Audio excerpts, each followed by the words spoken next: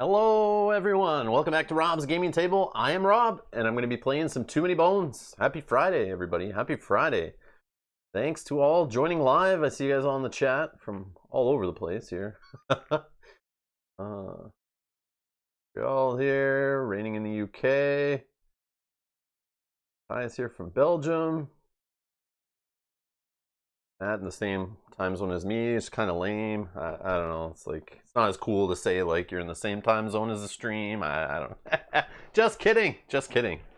All right. Let's see here. Hello. Okay, we have sound and vision. All is well? Okay. Let me know. I double checked the plug-in mic thing, which I'm known to forget. More when playing with others, though. I'm more worried about their sound than my own. But anyways, Calgary, yes, fellow Canadian, love it. Awesome. Hey, Eric. All right. Gen Con City. I know that city, Jim. Yes. Gaming, my favorite place for board gaming. I wish I could have gone there this summer, but no one really went there this summer for gaming. So, all right. We're playing Too Many Bones. Today, we're checking out the Lab Rats expansion. Yes, a little late to the party, but I have a feeling not that many people have played with the Lab Rats. This is what I was getting. I was talking about this a lot in last night's Lord of the Rings stream. We're playing Lab Rats today. I just get the vibe like you go in the Board Game Geek forums for Too Many Bones. You look in you go to the expansions, you go to Lab Rats, and I like to do that usually before I play a faction, just in case there's any obvious issues, questions, erratas, typos, anything in the cards, the rules, something that's changed. Maybe Chip Theory Games is in there commenting on a rules correction or something. There's nothing in the FAQ for them yet on the Chip Theory support page. There was only like 4 posts in general for the Lab Rats on Board Game Geek and the forums, and like all the forums for the Lab Rats. So it doesn't seem like there's much issue. They're not too hard to figure out how they work. How to play them well, that's a whole other story, and we'll try to figure them out here. But, spoiler, I've only played them once, but I did really like what I played, and I can see the potential. And the funny thing is, when I first saw what they were doing from Splice and Dice, I didn't get the Kickstarter, I wasn't part of that, I had to see stuff after the fact. But I did see like the quick sales pitch during the Kickstarter of Dart and how it was explained, and I was like, oh, that looks awesome. I'm in on Dart. Dart sounds awesome. Ranged, running around on a Pigadillo. What was the other thing? Flipping the mat was all cool. I was like, yep, that's going to be an awesome gear lock. And then I saw the Lab Rats playing with like separate little mats and stuff when I first saw them, and I was like, I don't think I really like that. Then I saw the more updated versions of both, and I was like, okay, interesting. Now I have them. I've played with both. And so far, just very early impressions. Only one playthrough with the Lab Rats. I think I like them better than Dart, which is kind of fun. Like, maybe it's because my bar was set low for the Lab Rats. I didn't think I was really going to have fun and like them. I thought they would be kind of like a lame gimmick. But I think Dart actually turns out to be that kind of like a little bit of a lame gimmick. I expected Dart to be like flipping all the time and kind of like managing when to do that, but it ends up only being flipping like once a scenario, which is still cool. It's just not as cool as it could have been, in my opinion. Still cool gear lock. Don't get me wrong. Still fun. I love Dart. That backup plan where you can get a bone, spend a bone, but not spend the bone to get more bones. Like that, that like, from an efficiency, gaming the system, kind of like, I want to win perspective, competitive perspective. That's an amazing backup plan line on Dart. I love that. But the Lab Rats, I also expected more tagging in and tagging out. I thought it was like you could tag out like in and out like crazy, but there's limits to that also. So I expected it to be a little more nuts, a little more options, but man, these Lab Rats are still awesome. Like once you get 4 of them going, there's still some tough decisions to be made for sure. And I still freak out, man, trying to spend training points on these Lab Rats. Like, and the fact you can lose training points, like dice can malfunction and you lose those training points you spent. Like you could spend like 4 training points to level up a single profession line of a die to get the more powerful die. And there's a chance it could malfunction and you lose that. So all that work, all the training points invested into that die could just go away. That freaked me out, but you can avoid it. There are ways. But man, that freaked me out. I was like, no way. Training points are like gold. They're like I don't know. They're just like the most precious thing in this game, in my opinion. If you want to win, you need those training points, and they have to be spent efficiently if you want a better chance of success. And if there's some reason you're just losing them, like crazy. Hey, Sean, glad to see you too. Welcome, welcome. These lab rats have automatic weapons. Isn't that cheating? I don't know, Chris. That feels a little cheaty, but we'll see. I don't know. I played them once. I didn't try everything, obviously, in one playthrough. You can't get all the dice leveled up. You can't try all of them. I didn't even, one of the lab rats didn't even make it into the playthrough, and I tried to play a long one too. So we're doing the same one here. I'm playing the Goblin King because he's a little bit longer, but we'll see. Let's get down here and we'll talk about what we got going on.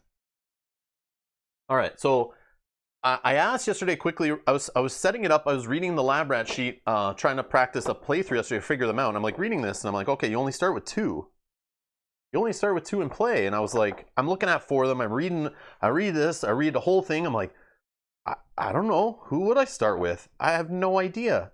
So I threw it in the Discord. Dragon Shadow is here right now. He said he likes to start with, I think it was Gerbil and Helix, right? I think those are the 2. That's what I started with. I'm pretty sure that's what you said.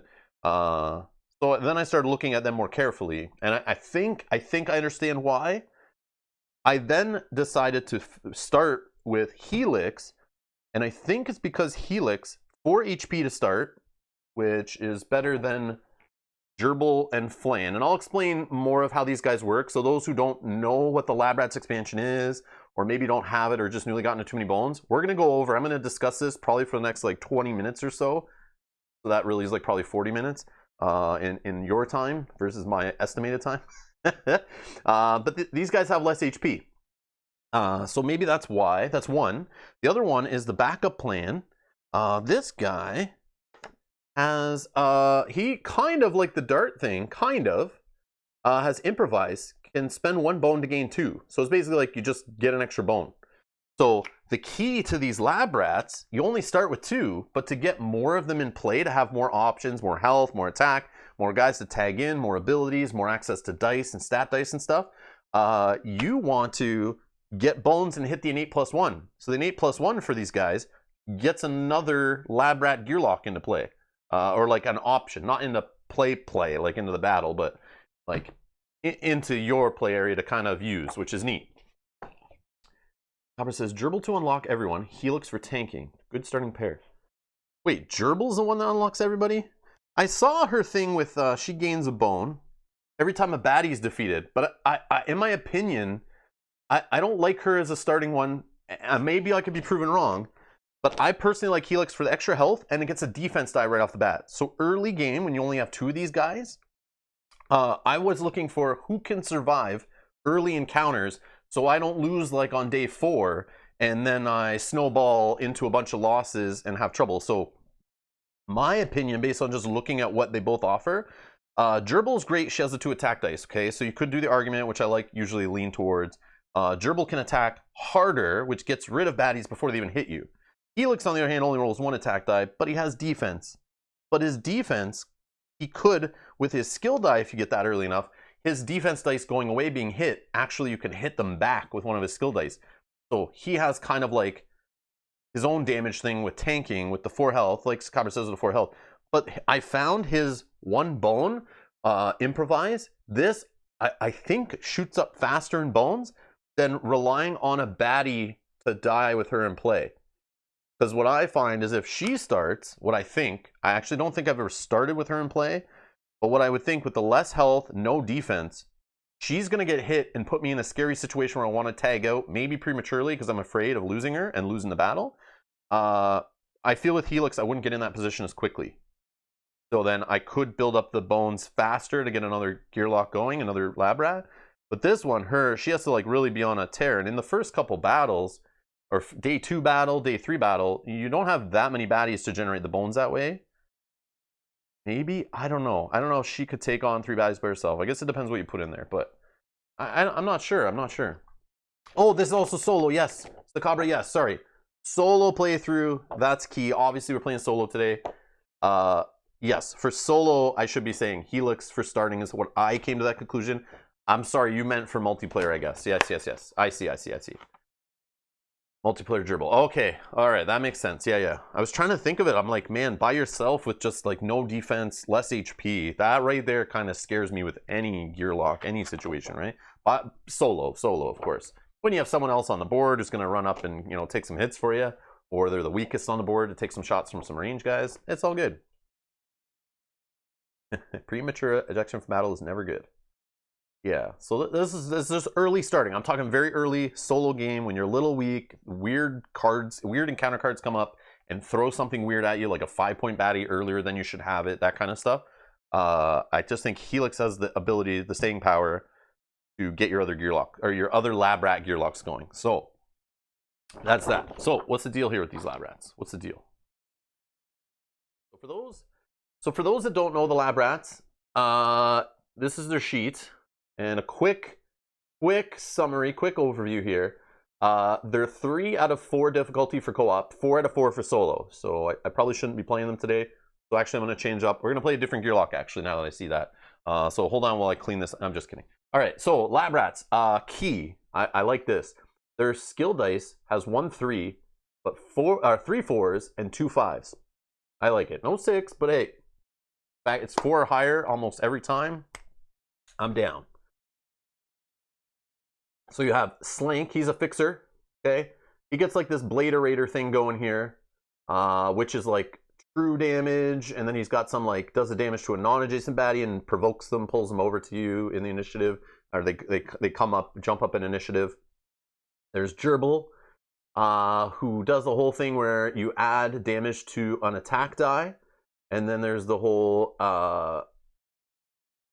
I never got this result. I rolled this die a lot, but I've never saw this result in play. The Spatial Disruptor. You can place an active lab rat on any available position on the battle mat and may select a new target, so she can kind of teleport around. But I rolled this die tons and I never saw that. And let's see here, Slank. And the cool part is, so when they're leveling up these dice, so each die, like 1, 2, and 3 of a profession, you can only have 1 die of that profession in play at a time. So these guys, these guys on their mats have the same stat dice you're used to. So they have health, dexterity, attack, and defense. So you use stat dice, but only 1 from each gear lock, each lab rat, whatever you want to call them, gear locks. You can only use their stat die. You get 1 per guy that you have in play. So I don't have the yellow die access to it yet because I don't have Flan in play. But you use these and they only go up to 3, and this is what your stats are. And these actually transfer over to the active lab rat. You only can have 1 of these lab rats in a battle at a time, an active kind of thing. So you tag in, you tag out. That's the kind of idea how they work. But they share all their dice. So all the dice in one mat transfers over to another when you tag out. And they only can hold 3 in their active slot. They only have 3 little backup plan options, which actually aren't on the main mat. They're on separate little cards. And they each of them have a different innate ability, which is up here at the top. But their innate plus 1 are all the same. If they get to 4 bones, you spend them, you bring another 1 in play. So obviously later, once you get the other 2 in play, you don't need to worry about the innate plus 1 anymore. And their skills area only holds 4 dice max. So if you grab a consumable and you have 4 skill dice in there, you have to choose 1 to toss away back to the tray. All those training points are lost, which I never got in that situation, but it kind of worries me a little bit. That's kind of the fun options of these guys, is choosing like where to invest your training points. Do you keep investing them in 1 skill tree of dice? So for example, if I was working on the blue, and yes, each one can hold the different colors, no problem. There's just risks to that. So this is the number 1 blue, so I could put that in there, but I can't get the number 2 going. I can't get the number 2 at the same time. So it's kind of weird. It's not like normal skill dice work. If I spend a training point to get this 2 skill die of the same tree, this one goes back to the tray, and now I'm working with the 2. Same with when I go to the 3, I have to get rid of the 2 to move up to the 3.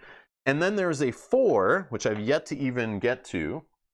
There's a 4, there's 2 of them, and each of them are shared between a couple of the lab rats. So one of these is for 2 of them. I don't know, I have to look them up, but the other one is shared between the other 2. So they have like a pairing going.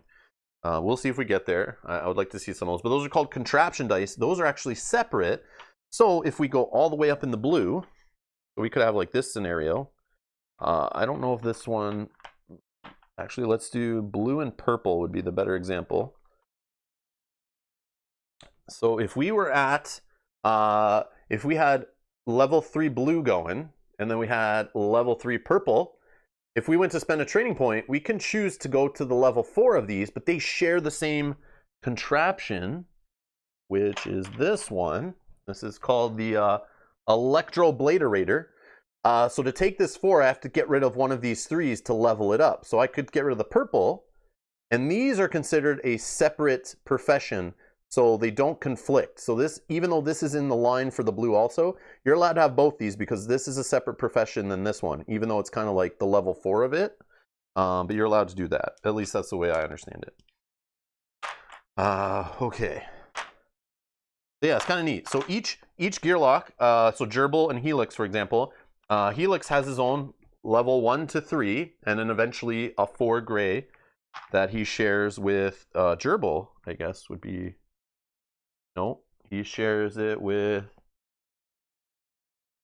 Flan right here in my hand. So Flan and Helix share the same next level die or whatever. I don't know if I explained that but well enough. But then they also, the lab rats share these 2 consumable dice. So again, if I take a consumable and I already have 4 skills going, I hope to have exhausted one of those so the slot's empty. But if there's not a slot empty, if I want to take the consumable, I have to remove a die. So again, like a crazy thing, because that's training points you're flushing down the toilet. So it's like, but it may matter at that time. It may be like maybe the important thing to do. All right. What else? What else? So back to, so slang damage. Gerbil, a little bit of attack damage and can move around the mat with her little skill line. And as you go up, they have these malfunction symbols, which I forgot to mention.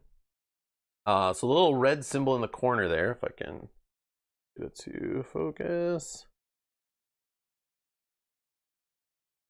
The little red symbol up there, that is a malfunction symbol. And basically what that means is if another lab rat is rolling a die that doesn't match their color, they are forced to take that result if they hit a malfunction. They can't choose to not apply it. They're forced to take it. Then when it exhausts, it actually goes back to the tray. You lose it. So you can roll other Gearlock's professions, you're just not as efficient with that weapon or whatever. So if you're rolling it with the correct color, so Helix is rolling an orange die, he's very proficient with that weapon. So even if he hits the malfunction, he doesn't have to apply it. Also, when it exhausts, it goes back to their skill area. So it doesn't exhaust and it doesn't go to the tray or anything like that. So you want to be, in my understanding, is rolling the dice that match the color of the lab rat, because you could just keep reusing it over and over again. So even if you get a bone, it goes back to the skills area, it doesn't get exhausted, which is super cool. And again, correct me if I'm wrong or you have any questions, because I've only played them once. I literally only cracked them open yesterday. So I'm still like learning here, but I'm, feel free to correct me, those who've been playing these guys for months.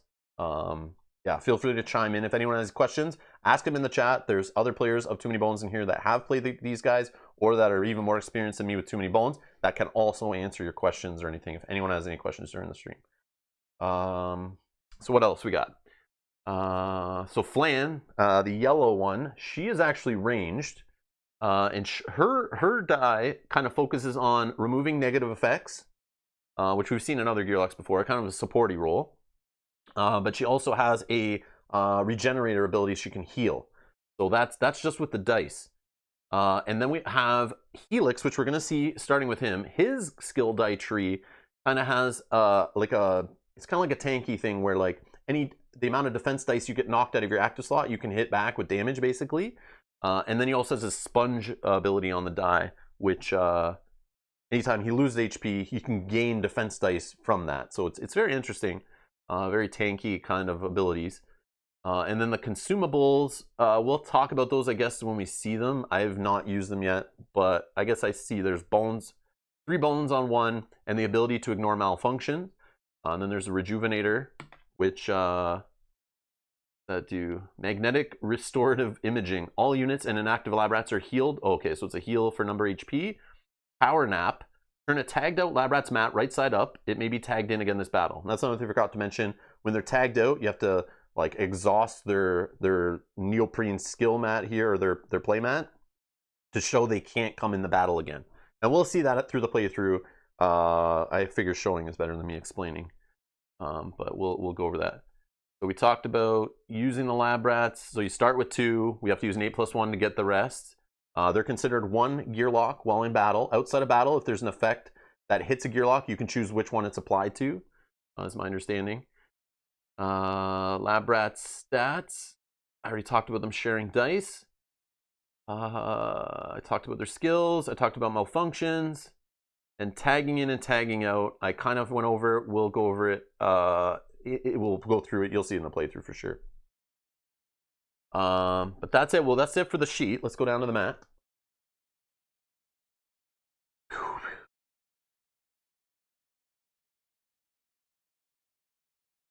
Teleporting, yeah, you can change your target in the middle of your turn. That's huge. Yeah, so based on rolling the dice, if you get that teleporting teleporting ability with Gerbil, you can jump wherever on the mat. You just appear there.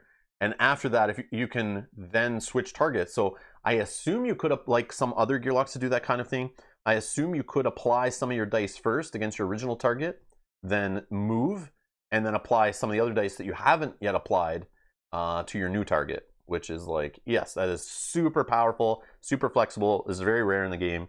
Yeah, it's great to be able to do that. Great to be able to do that.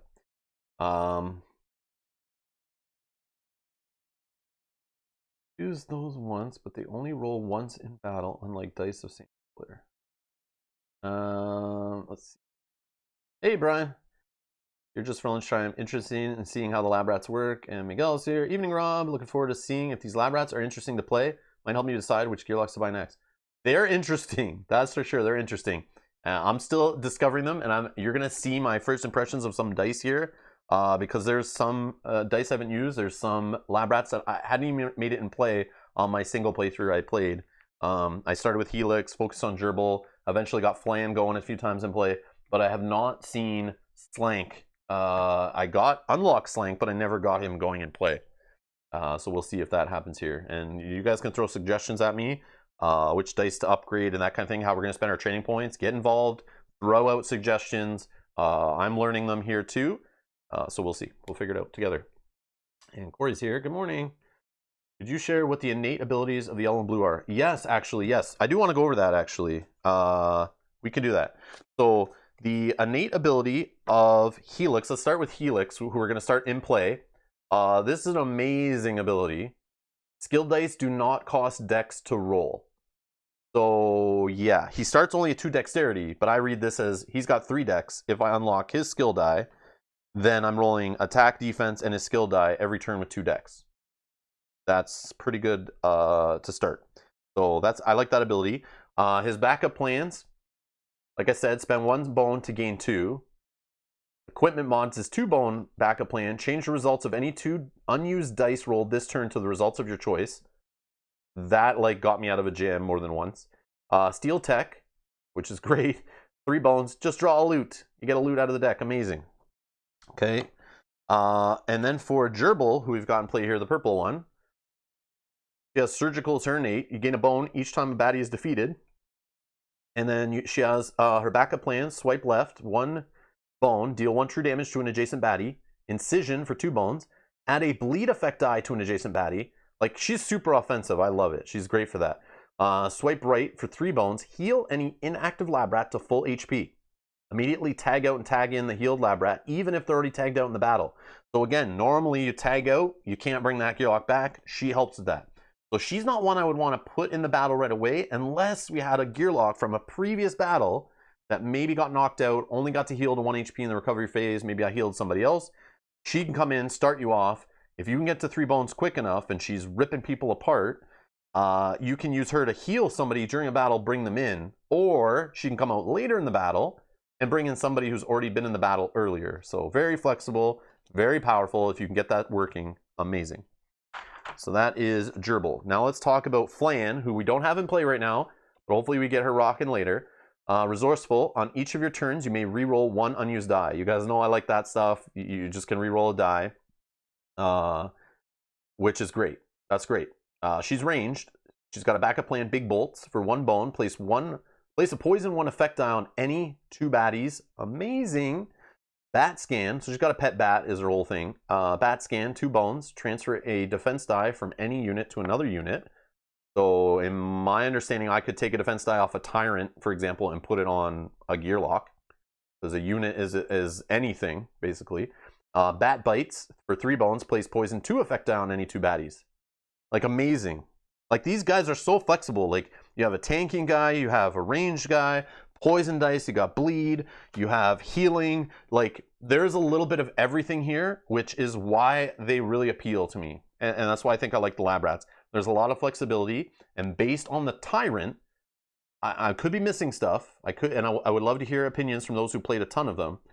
But I'm seeing there's answers to a lot of Tyrants that you can get based on starting with different Lab Rats, leveling up different Lab Rats abilities, starting with ones in play, tagging out based on which baddies are in play and their weaknesses. You can tag out, grab another Gearlock that comes in that definitely can help you in the situation. Yeah, it's crazy, like, to have access to all of that. Like, go find another Gearlock that can do healing, that can throw bleed around, true damage, poison, drawing loot.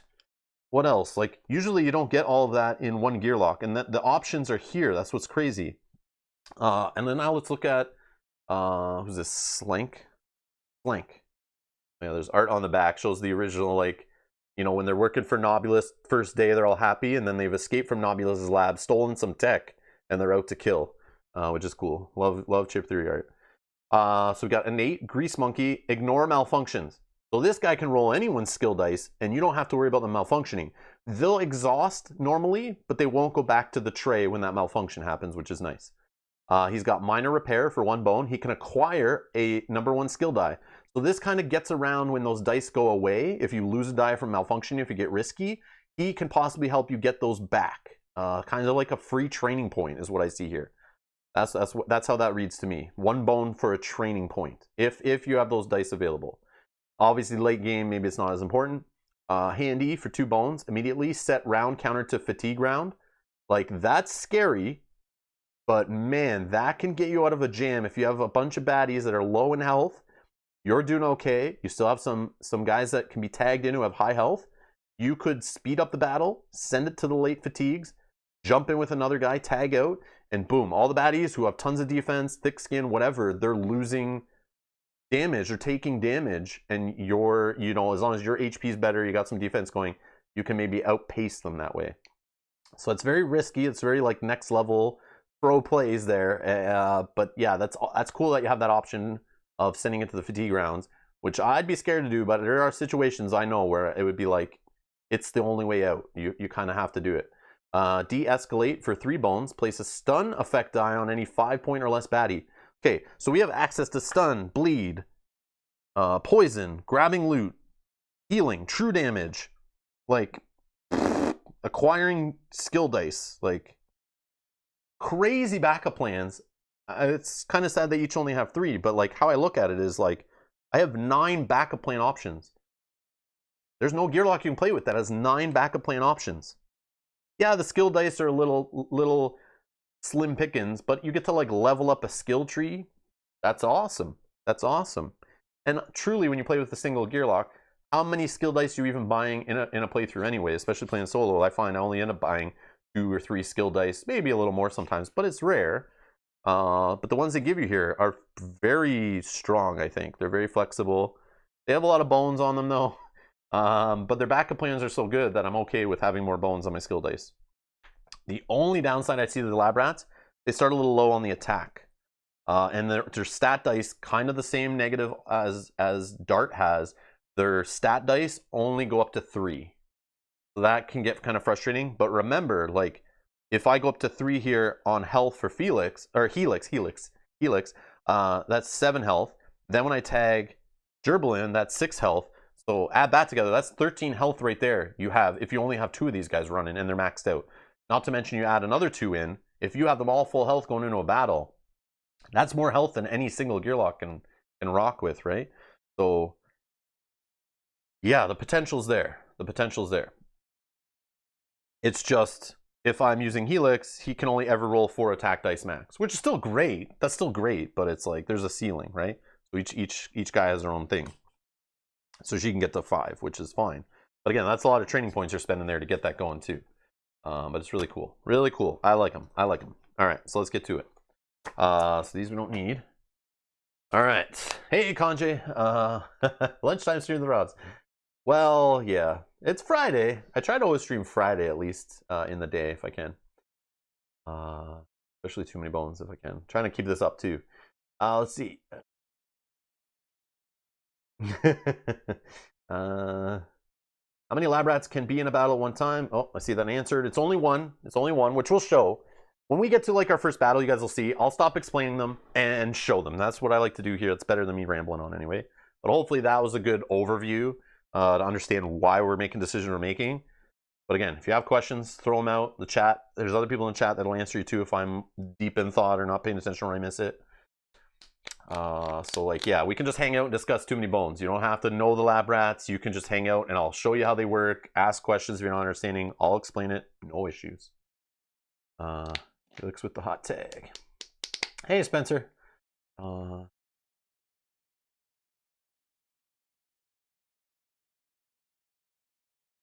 Flank fatigue is great for dodge. And the other can't be hurt until... Oh, yeah, and untargetable and all that stuff. Yeah, which we saw we saw in a recent playthrough. Yeah, that would have came in clutch in that one, Sakabra. All right, so let's start setting up our playthrough here. So we're going against the Goblin King. And he has 8 progress points required before you can fight him, 12 days. So it's given us a little time. I'm going back to basics. We're playing with core set baddies, core set Tyrant. We're kind of like focused on the lab rats. I didn't want to throw in, you know, a ginormous tray of baddies and be worrying about skills and all that. I want to focus on the lab rats today. So we're kind of like simplifying things a little bit, going back to basics here. So we're doing Goblin King because it's a little bit longer. I don't know if these guys are good against Goblin King. I don't know if this is like a good pairing, but I'm just here to show the lab rats. Don't care if we win. Hopefully we make it a little further. That's what I'm trying to do. So we can see them level up. We can see some dice go up in tiers. We can see some good training points spent. And then we can see them in battle and tagging out and all that kind of stuff. But we'll get great with them in the future and come and rock some Splice and Dice Tyrants in the future. So the game length's 4 out of 6. We're using Goblins, Trolls, Bog type, and Beast baddies. So a good little mix here. The final fight is that one, for those that don't know, where he's sitting on a throne. He's in a ranged position. He can attack 2 people. Ranged can target 2. Party of 1 ignores the battle queue, so you're just fighting against him. But his Tyrant's Eye can call in baddies. He also can throw a bomb around, hit other baddies, splash damage he has. He also can blast you across the board, so dex and movement are very important to run up to him to hit him if he's still sitting on his throne. Because you can only damage the throne when you're adjacent, but you can shoot him, I'm assuming. You don't have to be adjacent to hit him, right? Throne will take damage from adjacent opposing units and must be destroyed before Goblin King can lose HP. The Goblin King's defense does not apply to the throne. The Goblin King cannot damage himself. So high health is important, I think. High dex to run around the board. And we got to get adjacent to him to destroy that throne. Maybe we see one of his Tyrant counters that helps us get rid of the throne or something, but we'll see. We'll see what happens. And he is a 9 HP. So he's no slouch. And he's sitting on a throne of 3 HP by default. So this guy's rocking basically like 12 HP and rolls 3 defense dice. So he is a meaty guy to get through. And he's ranged, which is a little dirty, throwing 2 attack dice, which is not the worst. But his Tyrant die can throw 3 extra damage in there, depending on what's going on. And where you are positionally on the mat. And he goes at 5. So Kaboom is the backup plan that blows you across the board. Boom means his attack does some splash damage. Half splash damage, I think. Baddies have encounters? What are you guys saying?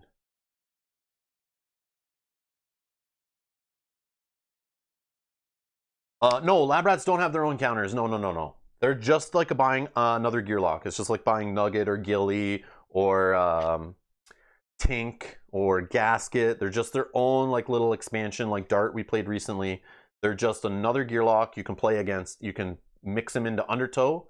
You can mix them into base game Too Many Bones, which we're doing today. And they're just like playing a Gearlock. They're just like playing Boomer or Patches or Picket out of the base set. You just pick them as one person's Gearlock. So I'm still playing solo, and I'm technically only playing with one gear lock right now. They are just 4 mini gear locks that are kind of like their mats are spread into 4, and they share stats and stuff. You'll see. They're very like next level, a little bit out there, but they're fun, and they are meant for advanced play. They come with the 3rd wave of content, which was focused at more experienced players. So keep that in mind. But I think you can figure them out if you played a few games with Too Many Bones. Like, you don't have to avoid them if you only own the core set, but I still would recommend go for like Gilly or Nugget first. Then maybe try like Tank if it's your playstyle, or Gasket, before jumping into the wave 3 of Dart and Lab Rats, because they're like meant to be a little more complex, up a little bit higher.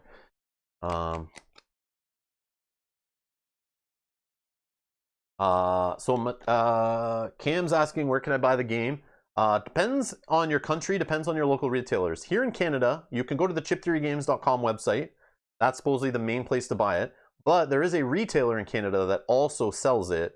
They just don't get it in stock as often. It's like a little low stock. You got to be there at kind of the right time to grab it. But other countries, I've heard of retailers actually getting a hold of copies and selling them also. So you may be able to find it, like I see people mentioning Amazon. Hopefully don't get ripped off on there. Just go to chip3games.com website, check the price, check the shipping before you start looking on like eBays and Amazons and stuff to make sure you're not getting ripped off by a third-party seller. Chip Theory doesn't have bad shipping if you're like US and Europe, but anywhere else, it's not really the greatest. These are heavy games, they're heavy products. Neoprene, weighted poker chips, going to be a heavy box, FYI. And third-party sellers on Amazon. Okay. George V said he sold his house to buy everything Too Many Bones. Yeah, just be careful. Just be careful. Like, maybe there'll be a deal on Amazon sometimes. We got to watch out. A lot of people just buy stuff and like resell it on there to make a profit, especially on stuff that's like hard to get. So sometimes Chip Theory Games products go in between reprints. It could be for months. You got to be careful. All right. So let's grab a day 1. Okay. These are the, I'm using day 1 to 3s from Age of Tyranny mixed with the base set ones are in here. So just to spice up our day 1, 2, and 3s every time we play. Okay.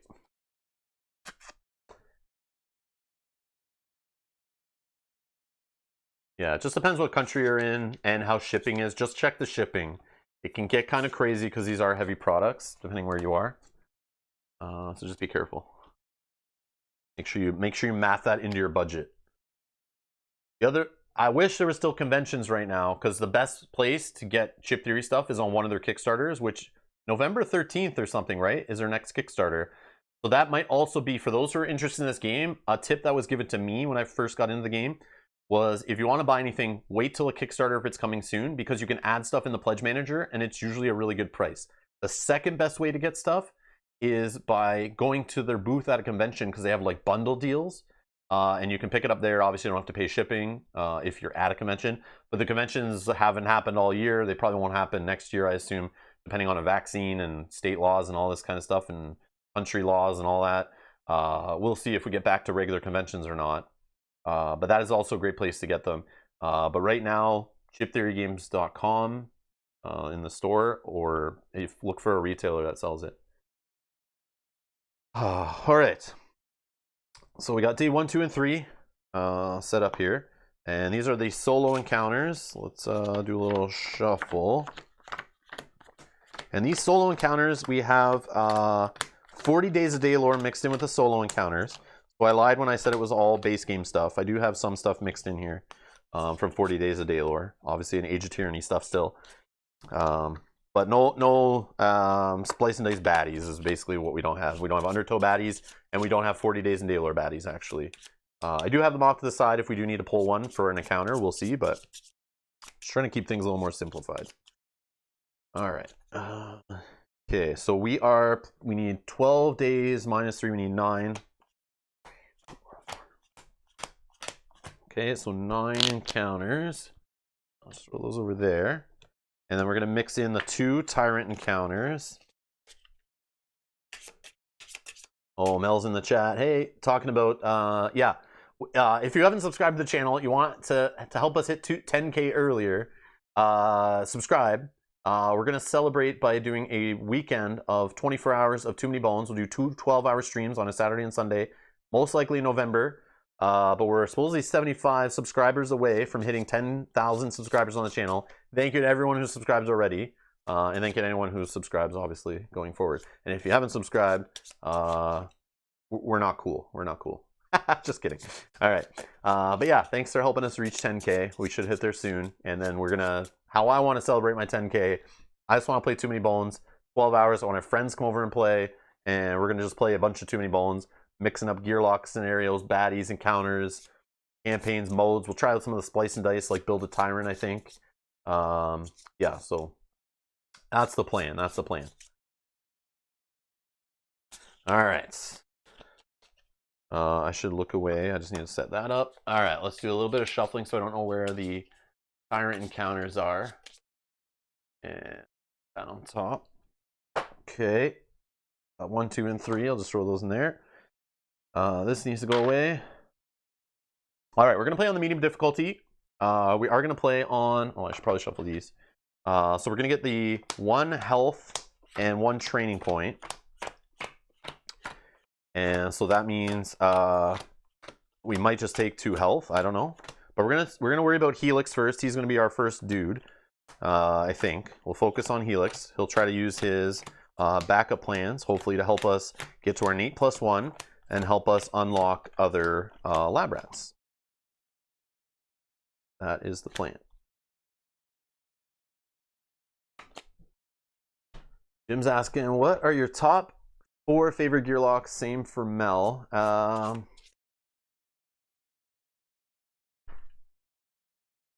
I don't know. If off the top of my head, it depends. If I want to win, different answers. If I'm playing with multiplayer, like 3 or 4 players, different answers. If I'm playing solo, different answers. If I'm trying to have fun and like to be challenged and have lots of options, different answers. And like if I didn't already say it, if I want to win, period, there's certain gear locks. Gyms are Boomer, Gilly, Lab Rats, and Dart. I really like Gilly. I really like Nugget. I really like Gasket. I so far like the Lab Rats. Only played with them once, so it's hard to say like they're in the top. But man, they have the potential.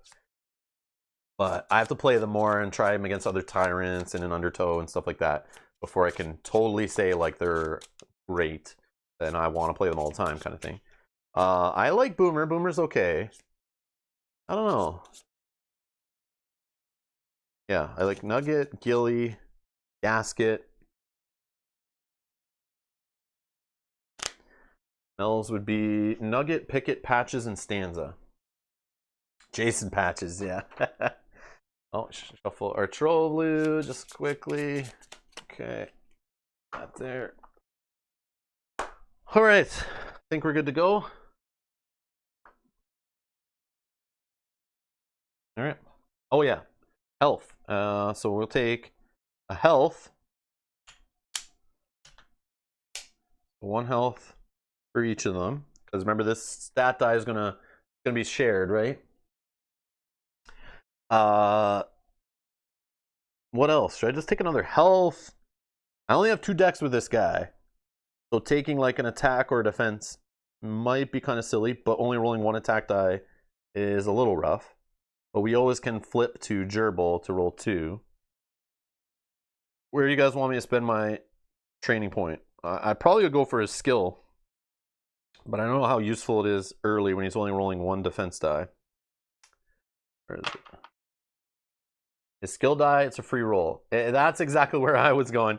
And that's what I did yesterday. That's where I came after my analysis paralysis on like where to spend a training point. Because you can get, I could right now spend a training point with these lab rats to start the yellow skill profession. I'm pretty sure even if I don't have that lab rat, I could start the blue, I could start the purple, or I could level up stats, but I only have access to 2 stat dice right now. So I can get another health, or I can get a dex or an attack or a defense, but I can't get like a dex and then an attack if I had 2 training points kind of thing. So we'll just keep that there. So that's how that works. So we're gonna do this. Defense or skill. We'll go with the skill. We'll go with the skill. So his skill Oh, another thing too, for those who are curious, if you have a second screen or you want to check it out, you can load up the Lab Rats PDF. The latest PDF is over at chiptheorygames.com/support. Go to the Too Many Bones rulebook section there. You can scroll down, you'll find the Lab Rats PDF. Along with these cards are in the same file. So if you're curious, watching along, want to play along, to know what dice are available and what they do, and want to start thinking ahead before I start throwing out options, I recommend bringing that up, reading it, looking at it, as a way to play along if you want. I may not be explaining things either, like I'm just going off the top of my head trying to, so I remember things rather than constantly pulling the sheet out, but feel free to throw out suggestions. All right. That's our points. That's our setting off medium difficulty. All right, so now we're going to day one. Let's do our first one here. I think we set up everything right. They don't start with any dice, which is great because I always forget that. So we don't have to worry about that. So we got Insomnia. Spencer says, I have nothing to offer, just observing to get a good idea before I play. No worries. Yeah, no worries. Ask any questions in the chat. Of course, you know that, Spencer. If you have any questions, I'll try to answer them, or someone in the chat will help out. Sleeping is out of the question. The night before the journey like this, nerves are firing on all cylinders and adrenaline is pumping. And then there is the things you see, or at least you think you see, when you wander Obendar in the lonely quiet of night. A hooded figure, small in stature, leads a chained creature into the council chambers. The beast is making all sorts of guttural noises. Both figures are gone as quickly as they appeared. And at this hour, it feels more like a dream. Maybe it's time to chomp on some Snorbin root and get some sleep. All right, so options. Feel free to suggest every time I flip a card over like this, throw out option 1 or 2 or 3 or whatever there is. And yes, Socabra, you can vote 1. And if there is like a third or fourth option, you can also vote those. You don't always have to vote option number 2. Just throwing it out there. So this one, we can follow the creatures. We know what we're in for. Persistent. Once during the Tyrant battle, before the Tyrant rolls its die, prevent it from rolling its Tyrant die, discard after use. That's powerful, but do I want to carry this around as a loot slot the whole game until I get to the Tyrant? Not bloody likely. But we could get a loot from it. But you guys know, we could hit the hay, go to sleep, and we just get 2 training points and a progress. So Cobra still votes 2. I don't know what's going on. I can't change this guy's mind. I'm just kidding. 2 is the right option. You all win a prize. All right. You all got the correct answer. It is 2. So we'll go with the 2 training points. Where do we spend the training points? Chris had this one yesterday. Go with 1. Too late. You're outvoted. Not a loot slot? Oh, it's just persistent. You are right. I always think when it's blue, it's a loot slot. But yeah, persistent just goes like with the Tyrant card. I mean, stopping him from possibly calling in another baddie or rolling a 3 damage bomb on us could be game changing. But I like the training points. Oh, I see. If I hold the card upside down, that's how I'll get Socabra to vote for the other option. Oh, thinking outside the box. I like it. Okay, still 2. So a Dex would be probably good. I kind of want to go for an attack first. If I miss, I go with Dex. Then I use the second training point for an attack. Is that okay? That sound good? That's what I would go with. Because this guy's rolling 1 attack die. That drives me nuts. You can't be rolling 1 attack die in this game. Even against a bunch of 1-point baddies, you'll lose your mind. Especially when some of them roll defense dice. You're just getting nowhere. And we do have trolls that have thick skin. So that's another reason why I would kind of want to focus on attack. Level up a skill plus attack. What about leveling up a skill already? Oh, that's an interesting one. But yeah, I'm going to go with the attack. Oh, can't do that strategy. What strategy? Not allowed to do that? What I said? Attack, definitely. Okay, we're going attack. So I only need to roll 1 die. Why am I rolling 2? So we're going to train for attack with the first training point.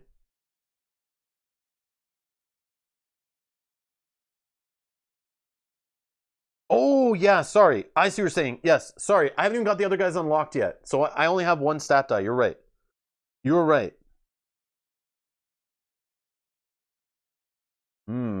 You're right. The stat die limit hitting me already. I think I tried to do the same thing yesterday and was like, oh crap. So in battle I was like, I would roll the 2 attack dice when I got the defense. I might still go attack though. Just because if I fail it, I wanna be able to use points on it. So we're gonna go that route.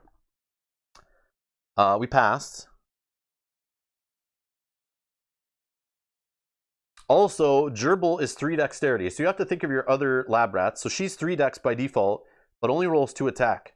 So the cool part is, now that I have this 1 attack die, when I tag her in, all these dice go over here, so she can roll 3 attack dice right off the hop when she comes into battle, right? But yes, 1 attack is maddening. I agree. I agree. So Conference's level this to 2. Okay. All right, we're gonna go with level 2 of this one. We're gonna go with level 2 of this one. Also another health though. I think another health is where I went yesterday when I saw that limitation. I was like, yeah, we're just ticking up the health. Because that would also help Gerbil too, being at 5 health when she comes in. 6 for Helix. But we'll go with this one. We'll go with the level 2 on this. I want to see. But I really think health is the option there. What is they say to start? They say... What do they say for beginner build strategy here?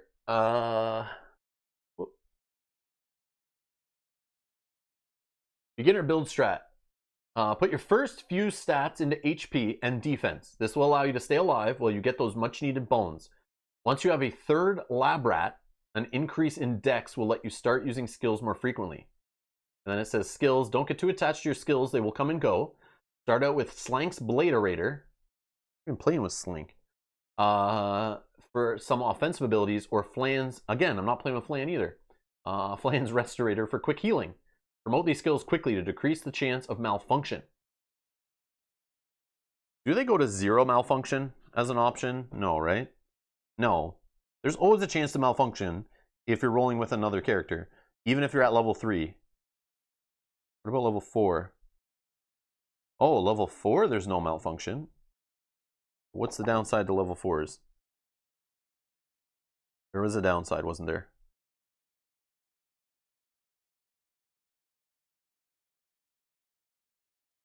They're not a color, right? So they'll exhaust, right? Because they're not tied to a single...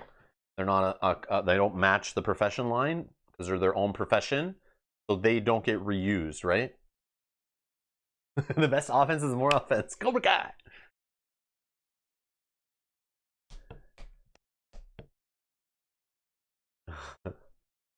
Okay, so Sacabra's mentioning how Helix has defense, so you don't have to worry about health. But let me remind you of a little colored icon on this guy. This yellow one right here says, your defense ain't crap. I don't care about your defense. These little guys come in with mischief. That's what I have in the back of my head. Whenever I see that yellow, I think, yep, my active defense dice, they're not going to be there when I need them. They're just gone. They're just gone. So they could totally wreck this little defensive stat die combo. That might be bad. Might be a bad start with Helix here if we see some mischief. We'll see. Okay, so that's our 2 training points done. We got a progress point, no loot or anything. And we'll just throw that over there. No Hardy also.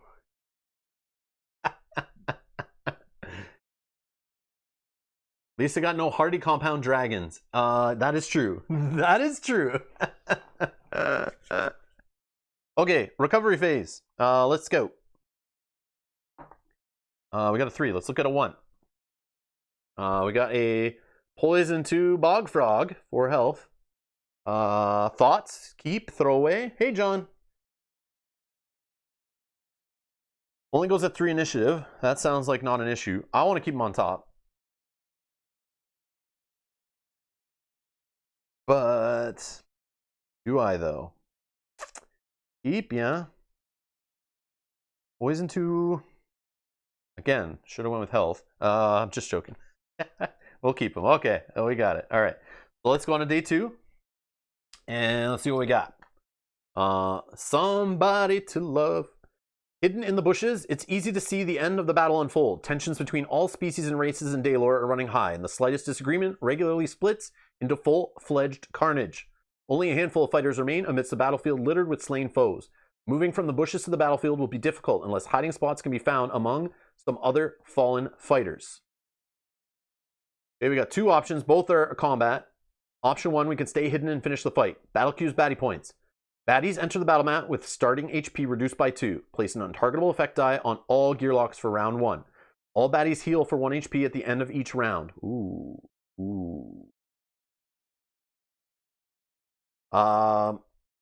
They're wounded. Let's charge. So the second option here, they see you coming from a mile away and hail, their commanding officer. Battle queue baddie points, add a 5-point baddie. So we're only on day 2, so that would be like 7 baddie points. Baddies enter the battle mat with starting HP reduced by 2. Danita, thank you for subscribing. And a bleed effect die. Ooh. So they enter the battle mat, reduced by 2, and a bleed effect die. So we'd have 2 1-pointers and a 5-pointer. Both choices, baddies with starting HP of 2 or fewer are immediately defeated prior to being placed on the mat. So I mean, our 1-point baddies could be just killed right away.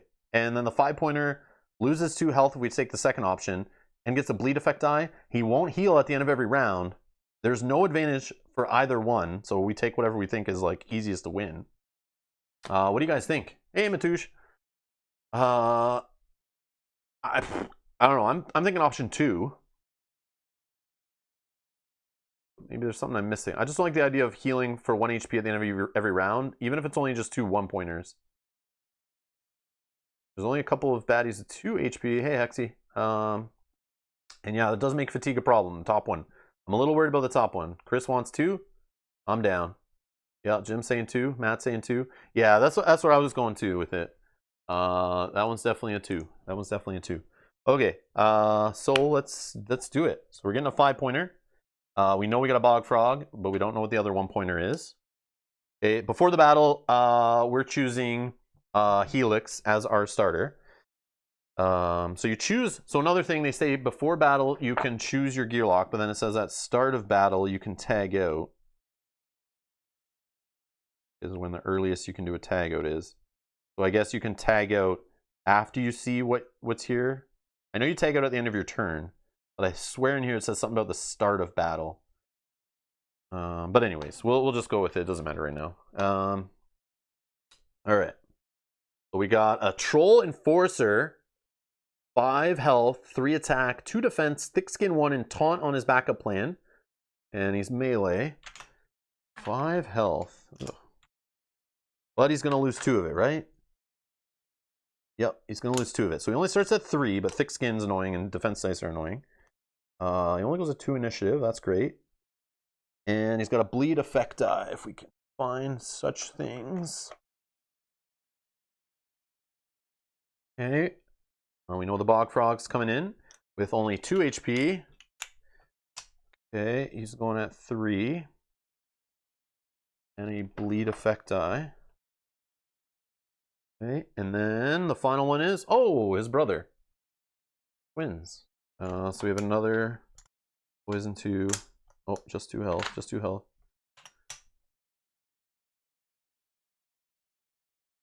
3. All right, so we have an initiative die, which is this gray one with a little like, I don't know, what's that, a flask or a, I forget what that's called, but anyways. Oh, and we got, yeah, Kermit Army. Oh, man. All right, so they all get bleed. Let's find out where we're going.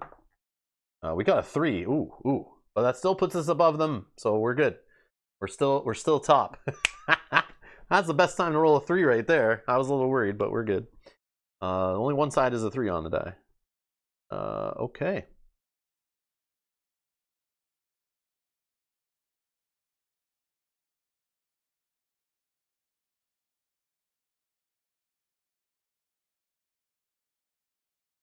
Lieutenant Katana, hey, too many bones fun time. Whoop, whoop. Yeah, the Lab Rats dice are pretty. They're my favorite looking dice. They have that whole like little, I don't know what that is, like a pearl kind of thing going on there. They are all, yeah, they're great. I love them. Yeah, they're definitely nice eye candy, I think. Gaming eye candy. Alexander says, hey Rob, how many health is the maximum of the lab rats? I think Helix has the most with 4 starting. So the stat dice only go up to 3. So the most is 7 for 1. But when you get 4 of them going, 3 of them can get up to 6. 1 to 7. Quick math. 25 health. 25 health is their max technically. So yeah, that's awesome. Okay, where are we starting? He is a melee. I guess right here goes first. This guy goes first. This guy will get to me no matter what. I don't think it matters really. Don't think it matters. I probably should spend 1 dex to move down, right? When I go, so that this guy can't reach me right away. I don't know. That's the thought. All right. So this is day 2. Let's start with their battle. We'll start here.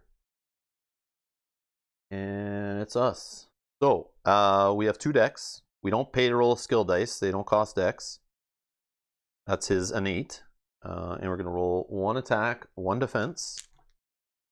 Okay. Oh no, we were going to move, right? So we're not beside anybody. The whole reason we're doing this is just to move away, actually. That's my chicken strategy here. So yeah, I didn't start beside him. In my head, I thought I started beside him. No, I'm not going to move up, I don't think. Oh yeah, moving up, actually, would stop me from getting hit by this guy, right? Same theory, same theory. Yeah, that's what I should be doing. Thank you. So we'll just move up. And we'll still just roll. Do I do defense? I'm not going to get hit for a bit. I should probably attack, right? Because there's a possibility.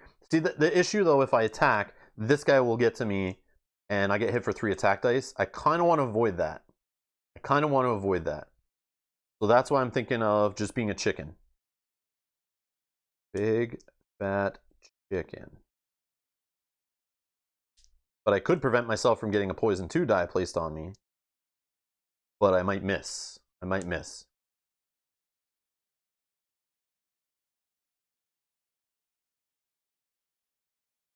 Yeah, I'll just move up. I'll move up. We'll do that. And we'll just do a defense and a skill die. So we got 1 defense. And we got 1 of... This is known as Reverberator. So we can put it on an ally active or an active slot. After a baddie attacks you, you may deal number of damage back to the baddie for each defense die removed from this active unit slots by the attack. So you may. So we'll see what happens here. All right. Purpley guy. He is going to lose 1 from the bleed. He is then going to just slap a poison 2 on me. Okay. Yellow guy. He's going to lose 1 from the bleed. And we'll have him go this direction. I don't think it matters really. Go this direction. Okay. Then we'll go the blue guy. He'll lose 1 from bleed. He's going to go 1, 2. And then he's going to roll 2 defense dice. 3 defense. Yeah, we just want to kite this guy, I think. That's the end of round 1.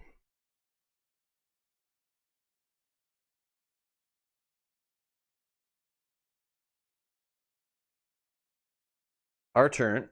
Poison 2. 6 down to 1. Yeah, I just got to run from this guy. 1, 2. Okay. And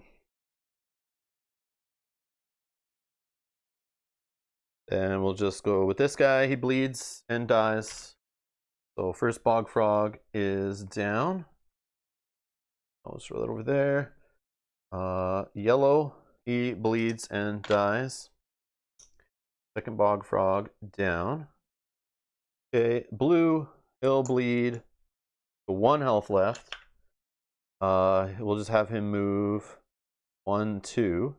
Okay. He doesn't need to roll any defense. His active slots are filled. We'll go to round 3.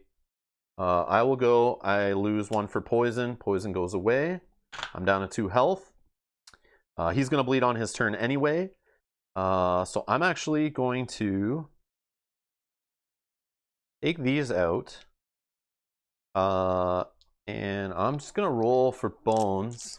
Not that I'll hit them, but I could. I got 1. So the most I get is another bone. So that doesn't really help me out here. So whatever. Oh, I couldn't roll the attack anyway. Can't roll the attack. Forget I rolled that. Forget I rolled that. And then he'll just go and bleed. Yeah, he'll just go and bleed. So boom, look at that. We're so good. We're taking down 2 1-pointers and a 5-pointer on day 2 without even rolling attack, without even hitting them with attack dice. That's how good we are. Just kidding. All right. Okay, so easy. Yeah, let's go with loot. We got the Red Minotaur single use. Ignore a bone when making a training attempt. Okay, I'll take it. A progress point. We're on 2 progress out of the 8 we require. And we're going to do 2 training points. So where are those training points going? I feel like health.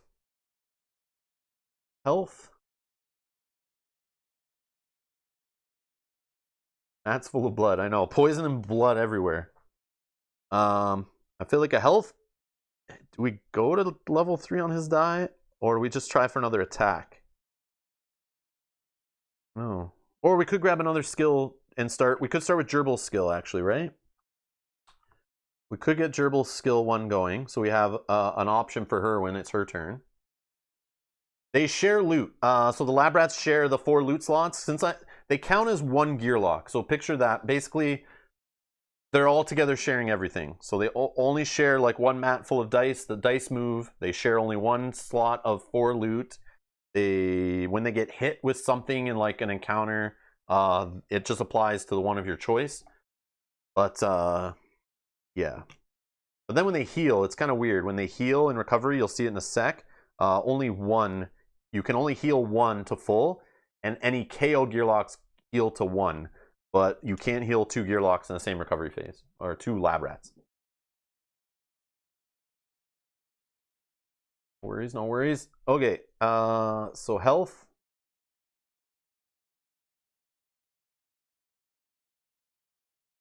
I actually know what Lost Ruins of Arnak was. I actually watched a playthrough of that back during Gen Con. There was like streams that were playing prototypes of that game. I watched it for a bit. So I do know what that game is. It's like worker placement, deck building, a very pretty looking game. Yeah, I knew what it was. I just didn't remember the name. It's like a very like weird generic-y kind of name. I don't know. And the game looks kind of like, yeah, kind of like just generic-y. I don't know how to say it, but it's a CGE game, right?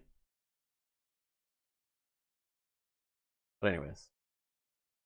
So let's see here. Need to try lab rats and dart.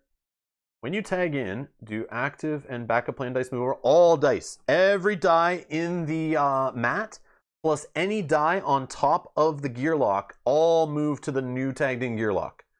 Which we didn't see there yet. We'll get to that. You'll see it eventually.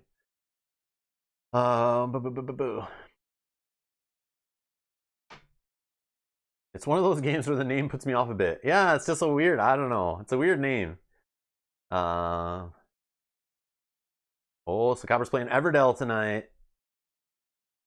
Wait, you're having autocorrect issues, right? Evervale? I don't know of Evervale, but I think you're getting Everdale. Or you already have it, right? You got it already. That game looks cool. Everdell looks beautiful. I remember seeing that at Gen Con. They were demoing that, and that looked great. But yeah, I just never got a play of it to know if it's worth the funds. So I'll wait to see reviews and impressions and stuff from Sakabra. I'm looking for your feedback after playing it. I said it wrong 4 times. Dwellings of Evervale. Oh, yes. Not Everdale. Not Everdale. I know what you meant. Dwellings of Evervale. that really what it's called? Eldervale? Eldervale. Butcher in the name there. I'm sorry. All right. I'm sorry. I'm sorry. Okay.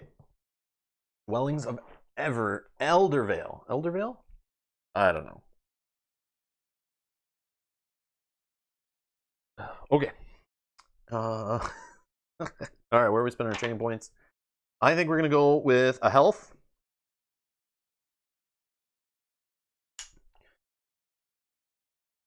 Okay, and we're gonna go with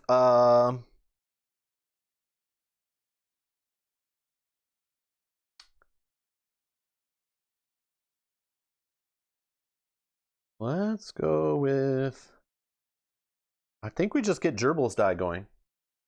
I think we just get Gerbil's die going.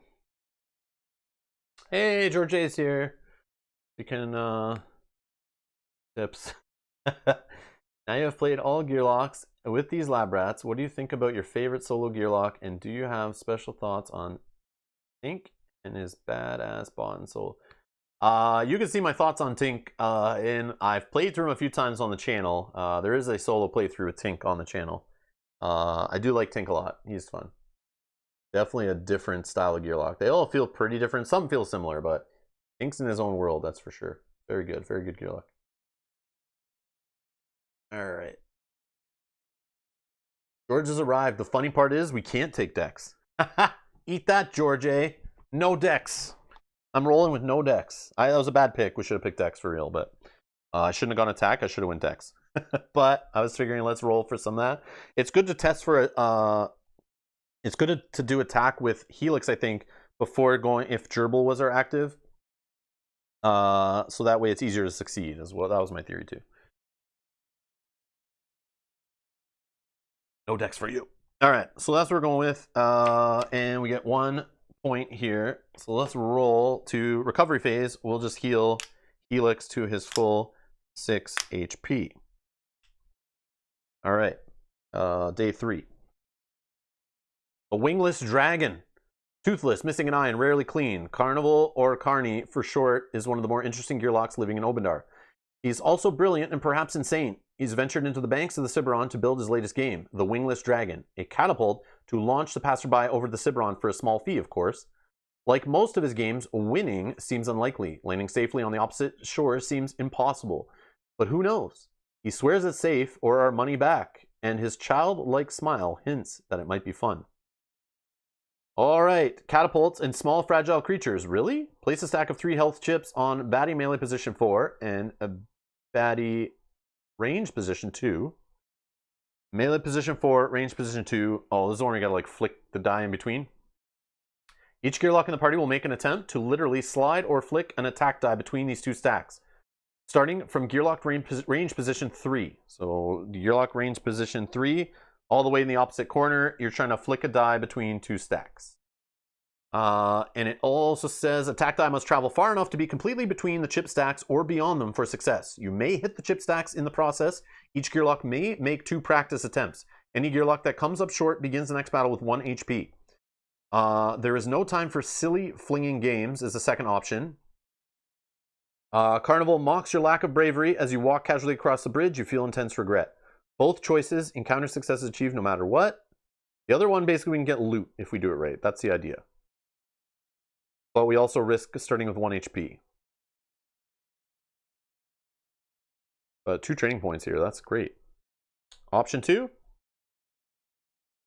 Do lab rats count as 1 or 2 for this instance? They count as 1 Gearlock.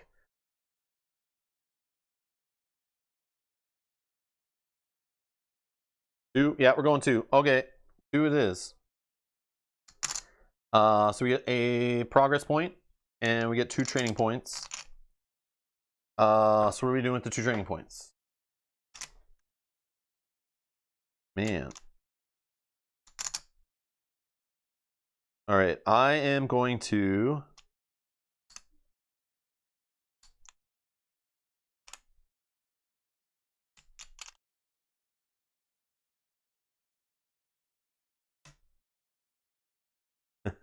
I've done that mini game quite a few times though, so I'm okay taking the other option. Health skill. You think I've won too many progress points? How many have I got so far? I have 1, 2, 3, 4, 5, and we started with the HP in another one, so that is technically 7. We have 7 training points so far. So I have 1, 2, 3, 4, 5, 6. One short. Oh, did I start with 1? Oh, 1 progress, you mean? Progress? 1, 2, 3. Did I not get a bonus? Oh yeah, sorry. I should only be on 3, right? Yeah, we didn't get an extra. Yeah, okay. You're right, you're right. Sorry, I am 1 further. 1 further. I must have moved it twice. Oh, I started at 1? My bad. My bad. Okay, alright, so...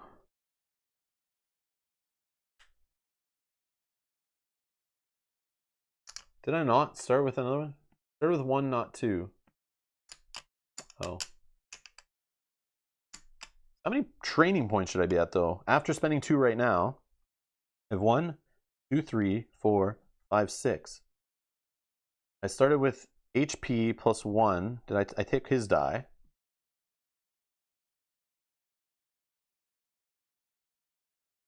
Got 2, 3, 4, 5, 6.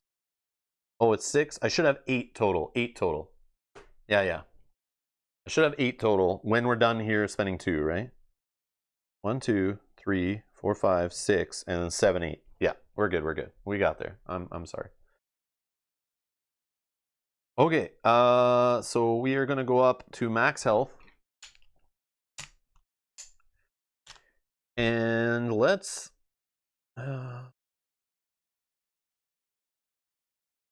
level up Gerbil's die, maybe? Right? We can do that? Can we do that? I think so, right? Or are we not allowed because we're not... We do have Gerbil, though, so we can do it, right? I just don't know if there's a limitation if you're not playing Gerbil.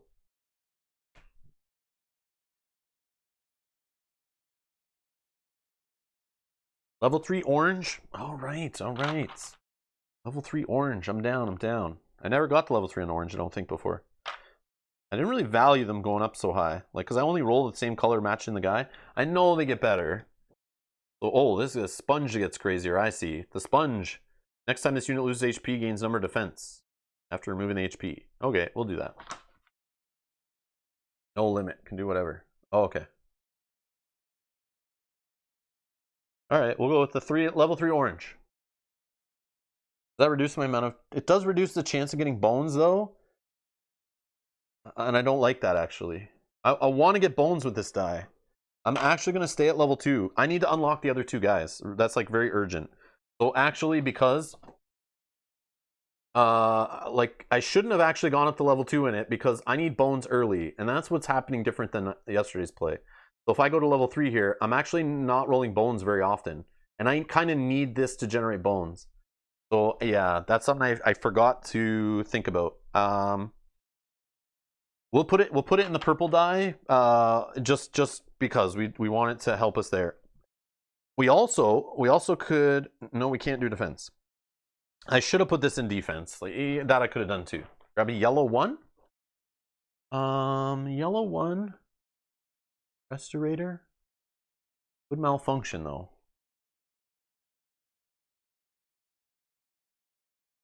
Orange 3, then the gray level 4 die, then get another attack instead of health. I'm gonna go with this. We'll go here. Yeah. All right. So then we're gonna go to recovery. Did I get both my points? Yep, that's all it was. We got that. Recovery. We are going to look for better loot.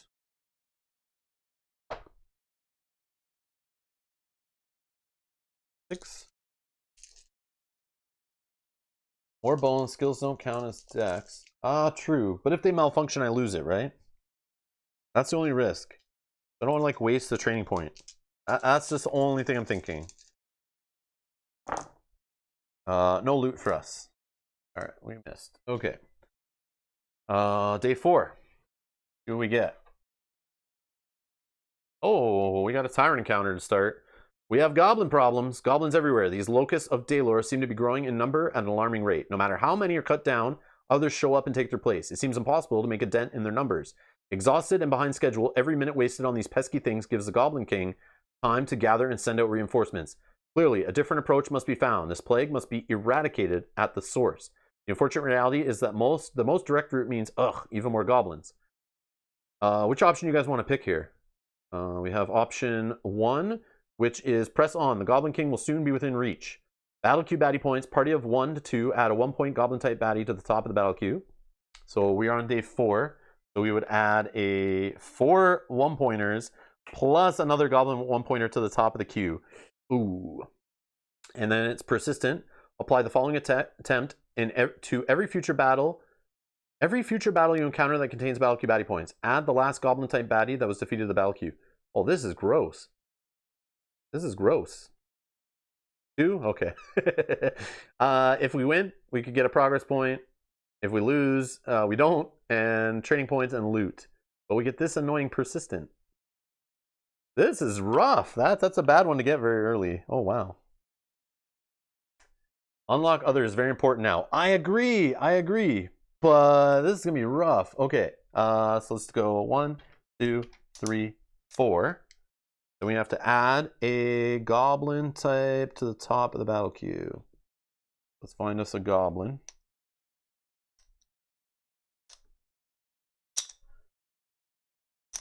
There he is. Okay. So shuffle.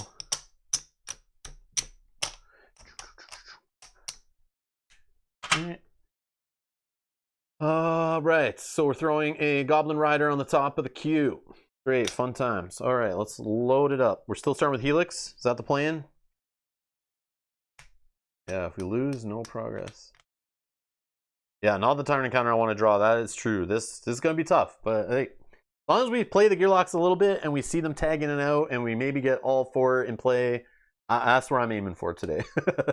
I know these guys are tough solo. It's all good, which I like the challenge. See if we can do it. All right. So this guy's coming in at 4 initiative, 3 health. Next, we got the Goblin Bomber. Mischief, ranged, careless, 3 health. And 5 initiative. Ugh. Only 1 attack die. Next. Okay, we have a tiny little troll youngin, 4 health, 1 attack, 1 defense. He could roll for careless on his backup plan, possibly. Interesting.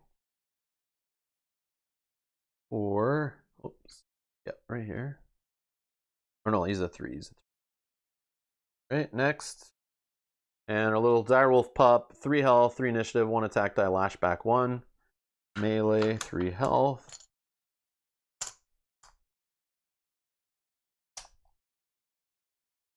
And we're going at 3. Got 1 in the queue. Lab rats, I usually start with Slank for the free skill.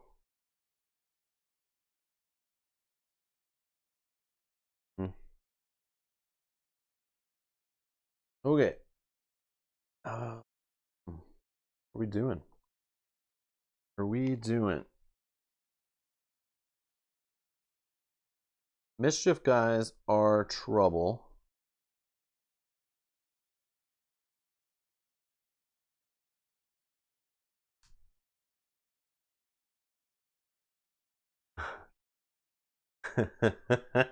Agreed. Agreed. Okay. Like I want to take this guy out. Like the guys with the mischief are like the worst for Helix.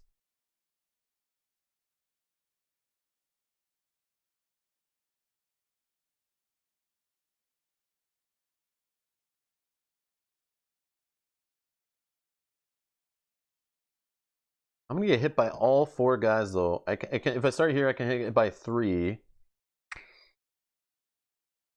Yeah, it's gonna be rough. Rough.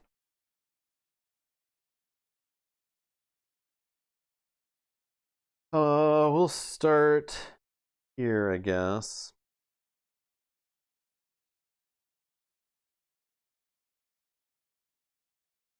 Oh, roll any first. Good call. 5. All right. We're going to the top. So maybe I just rush this guy. But I only have 2 decks.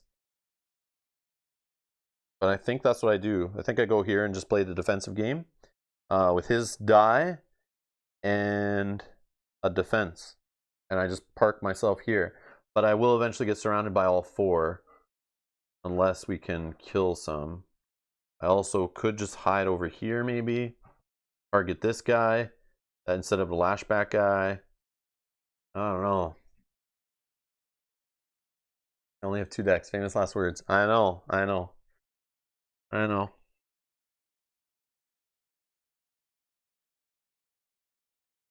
Just need to start ripping these guys fast. And the problem with this guy with his defense die, it might take a little longer. What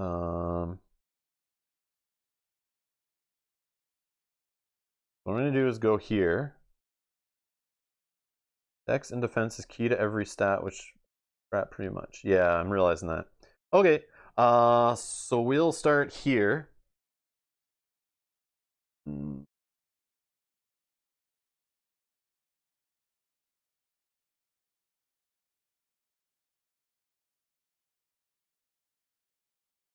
No, we're going to start here. I know it may be wrong, but we're going to do it. Okay. So with 2 decks, roll a defense, an attack. Actually, I might roll 2 attack and his skill die. Although defense helps him out, but with mischief, that doesn't really matter. Yep. Agreed, George, 100%. We talked about at the beginning, and definitely that's the idea. But it's all good. All right. We hit him for 2. Down to 1 left. We get a bone. We'll pop that bone, sending this back here to gain 2 more bones. Okay. Purple guy. Mischief, nothing in my active slot. He'll roll 1 attack die on me. Hits me for 1. Okay. Blue, this guy, Mischief, nothing. He will roll 1 attack die against me. Bone, does nothing. Yellow guy here is going to move up, roll an attack and a defense. He gets a bone, but he's going to hit me for 2 first, so I'm down to 4 HP. But the bone will hit him back for careless. Okay. And then the wolf, he'll move in here, and he rolls 1 attack die. Hits me for 1. I'm down to 3 HP. I was risky not to do a tag out there, but so we roll. Round 2, so the guy in the queue does not come in yet. Our turn. All right.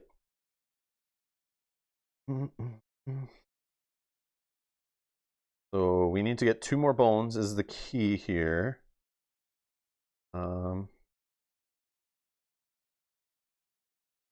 We are going to go defense, attack, and his die. And we're going to target this Goblin Rider. We did get a bone. We do kill the Goblin Rider. Okay. And we get a defense, but it's going to get taken out in a sec by this guy. So,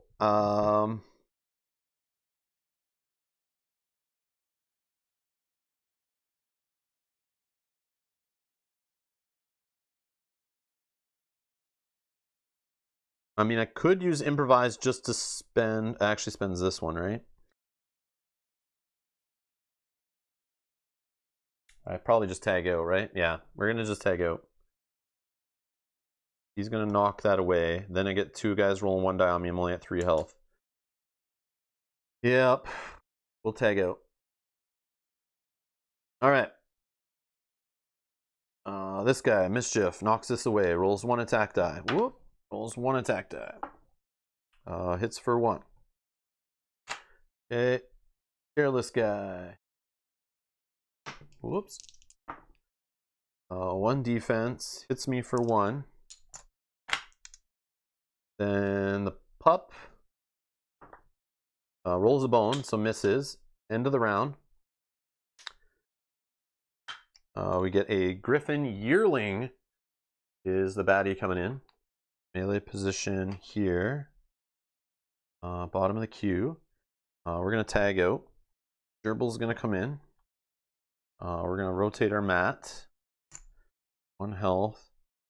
So these all just flip. They just go. You just move all the dice over. That's it.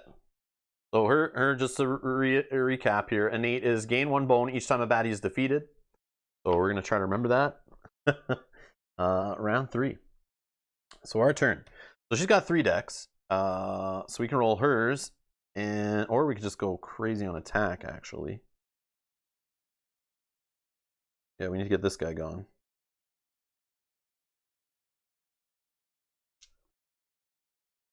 I'm thinking 3 attack, but we could also roll hers to maybe be able to move. Yeah, let's do 2 attack and her die.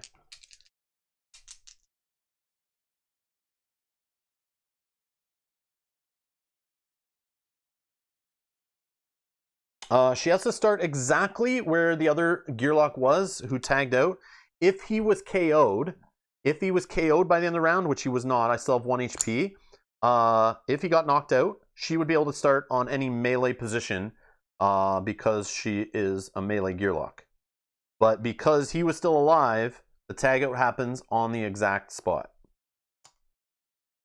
Yeah, the initiative die is weird. I definitely think it's weird.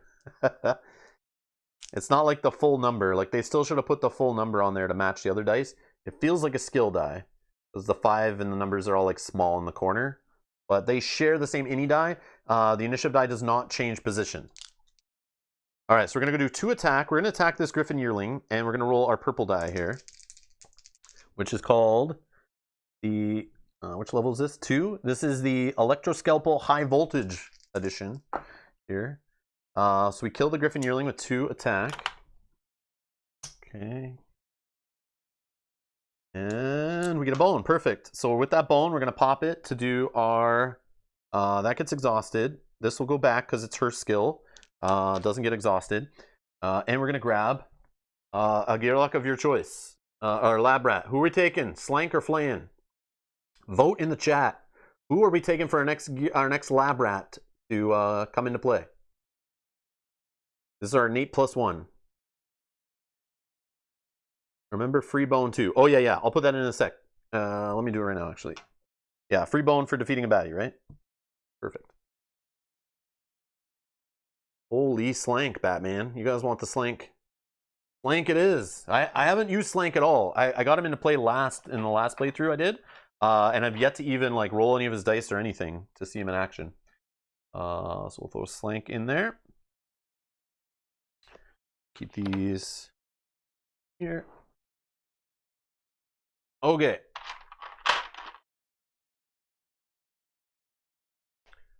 Boostacabra, yeah.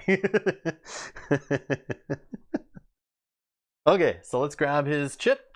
And he's going to come in with 3 HP, plus he's going to have 3, so it'll be a 6. 6 health points. Throw him over there, he's chilling. Let's bring his stat die out here so we kind of remember it's an option when we go to spend training points. Thankfully, we'll start getting our decks going, is the key here, which we should have went already.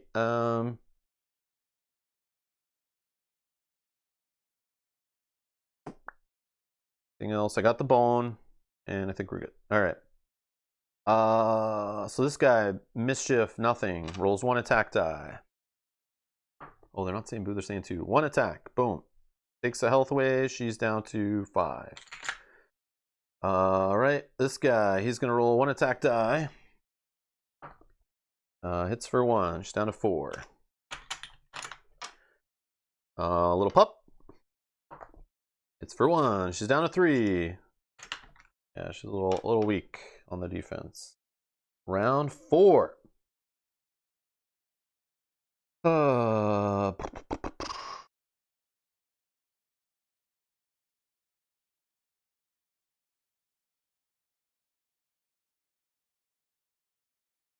So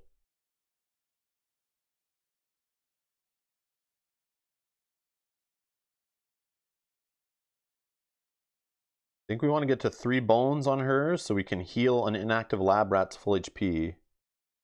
And then like do it to Helix and bring Helix back in maybe. Act the pup. I could if the lashback's not going to happen, that could be key. Because this guy's harder to take out, right? I want this guy dead so bad, but I don't want to really spend the dex to run up there. I could 1, 2. I want to throw a bleed die on somebody would also be great, but we'll see. Okay, let's attack the pup. 2 attack dice, her die. Maybe we can move. My plan is I want to get this side so I can like teleport up to this guy, which would be awesome. That's what I'm hoping for. So let's target the pup. Yeah, we got it. Okay. And since we rolled it with gerbil, we don't have to worry about the malfunction, right? So we change our target. Yeah, we only rolled 2 attacks. So we're gonna change our. We're gonna teleport. Let's just teleport to here, I guess. Right, that's what it does. Let's see. I've never used it yet. Place active lab rat on any available position on battle mat. It may select a new target. Okay, we'll throw that back in the skills area, and we're gonna hit this guy for 2. I think that's the play. A tag out. Oh, hold on. Swipe left. I still have a bone. Deal 1 true damage to an adjacent baddie. Right? Boom. See ya, buddy. Knew I had something. I was like, somebody should be dying, and I knew I was missing something. Boom. And now tag out. All right, so this guy's gone. We get a bone. We get a bone for every time. Each time a baddie's defeated, so we get another bone. And then we're gonna tag out. Got it? Is that good? All right, done. All right, so then this guy will go. We'll just move in 1, 2. Doesn't roll anything because he's got his die there. The pup 1, 2. He'll roll 1. Hits us for 1. Down to 2 health. End of the round, we'll do the tag out. Okay, she's out. We'll bring Slank in, our only option. You can only tag out if you have somebody available to come in. Don't tag out it yet, as you are safe. I know, I was thinking of not doing it, but if that pup rolled a 2, I'd be sad panda. So I'm not gonna risk that. So yeah, we're gonna flip our dice over here. Boom. Okay. Now what's this guy doing? I'll get his card. So his innate, he ignores malfunctions, so we can roll this stuff. It'll just be exhausted, right? His backup plan, we can acquire a #1 skill die. He already has a bone there for that, so we can grab his die, right, if we want, when we resolve backup plan. Also, de-escalate for 3 bones. Place a stun effect on a 5-point less or baddie. All right, so let's do it. So he has 3 decks. We can actually start rolling.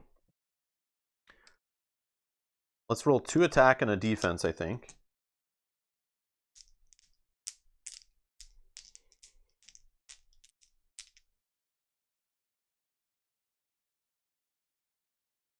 Uh, 3 HP? With her, she's at 2, right? Didn't she get hit?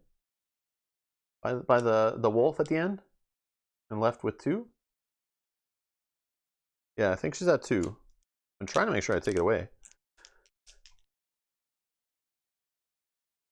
Yeah, I was at 3. The wolf hit me for 1. I'm down to 2. But I just didn't want to start. If the wolf hit me for 2 dice, I'd be starting this round with 1 health. Yes, I could have tagged out. That makes sense. I know what you're saying. I know what you're saying. But I just wouldn't want to be in the situation where I'm at like 1 health for this round. I mean, I guess it wouldn't make a difference. Getting KO'd should heal for 1. I don't know. Yeah, you're probably right. All right. All good. I'm learning. All right. So we're gonna hit this guy here. Or do I just... No, I'll wait a bit to start turtling. But I want to roll bones to maybe get the other gear lock in, right? All right. Yeah, let's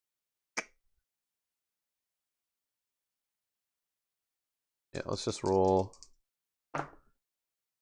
So apply the defense. I'll hit the pup for 2. He will lash back. It'll hit my defense away. Oh, am I on round 5? Did I switch around already? Now I'm confused. Oh boy.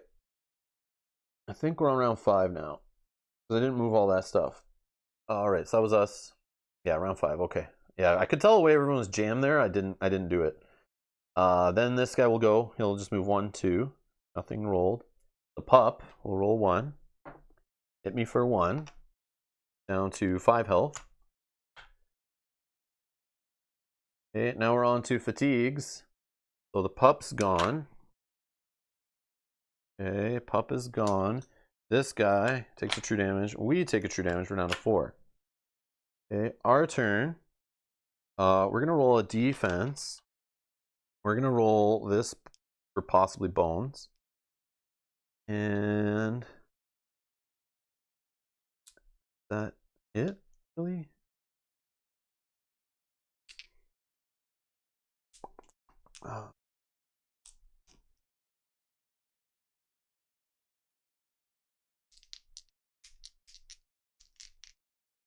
Oh, I know he's coming back. Oh, I know he's coming back. It's right here. All right. Okay, we got 1 bone. And we got this roll that does nothing because you have to add it to an attack die, right? So I'm just not going to apply it. Can I apply it or does it get exhausted? Yeah, I just forget when they roll dice not of their color. I think it just gets No, can I not? Do I have to apply it? I only have to apply it if it's malfunctioning, right?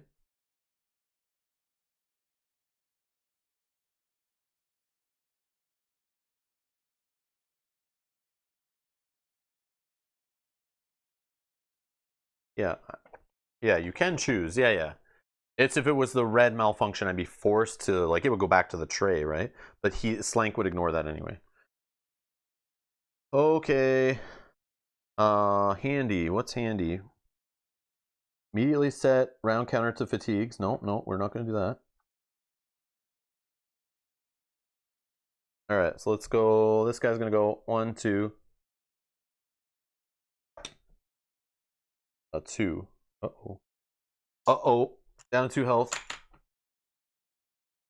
Fatigues. We'll each lose 1.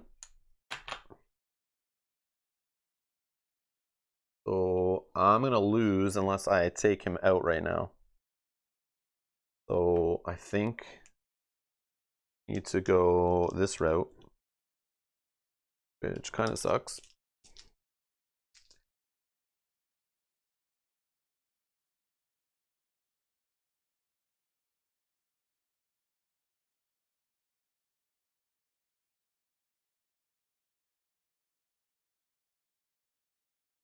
Oh, I know I can't apply it. I just didn't know if it got exhausted. That's all. All right, so we can kill him because we got 2 attack plus this die that adds 1 to an attack die. We didn't get a couple bones. That's fine. We get to win, right? So we'll hit him, take him out.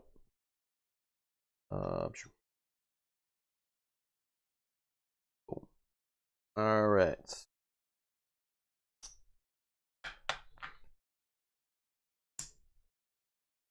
So we're not in great shape. Not in great shape.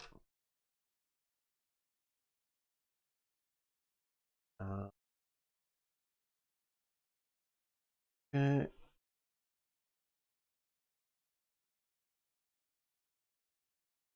Okay. Oh, get a skill before it. Pop the bones. Yeah, yeah. Sorry. Yeah, I should have done that. We'll just grab his skill, right? Okay. All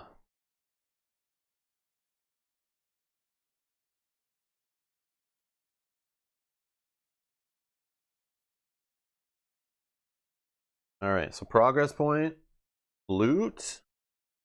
Oh God Herbs, classic. Heal yourself for 1 HP. I can use up to 3 times. Here. And a training point. We're taking a dex, right? 1 dex. Done. Done. Alright, recovery phase. Nobody got knocked out. We can only heal one of these guys. Who are we healing? Gerbil's at 2. Helix is at 1. Slank's at 3. In this situation, do we heal Gerbil and hope to get the bones to do her heal backup plan in the middle of a fight? Is that like our only play here?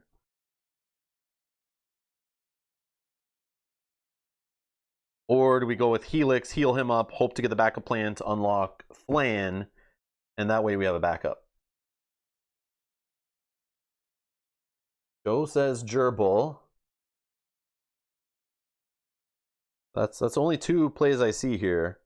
Is either Gerbil to pull in somebody and heal in the middle of a fight. We might get 2 recoveries in a row, maybe. Maybe we get like a mini game next time or a peaceful option encounter, and maybe we get another recovery where we can heal somebody else too. But I'm playing with worst case scenario here that we get another combat right after this. Might be rough. Gerbil? Yeah, okay, we'll go with Gerbil. We got the Oh God Herbs too. That's like a kind of a backup, kind of. We'll see. We'll see. Yeah, whole fit's only 1 baddie.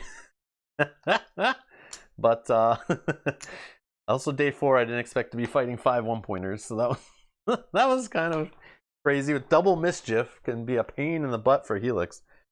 Alright. Like I said, that was probably bad to do him early. In this situation with the mischief guys. And now we're gonna have to deal with 1 going forward always, pretty much.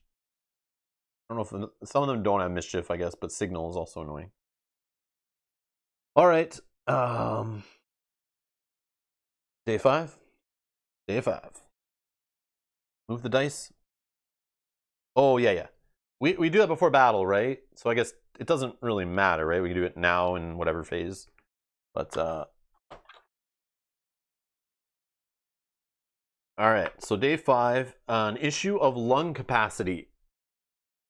34, 35, 36. How long before I drown in this bog? My ill-advised taunting landed me here, cornered in this soggy cesspool with no one to blame but myself. Thankfully, I remember that most Eben have an unnatural aversion to water, if you can even call this water. Yet they sit at the water's edge with all manner of sharp and pointy objects. 42, 43, 44. The opposite bank is too far to swim, and I abandon my gear behind the boulder on this side. Maybe I can reach it and grab one of their spears. 67, 68. Or 66, 67, 68. Grab it. Battle Q baddie points. Reduce by 2 the attack of the first baddie to enter lane 1. Use the weaken to effect die to show this. Increase your attack by 1 for this battle. No skill dice can be used the first 2 rounds. That would be not bad. Go for the gear. Battle Q baddie points. No skill dice can be used for the first round. I mean, no advantage to either here. But we will face a 5-pointer. So it would be nice if a 5-pointer had 2 less attack for the battle. So I feel like option 1 would be the right call there, based on the day we're on. I don't know. No skill die for 2 rounds. Is that really an issue? Probably not. It just means maybe less chance of rolling bones. I don't know.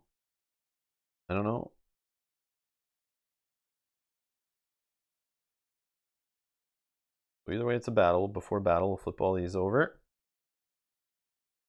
1, a 5-point baddie will have at most 1 attack. Yeah, that's what I'm thinking. Yeah, 1, yeah. So you guys all think the same. Okay, we'll go with 1.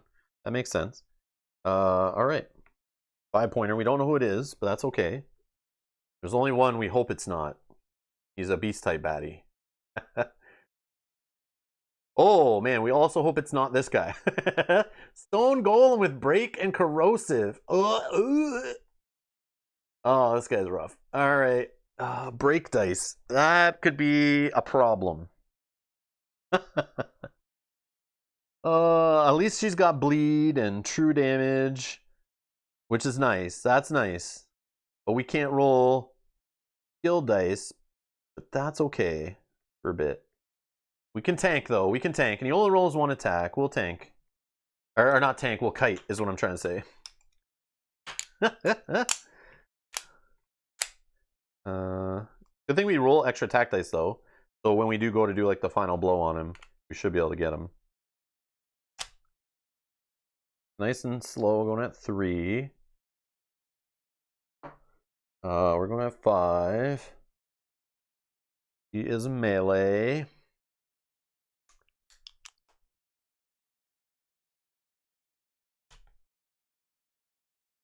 Run till you skill. Yeah, run in bones. Exactly. No defense, though. That's a problem. What should I do? Sandor. Oh, you're at work? Oh, no worries. Yeah. Watch it later. It's all good. It's all good. Thank you. Appreciate you watching, even if you can't watch live. Does the goblin come? Oh, yeah. We forgot about the goblin. Yeah, so he is a 1-pointer. He'll come in. You're correct. We need the weekend too. Yes, you are correct. This changes things.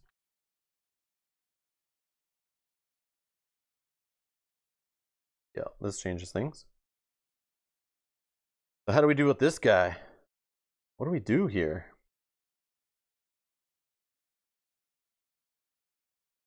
No, I think it's now. Apply the following effect to every future battle you encounter that contains battle cube baddie points. Which it does. Add the last goblin type baddie that was defeated to the battle queue. Yeah. Yep. Yeah, that sucks. Okay. In that case, I still think it's fine here. Maybe not. Not.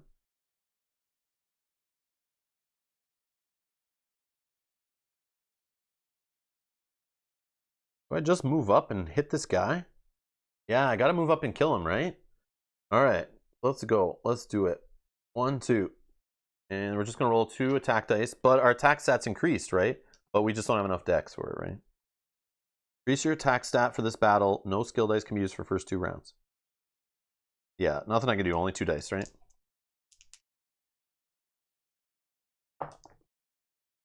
Don't kill him. Fortunately, not a 2 rolled there. That's fine. Not the best, but we hit him for 2. Okay. He'll go. Mischief, doesn't matter. Hopefully he rolls a bone for careless. That would be amazing.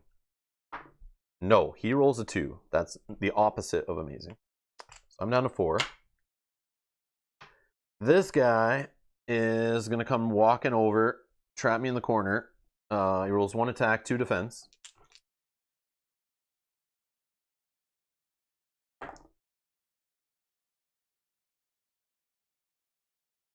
Three defense. And hits me for 1. So I'm down to 3. Round 2. Still can't roll skill dice. Is this Oga Herbs time? Nobody puts gerbil in the corner. Okay. I feel like just using Oga Herbs and trying to keep her going. Time to teleport? Yeah, possibly. I can't use skill dice yet, though. So, no teleport for me. Yeah, I'm just going to plow through the herbs. Gobble, gobble, gobble 3 times. And we're going to get 3 HP back. Alright. Let's just take this guy out is the plan. We can roll 4 defense, actually. Or 4 attack. Maybe we'll get a whole bunch of bones. And maybe we can get another buddy in play. Or do the heal play.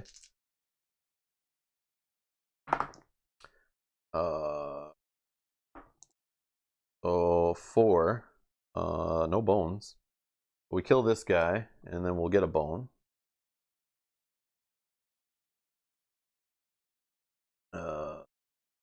We'll just put him over here. Oh, man. Okay. So this guy's going to go, he'll just roll 1 attack. The extra attacks off of option, we picked option 1, right? Yeah, reduce the attack of the first baddie to enter lane 1. And then it says increase your attack by 1 for this battle. No skill dice can be used for the first 2 rounds. So we have 4 decks. That makes our attack 4. So that's why I rolled 4 dice. Pretty sure that's legit, right? Okay, so he's going to attack us. And hits us for 1. No worries, no worries. All right. Okay. Round 3. We can now use skill dice.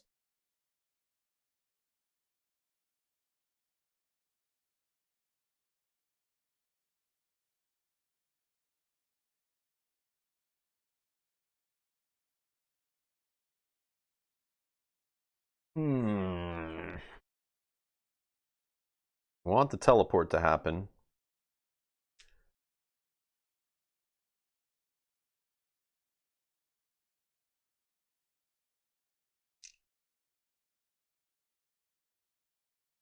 No, you don't tick down weaken. Weaken you don't tick it ever. You don't tick down weaken period, but the weaken in this case is used just to remind us this guy has 2 less attack stat for the battle. So this is just for the encounter. It's not really a weaken die. It's like normally a weaken would just disappear after 1 round, but this one is for the whole battle, which is not normal. It's just because the encounter card tells us to do so. But yeah, you never tick down weaken. It's not like poison. It works differently. All right.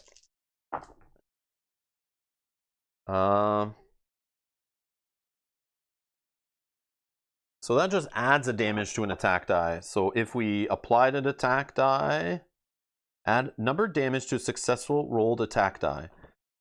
So it would still be applied. So we're just going to hit with 3. We'll do the 3 white dice here to get rid of his defense, I guess. I don't know, whatever. And this one, it'll just do nothing. All right. You will go. Roll 1 attack die, hits us for 1. We're down to 4 HP.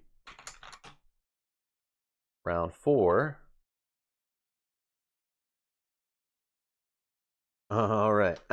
We are going to roll this again. I just want bones, but we're rolling attack dice. That's not going to happen very often. And I don't want to risk losing these, I don't think. So break only affects dice that damage. I thought it was only if like it hits him, right? But I could be wrong. Any attack dice used to reduce this unit's HP must be exhausted. Yeah. Any attack dice used to reduce this unit's HP must be exhausted. But you can totally hit the defense dice and it doesn't break them. Yeah. So I think we're okay. Yeah. That's why I applied it, because I was like, they're safe. They won't get broken. But then I think if I added on this attack to 1, it like basically would increase this to a 2. And even if I spilt a little bit of damage to hit him, I would have to exhaust an attack die. So I didn't want to do that. So this die kind of sucks against this guy. It's not really the greatest, but as the final blow, it will help. But yeah, we just want to get bones, man, or get the bleed die on him and then run. But we don't have enough rounds for that. Oh, here we go. So we just got possibly we could do 6 attack against him, but we would exhaust 3 attack dice. But we have an extra attack stat. So if we hit him right now for 6, that would put him down to 1 health. I think that's the safe play, right? Yeah. We're going to remove 6 HP. He's down to 1. This will go back. And we have 3 exhausted attack dice. Oh, damn bones, man.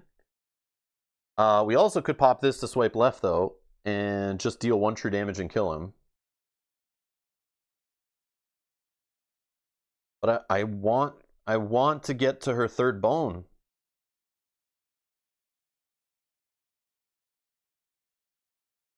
But the problem is, I have to be beside the guy to roll attack dice to even try to get bones, but now I'm rolling less dice. So like this, yeah, this is not working. I needed Helix. I should have did Helix. Because he might have maybe rolled defense to get us more bones, but that's okay. That's okay. If she can get out with 4 health, that's still not bad.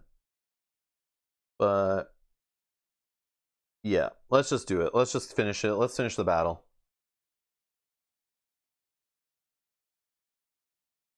I can kite, but only for like 2 rounds. And what am I doing in that 2 rounds? He's going to hit me back, so I'm then probably at 3 HP, maybe 2 HP if he rolls a 2. I then start kiting, but for what? I roll my skill die hoping for one of the 2 bones on it. That's it. I can't roll attack. If I had defense, if she had a defense stat, I would do that. But yeah, I think it's a waste. I don't. I think I'll be at the end with 3 guys who are like at 1 HP. I don't want to be in that situation. So I'll just swipe left, and he is taking a true damage. Boom. So we'll just end it there. Yeah. I could have tagged. I just think with the fatigues, with these guys only at 1 HP, I could have tagged one in, but there's not enough rounds left to get them even rolling to get another gear lock in or to do anything crazy, I don't think. But we could have done that. We could have done that. Okay. So we're going to take a loot. Stone Hammer. Add 4 to an action die result during your lockpick attempt. Okay. We get a progress. Need, where are we at? 1, 2, 3, 4, 5. We need 3 more. And 2 training points.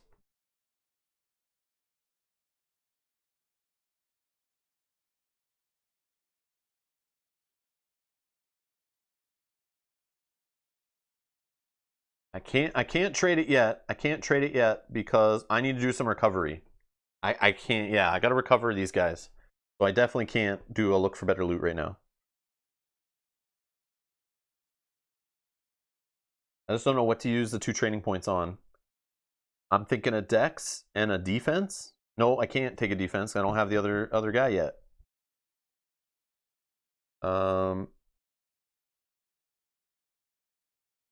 Yeah, we'll just go 2 decks. 2 decks. We're maxing out decks. Attack level 3 orange. No, I want to keep these low right now. I should have kept these all level 1, I think, because that would increase our chance of getting bones. And it's not until I think you get all 4 is when you start leveling these up. Because I'm noticing that after my play yesterday, I kept these all at 1, and I would get all my bones. I got these guys out in the first battle. I had all 4. Like, no issue. All 4 in the first battle. But this one has been like weird. I made some weird decisions. It's okay, though. It's okay. We'll get there. I'm just going 2 decks. We're maxed out on decks. We're good. Don't have to worry about it anymore. Now we can move around. We can roll more dice. Yeah, let's just go with the decks. Get it out of the way. All right. Recovery. We're going to recover Helix.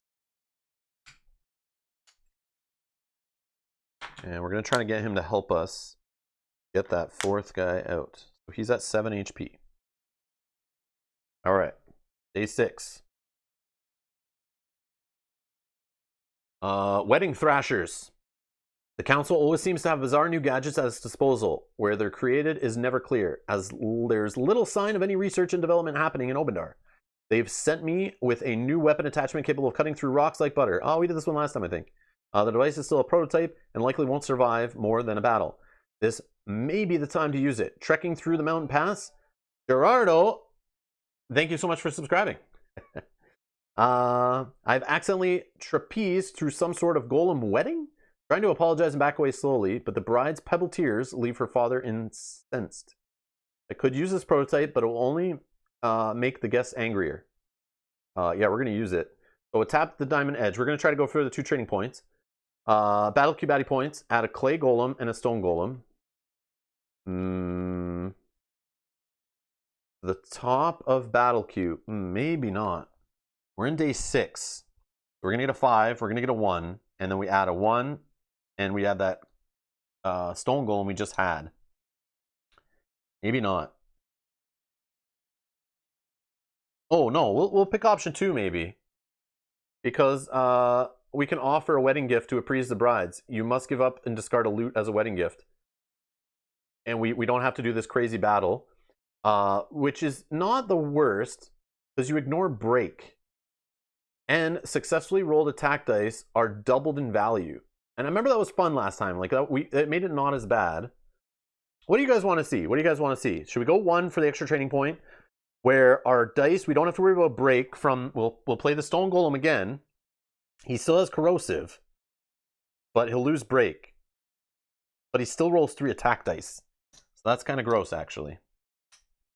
And we haven't seen the Stone Golem yet. But attack dice are doubled.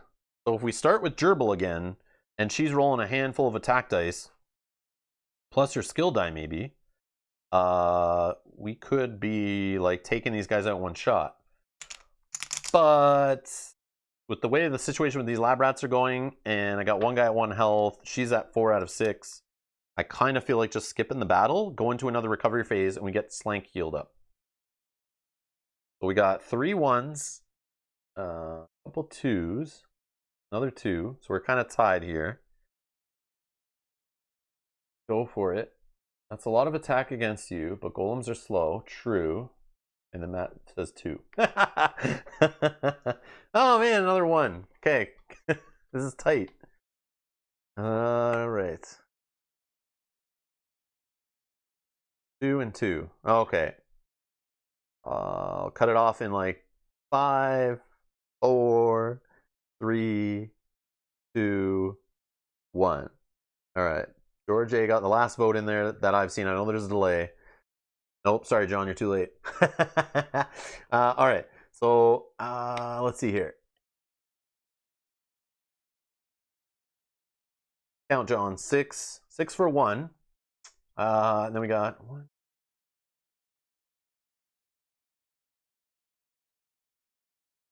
I think it's 5 2s. So we're going with 1. We're going with 1. All right. Battle Cube baddie points. 5-pointer and a 1-pointer. Okay. Then we're going to add this jerk face to the top. And we need a clay golem right here. Perfect. We'll throw him on the top. Oh, man. Okay. 7 health.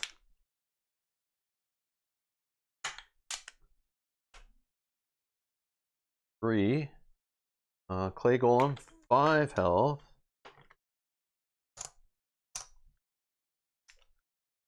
Here, 2.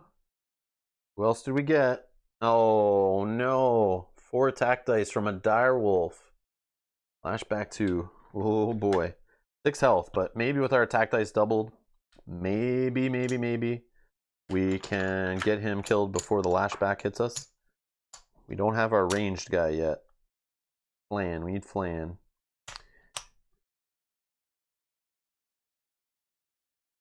4. And the final one, a Griffin Yearling. 2 health. Melee City. 5. Oh, and the Goblin. And the Goblin. He would have been... Where does he get added? Oh, just the battle queue. We'll just say he was like added at the end. Whatever, it's fine.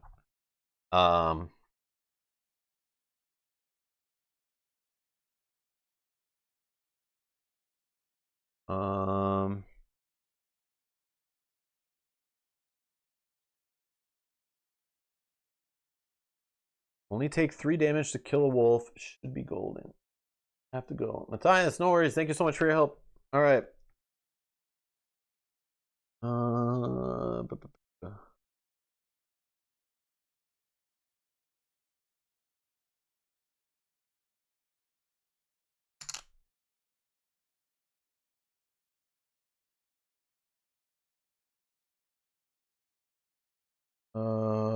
Right.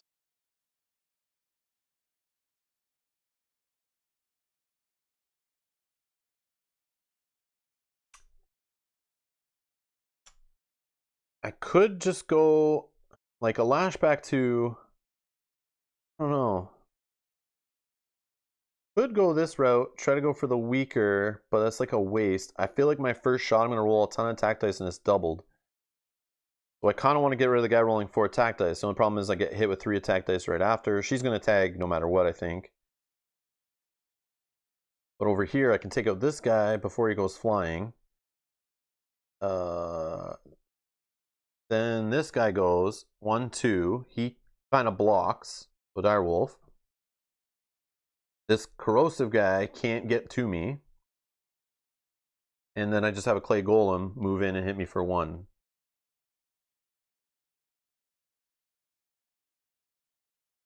And I could go another round with her.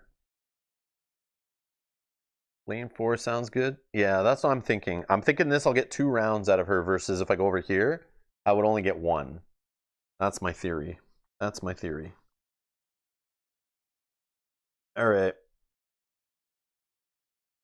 Let's do it. Our turn. We have 6 decks.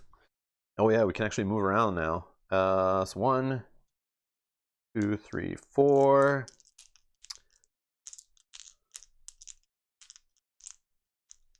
I don't think we need to roll any of the other guys' dice.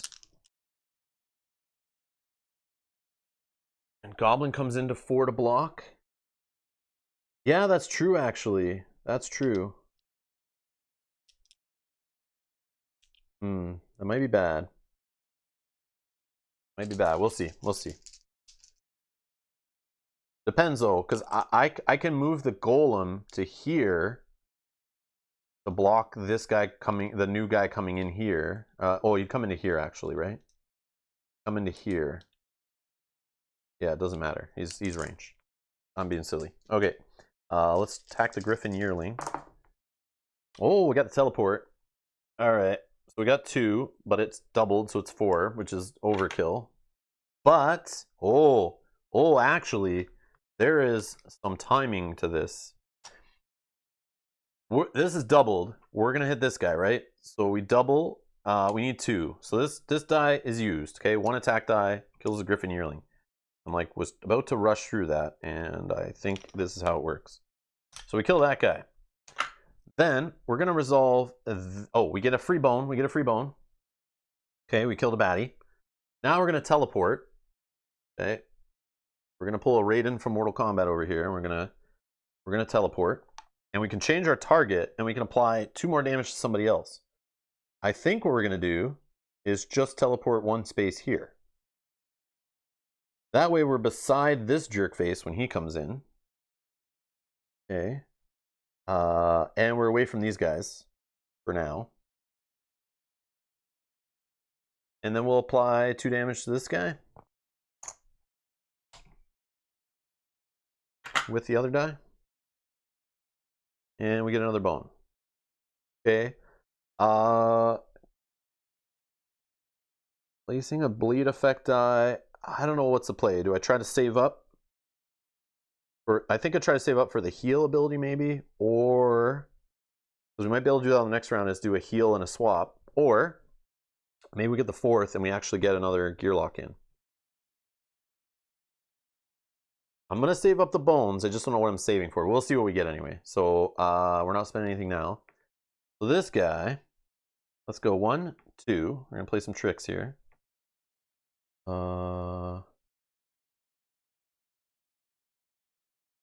Yeah. And 3. This guy goes 4. Okay, he'll roll 2 bones.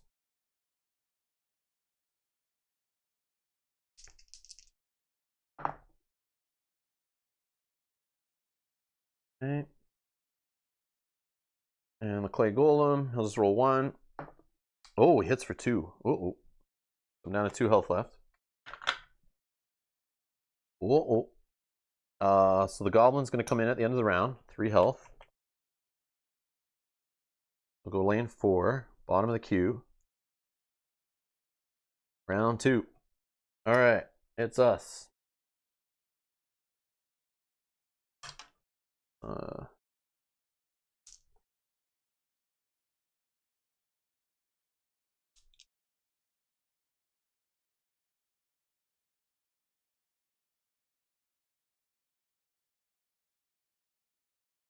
Do I move first? Maybe I get the teleport, maybe I don't.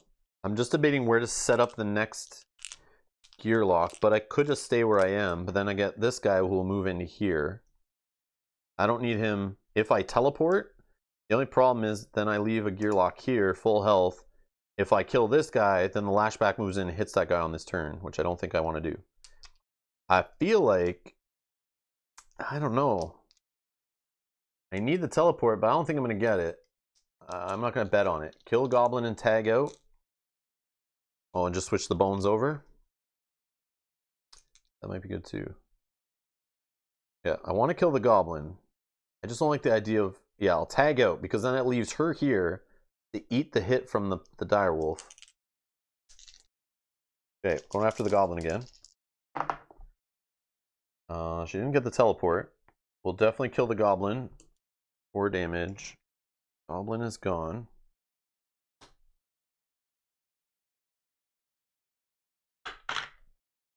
I get a free bone.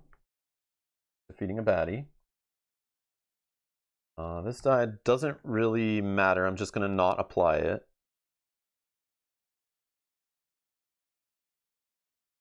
We got another bone. Yep. Do I think I bring in Flan, right?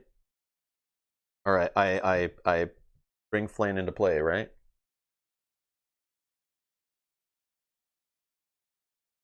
Well, let's do an 8+1.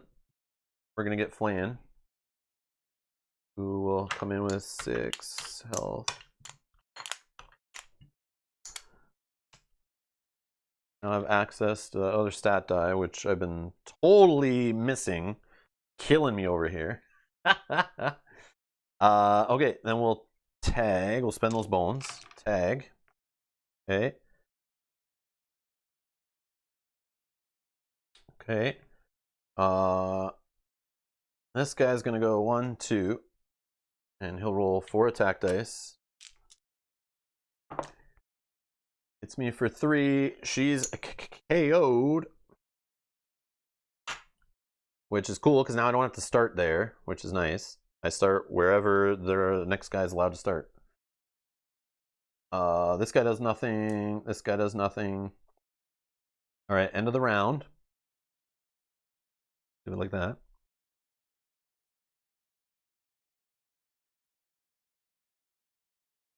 Feel like it's Flan I bring in. Or some ranged attack goodness against the direwolf. Yeah, I'm going Flan range in the corner is what I'm thinking.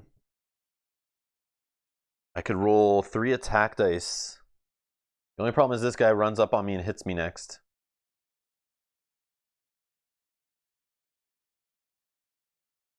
My only fear. Or I do Helix. But he can only roll 2 attack dice. But he could take more hits. But I think we go Flan. Flan's going to come in. 6 health. 5 dex.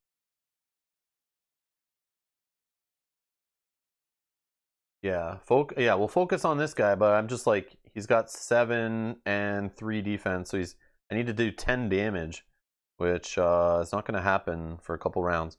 And I do fear he rolls 3 attack dice. There is a chance if I don't tag out, it's a slim chance, but that he could take me out in one shot. I'll bet on it not happening, but it's still a risk. Has happened before.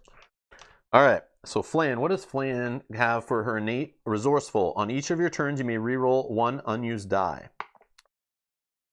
Oh yeah, she's the one with the poison. Oh, poison any 2 baddies. Or transfer a defense die from another unit. Oh yeah, if we can do that. Oh, that's even better. Oh man, yeah, let's try that. Hopefully we get a couple bones.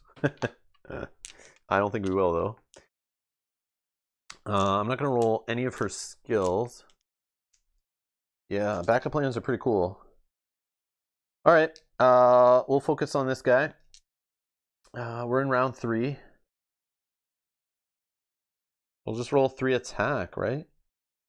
I don't think I want to really move anywhere yet.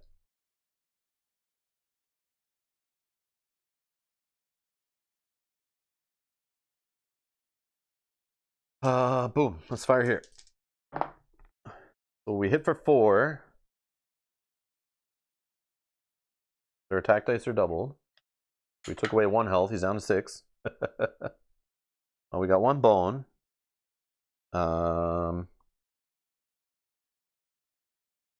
Place 1 poison effect down on any 2 baddies. Is that worth it? I think so. Or do I save up for the... Well, I don't know if I'll get there, though. Poison 2 effect down on any 2 baddies is way better. But I need 3 bones for that. I need 3 bones. I don't know. I would place just a poison on these 2 guys. I mean, damage is damage. It doesn't really change much. I'll wait. I'll push my luck. Alright. This guy's going to go 1, 2. Use it. I'm going to push my luck. Alright. And then this guy's going to go 1, 2.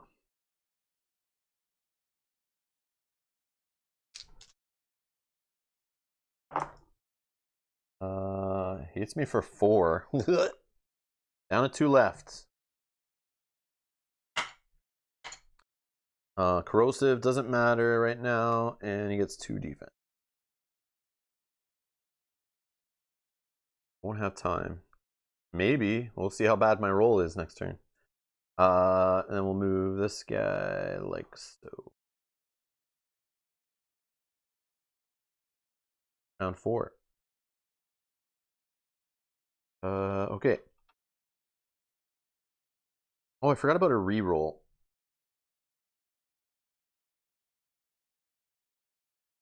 Yeah. Let's say I rerolled one of my 1 attack dice. I want to use that reroll. So it would have been a bone. So I will put back on this guy. I hit for 4, but it would have only been 2. So this guy actually would have still had a 1 defense on him. We'll just say that's what happened. We'll give him the benefit of the doubt. We'll say he's back to 3 defense. So that way I had 2 bones. Yeah. I forgot to use my reroll. I want to use it. All right.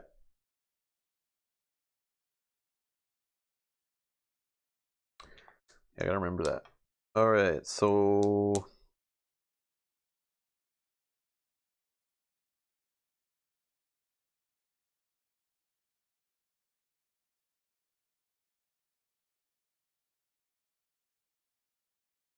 and 1 HP. Oh yes, thank you, thank you. Whoops, what am I doing? 1 HP, 1 HP. Yeah, I forgot I took away a health too. All right. I'm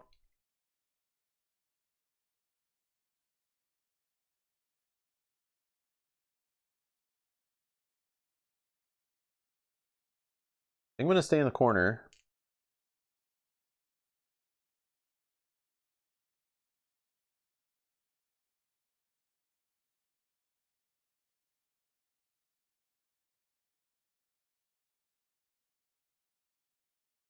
Yeah, I'm debating moving, but I don't think it's smart. Yeah. Okay.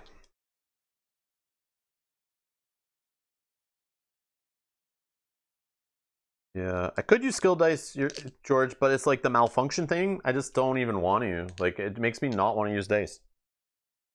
But I know it's like risky, right? Like, the higher you get up, the less chance of malfunctioning, but then also the more training points you flush in the toilet, so. Yeah, I could attack the wolf, which is probably the better play. Because I want to do poison and true damage on this guy. With gerbil, poison now with her. So based on that.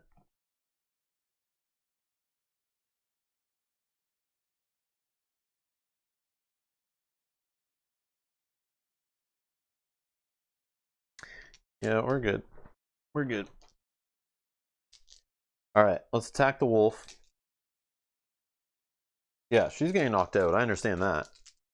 Oh yeah, we don't have gerbil. She can't be used. She's already used. I'm like losing my mind right now. Don't worry about malfunction. Slink can get them back. Yeah, if I use level 1s, I guess that's fair.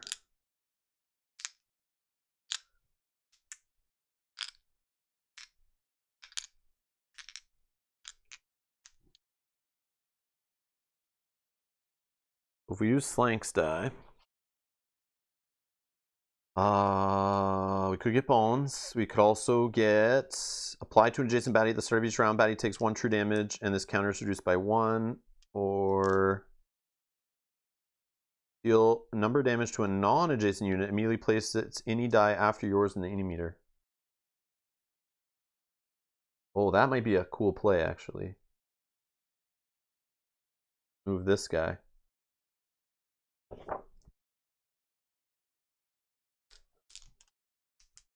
Move here. No, that doesn't work. Okay. So 3 attack, 1 skill.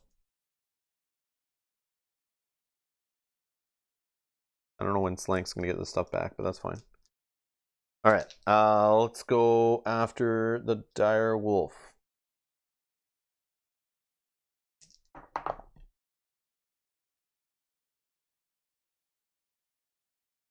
Alright, so we hit him for 2. This one.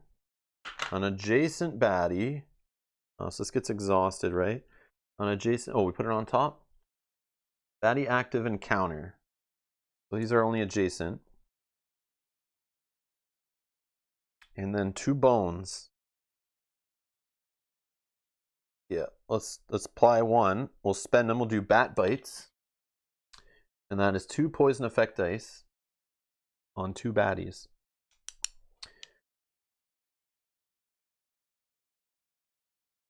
Okay. We'll pop another bone in there. She's going to then tag out.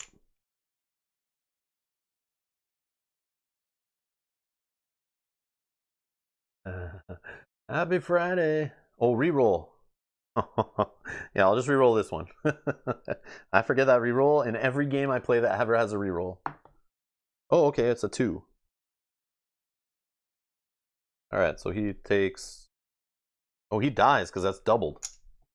So then, let's pretend we then put a poison on this guy instead.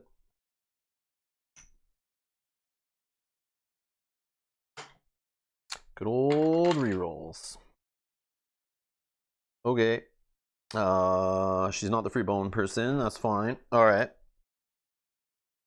I can get everything here. We tagged. This guy will go. Lose 1 from poison, or 2 from poison, and 1 true damage, and then this is reduced and exhausted. So he takes 3, 1, 2, 3 true damage. Down to 4 left, right? Rough it. Okay. And then he's gonna roll 3 attack dice on us. He definitely knocks out Flan. Then this guy will take 2 true damage down to 1. Round 5. We're gonna come in with Helix. We'll just put Helix. Doesn't. Yeah, it does matter actually. We'll put him here. Yep. Put Helix here.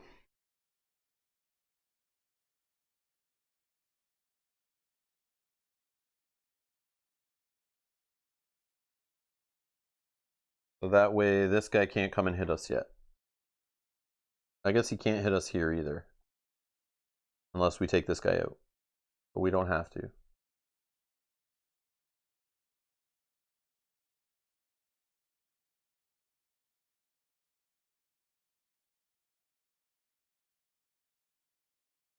Yep.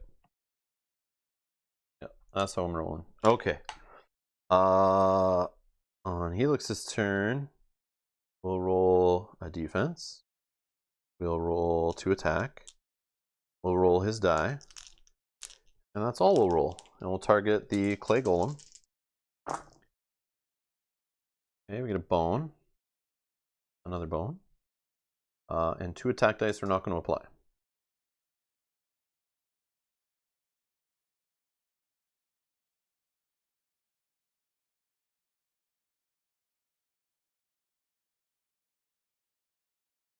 And for the backup plan, we're going to gain another die, right? We spend this one, and we get 2 dice.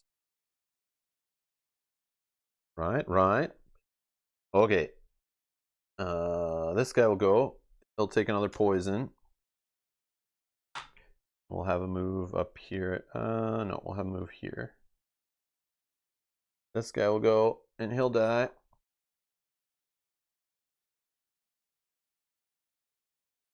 Gone, gone, gone.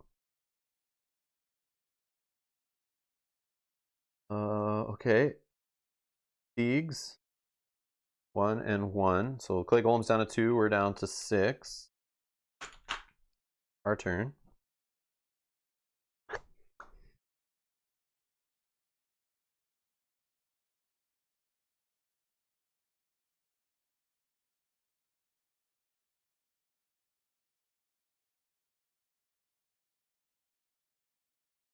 I want to grab a loot, obviously.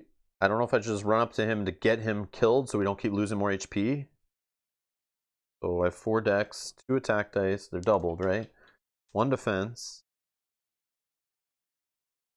4 decks. This is free to roll. Yeah, I know. Dragon Shadow says in the chat, 1 more bone to get the 5th secret lab rat so you can form Voltron. I didn't get that in my box. It must be missing. I'll send a ticket to Chip Theory for that 5th lab rat. Be like, where's my Voltron, man? Kite and use backup plan for loot. I still can use the backup plan for loot. I don't want to kite. I don't want to keep losing HP. He's my last guy with any decent amount of health. So I'd kind of like to end the round with him at 6 HP. Would be amazing. It might not happen. But my attack dice are doubled. I'm rolling 2. So if I can roll a couple 1s or a 2 and a 1, I can bust through this, hit him for 1, and he'll die. He'll die on the next one with me. Or I get lucky and he has, if I get 2 2s, which won't happen, but I could change the results of the die. I could do 1 more round. That might be okay. I didn't lift up the styrofoam. Ah! All right, so let's just attack him. And I'll just do it. Yeah, I'll just attack. All right. So I did get a bone. I also got this whole squishy thing, sponge. I don't have to apply it. I could hit him for 4, he'll just die, so I will. So my attack dice are doubled right now because the encounter. So he's down to 1. Right, right. We'll just get a loot. Selfie seeds. Heal any gearlock for 2 HP. That's great. And the sponge. Doesn't matter. Doesn't matter. Whatever. Oh, he does hit still right now. Yeah. Yeah, I maybe misplayed that. That's fine. I'm tired today. I could change the dice to 2s and not get a loot, but I've seen the loot. Yeah. I'm going to eat 3 attack dice. I forgot about that.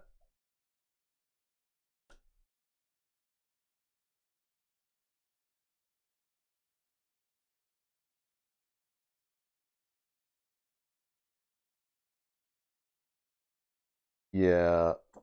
Yeah, probably should do that and kill him. Because yeah, he's gonna roll 3 attack dice on me right now. I was not thinking that through. I was thinking, yeah, I understand why you said the kite. For some reason I was thinking he wasn't gonna get to go. I don't know why I was thinking that. I was thinking he already went this turn, but I'm first. Yeah, we'll just shuffle this back in like the top, whatever-ish loot. And we'll say we spent our backup plan, equipment mod for 2 bones to just change the results of 2 dice enough to hit him and kill him. And that's that. Yeah, yeah. Yeah, I want to end it.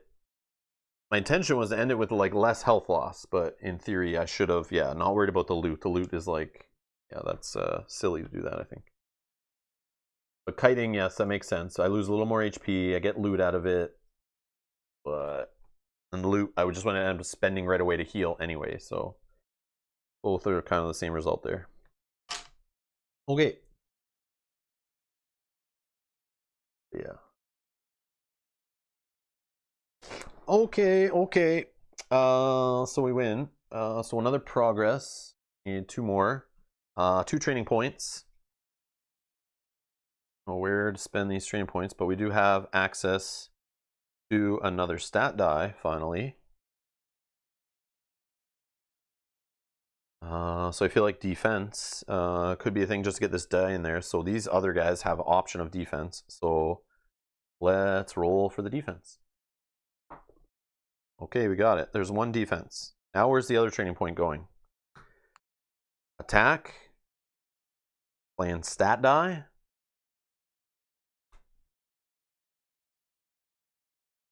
Playing stat die, removing negative effects, and healing. That might be helpful. Another defense. I could do another attack. I could beef up another die. So we have the purple one's at 2, the orange one's at 2, the blue one's at 1. Where do you guys want me to spend the other training point? What do you think? Personally, I would go for the attack, or I would go for the yellow die. But I'm not a pro with lab rats. I've only played them once. That's kind of where I would go at this point. But I do have another training point.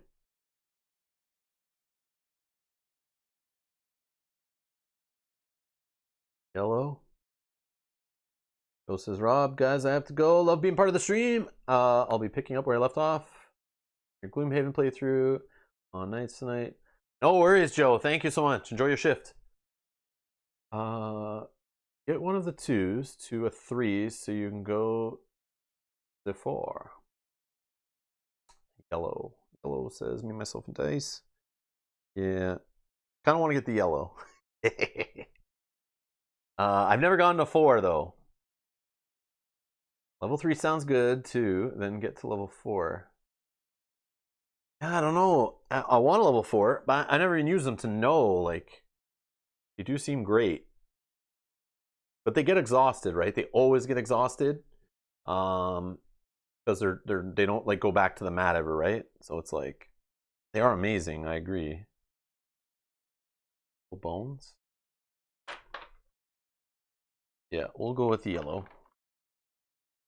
Yeah, the one-time use. That's why I didn't care about getting level 4 when I was first playing with lab rats, but I've never used them to know, like, is it really that great? But I mean, with the high dex, it might be a nice opening play to roll, like, the one that matches your Gearlock and then the gray.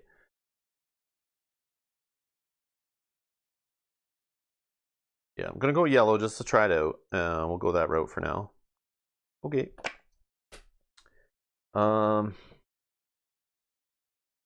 Recovery. Who are we healing up? If we heal up Slank, these guys will each get 1. Or we can heal up like Gerbil or Flan all the way, and then like the other one will get 1, but Slank still sits here at nothing, like 1. So with Gerbil,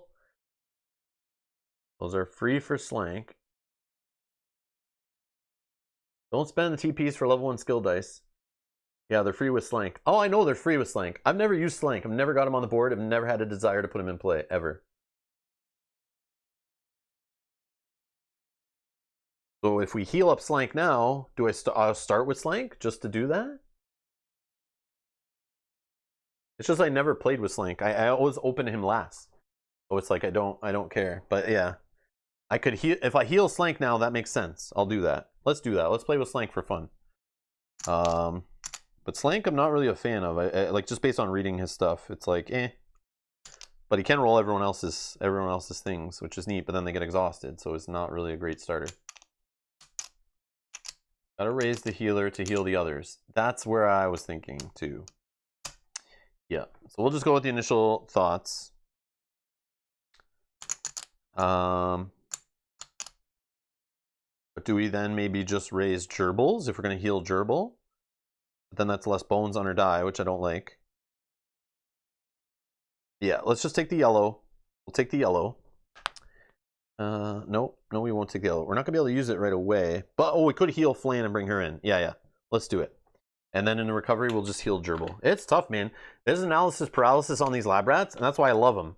There's like so much to experience, so many choices. It's like definitely for the advanced player, like I was saying at the beginning of the stream, which is why I like them so much. There's so many options, and I haven't tried anything, so like I'm still lost. But I love the fun of like every combat, like who are we starting with? And like the whole idea of healing only one at a time puts you in some weird situations. I like it. They're awesome.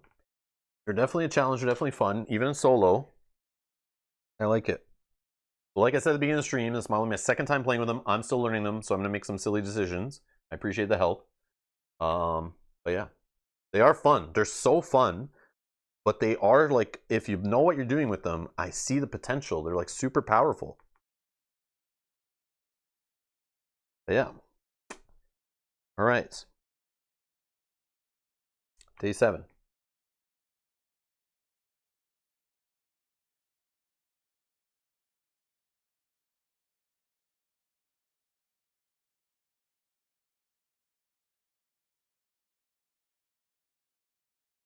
I understand the slank argument, like you're saying, George, of getting the free training points, but realistically, I don't think you would ever start with slank. Maybe just to unlock skill dice.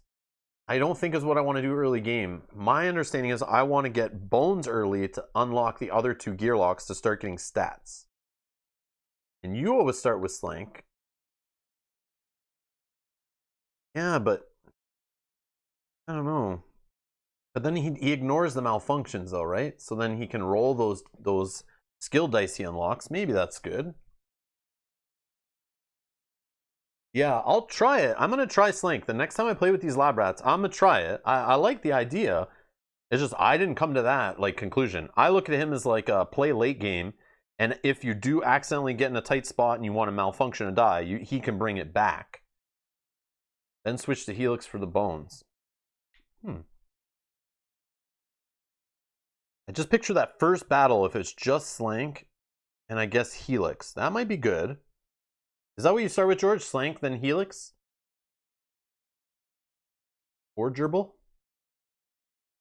I do like the defense this guy has, though. But yeah. Yeah. Slank plus Helix. Anyone else play with the lab rats and have a different starting? Does it seem like Helix and Gerbil was like the consensus at the beginning of the stream?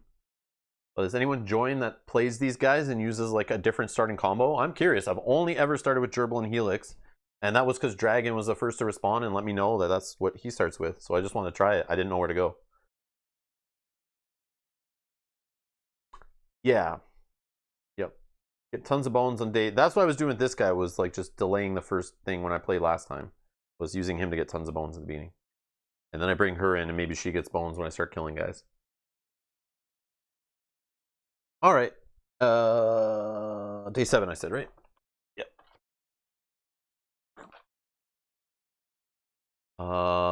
It's all connected. Sparks fly as a boulder rips through the power station's walls. They collapse around me, along with the giant metal tower that previously stood atop the structure. A catapult continues to launch a volley of rocks from afar. Someone or something wants this facility destroyed, and they're not stopping. Unfortunately, I now stand atop of a stack of debris with fallen light rods, charging everything with 10,000 volts. As the final building in the area crumbles, a short hooded figure makes its escape in the distance. It looks like a gearlock, but there's no time to investigate. I need to deal with my current adversaries. So we have option 1 and option 2, both combat. Caution, high voltage, battle cue, baddie points. Excuse me. Drink some water.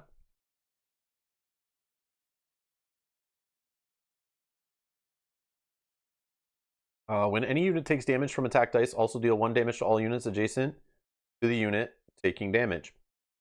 This is a chain effect that should trigger until there are no more connected units. Does not hit any unit twice.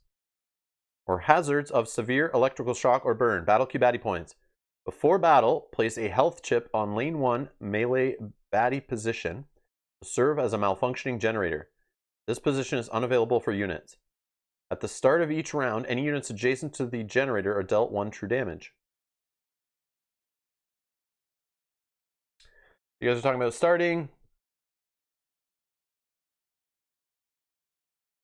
Later on, Flan is my favorite. Yeah, I like Flan a lot. I just like range Gearlocks, so I definitely gravitate towards her.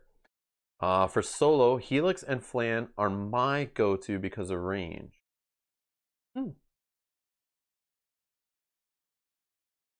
Flan. Yeah, I can see that too. I like these two, and why I thought it was a good start too was because the bones. They both have potential for generating bones. And that just unlocks these two guys quick. That's the only thing I was thinking, really. And he has like the highest health. He rolls defense right away, so he can tank a little bit. But I like the way there's options. I like the way everyone has like different opinions that are all viable. That's cool. All right. What are we going? Option 1 or 2 here? We're on day 7. We also have that goblin who's going to be involved. So we're going to have a 5, 2 1s, and the goblin bomber.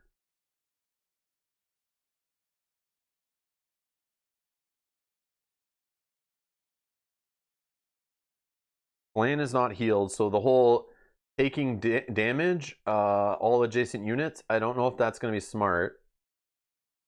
Because we're melee, we're probably going to start with Gerbil or Helix, right? So they're both melee, so I don't know if that's good for us getting electrocuted.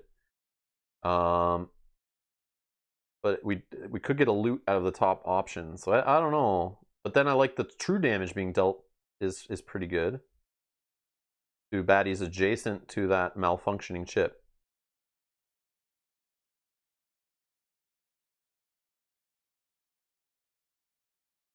Well, you guys decide. I'm going to take a washroom break. I'll be right back in a couple minutes.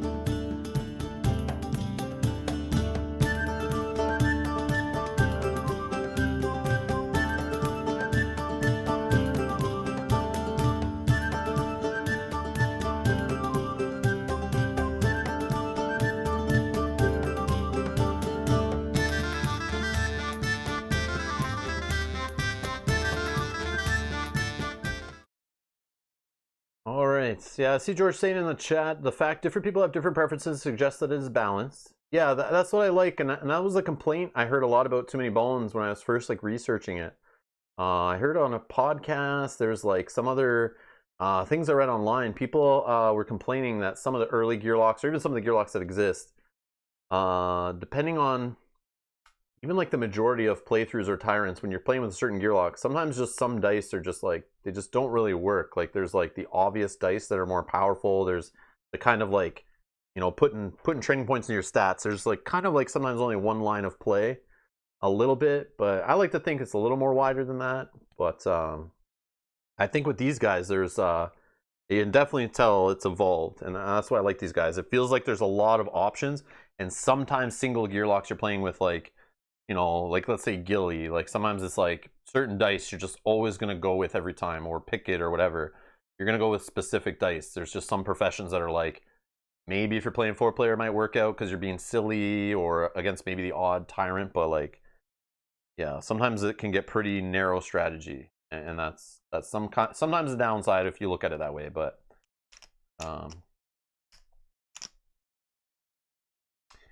yeah, that's the thing. Like, so, yeah, like Lily's saying, that's what she heard a lot. Haven't got to play yet, and for some gear locks, it's like just get stats, ignore skills.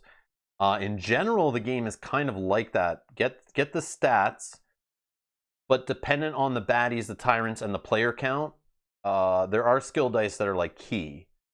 But it's up to you. Like, I've taught new players and shown them like the value of the skill dice, and you can tell they're not having as much fun as when they just start grabbing skill dice.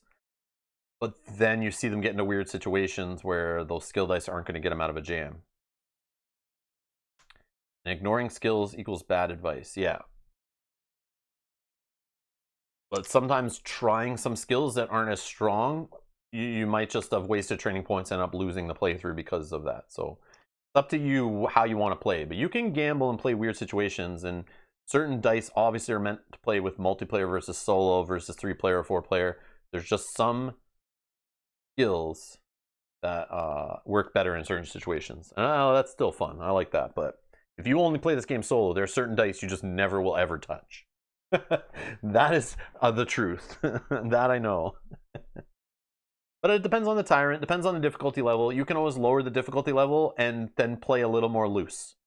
And I like that exists. Like, you can, you know, start with a couple extra training points and just have some fun, pick some funny stats, play a longer Tyrant run. And you've seen that before on the channel, where we play the longer Tyrants just to pick some fun, goofy dice along the way.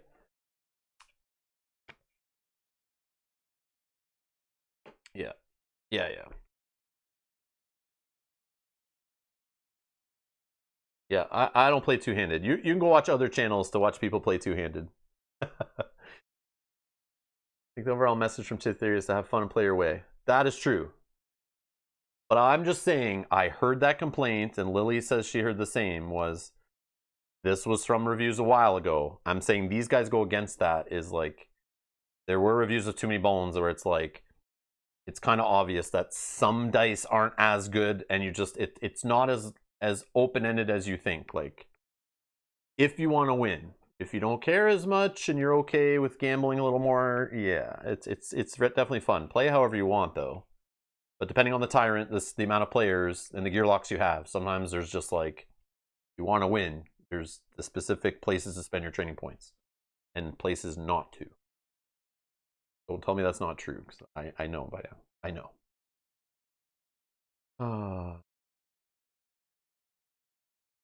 But it also depends on the encounters you see.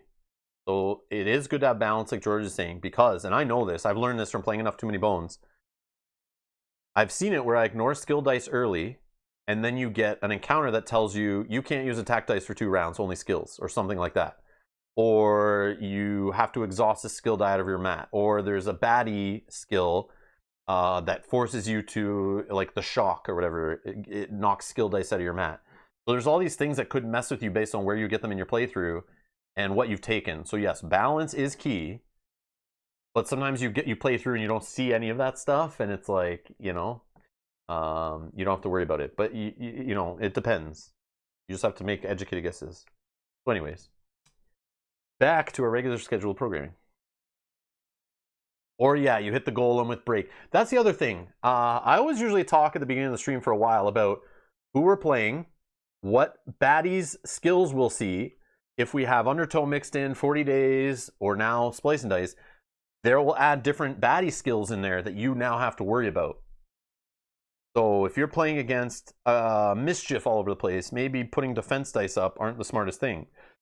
But if you have a gear lock that needs to set up active dice all the time, you then need to be putting defense up there so that it gets mischiefed away. and not hitting your skill dice and stuff like that. So you just have to adapt to who you're playing against. It all depends on the Tyrant and the baddies they're coming with, that certain dice will also change in value. And you know, based on the length of the playthrough.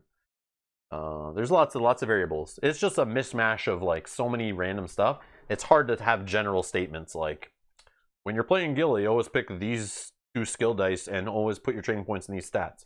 You can't always say that because of encounters, baddies coming up randomly, and the Tyrant you're playing against. So, but yeah, I just want to put that out there. It was something that I thought of from George's comment. Or just cheat. Yeah, do whatever you want. Do whatever you want. All right.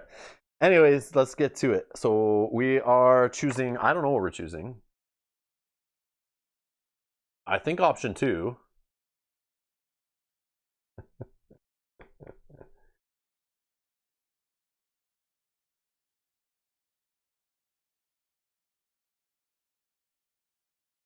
Deal 1 damage to adjacent units. The second one, before battle, place a health chip on lane 1 melee. I feel like the malfunctioning generator is the right play, but it won't affect this guy because he's ranged.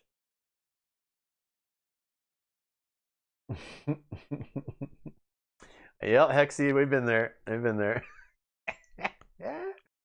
All right. Yeah, I'll go with the second one. I don't know. Really, do I have them?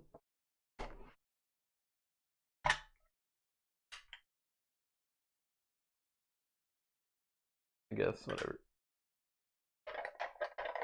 All right, we got our malfunctioning generator.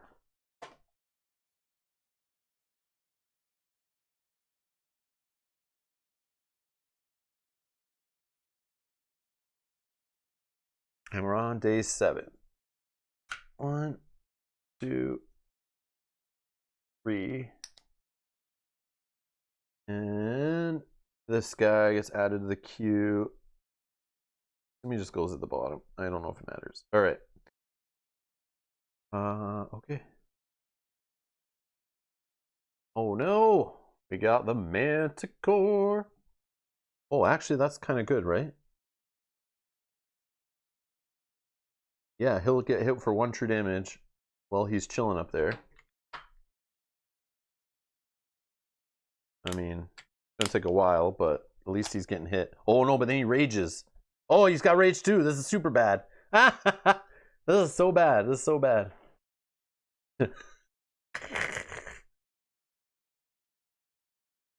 Matt likes Duster. Sorry, Matt. Duster's fine when you're playing with 3 other players at the table, but Duster in solo, after you just finished playing Nugget, Duster's the stinkage. But she's fun in multiplayer for sure. Hey, Vinyl. Mini mats. Yeah, we got our cute little lab rat mats here. This is bad. This is bad. We're in trouble here. All right. Oh, we got another clay golem.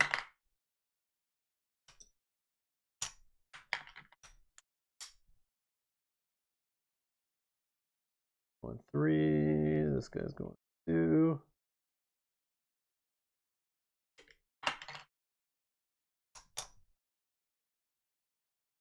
He's going here.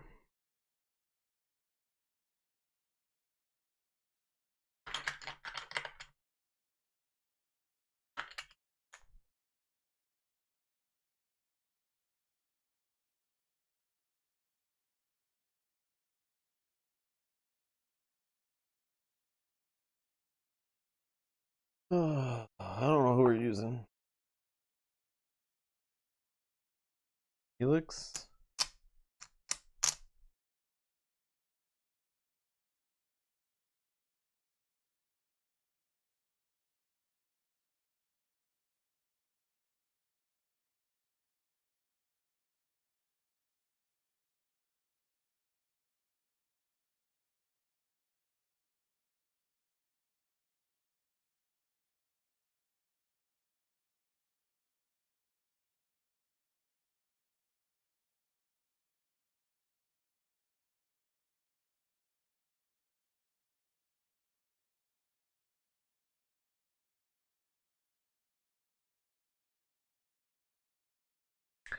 Yeah, no, this is messy. This is messy. Alright.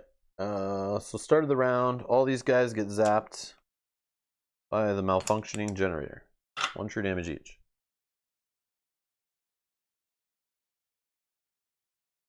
Okay.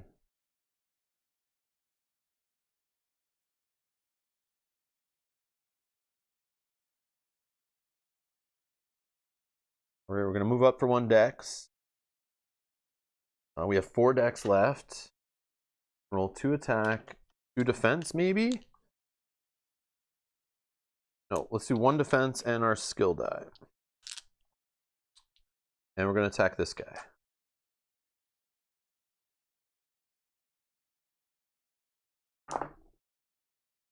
Right, what do we got? Defense. 2 attack. Down to 1, unfortunately. Not the kill I wanted. This die is the whole one where I lose. I always forget these two. The sponge and the... what's the other one? The reverberator. After a baddie attacks, you may deal number damage back to that baddie for each defense die removed from this unit's active slots by the attack. Although, it won't work because this guy will remove it with Mischief first. Man, Mischief just wrecks Helix. It's so annoying. So annoying. Bother? Doesn't really matter, right? I guess I could leave it there. It's a May, so I could leave it there. Oh, I also could Mischief that away instead. And it doesn't exhaust, it just goes back here, right? Yeah, I think I can just Mischief. I can Mischief this away and it goes here. I'm pretty sure, right? The skill? Alright, let's do that. This guy will go. He's going to Mischief this away. He'll roll 1 attack die. Hopefully he rolls a bone and kills himself. Come on. No. He hits me for 1, knocks this away. This guy's going to throw poison 2 on me. Yeah, this Manticore is trouble. Then he's raging for 2. 2 attack. Down to 4 left. The clay golem's going to roll 1. Hits me for 1. Down to 3 health. And then this roll romper is going to move this way. And he's not going to roll anything. Round 2. This guy gets electrocuted. This guy gets electrocuted. This guy gets electrocuted. My turn. 2 true damage from poison. Down tick. Definitely tagging out at the end of this round. Okay. Let's go here.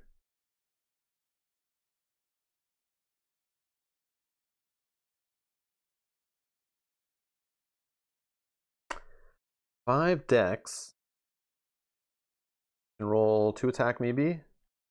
2 defense. Not that it... Oh, that does transfer though, right? Doesn't pay for this. But it doesn't need it. I just need to get up here and kill this guy so bad. I could roll Slanks die too, right? That might help hit him for 2 maybe, but I doubt it. Would malfunction, but that's okay. Yeah, I'm gonna roll this. Yeah. Because he says skill dice do not cost Dex to roll. I'm gonna target the Mischief guy.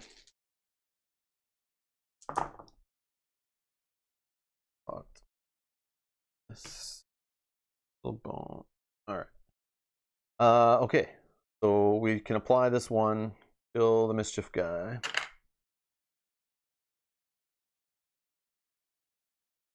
You only Goblin? Yeah. Alright.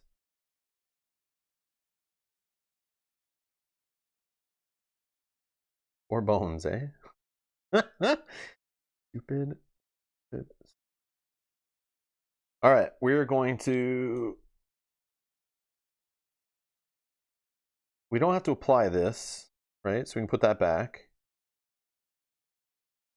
Put these here. Then we will pop them to Steel Tech. Mixed berries. Heal yourself for 3 HP in battle or 5 outside of battle. And this 2 is just going to the garbage. A lot of bones. Almost too many bones. Almost too many bones. Okay. And then we're tagging out.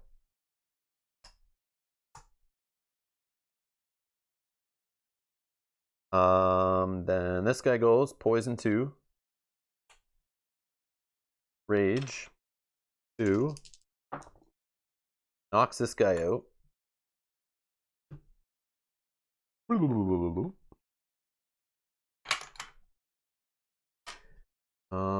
Clay Golem does nothing. Thick Skin guy does nothing. Gerbil's coming in melee position. I'm gonna go here. She's gonna run up on this guy. Round 3.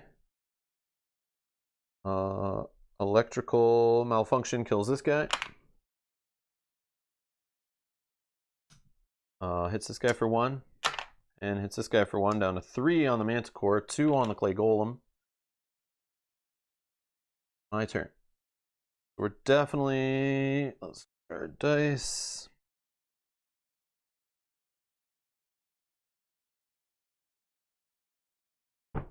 Alright.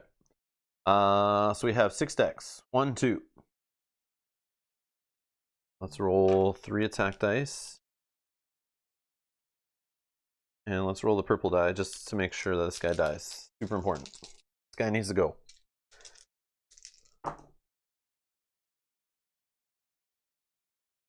Just 3? Yep, we got it. We got him. We got him. So, whatever. We don't need to apply that. I'll put a bone here. We got 3 on the attack dice. We take him out. That gets us a free bone from her innate.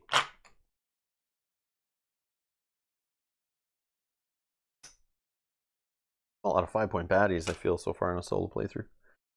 On day 7. Day 7, I have 5 5-pointers in the dead pile. What is going on? Nope. I have 4 5-pointers in the dead pile. Still seems like a lot for day 7, but I maybe not. Maybe not. Okay.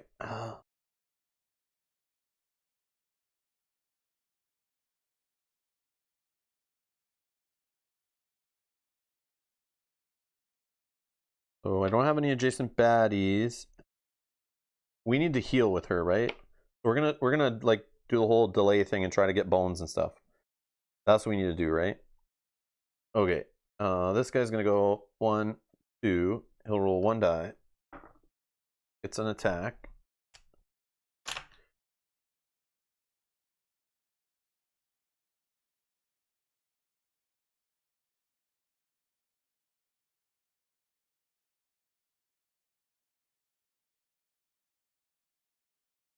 Round 4, he gets electrocuted. Down to 1 left. Our turn. 1, 2, 3. He's gonna electrocute it no matter what, so we don't even need to do that.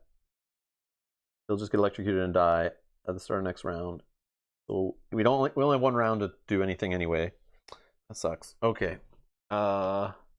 Let's just roll as many dice that could get us bones as we can here that are safe. Yep. Can't even hit the tray. No bones. That stinks. Can we do anything about that? Oh, if we kill him, we get a bone, right? Yeah, we got it. We got it. All right, so let's kill him. But then it ends. Ends right away, right? We wouldn't get to spend the bone. Renity now. Yeah, I think it ends right away, right? Chat froze up on.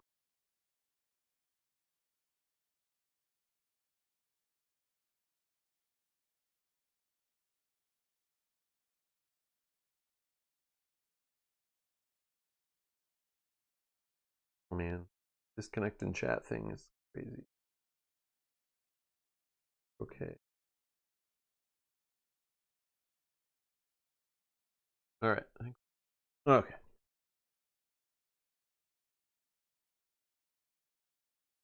Yeah, I think as soon as this guy is done, it ends. But you can resolve your dice as you want.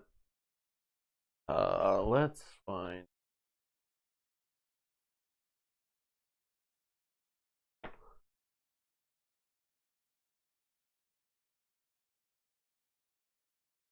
Successful battle. Clear all dice. No, that doesn't.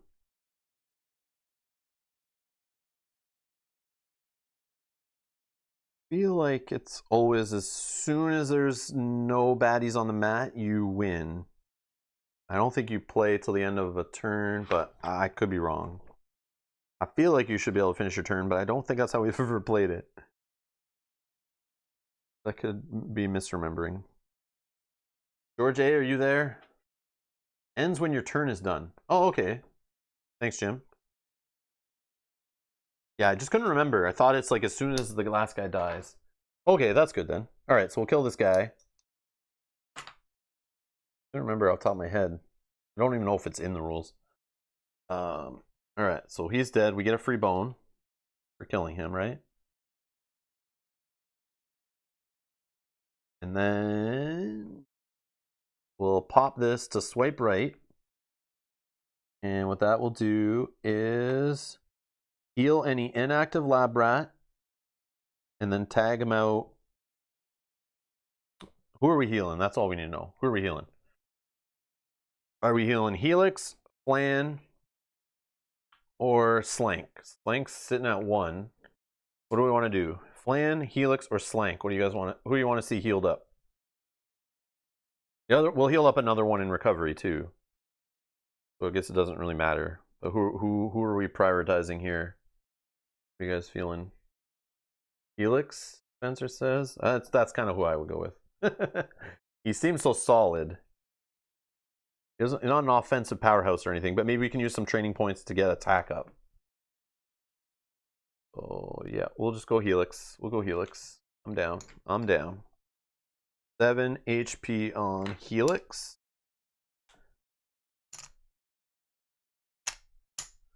All right, we'll just say tagged out, whatever. Okay.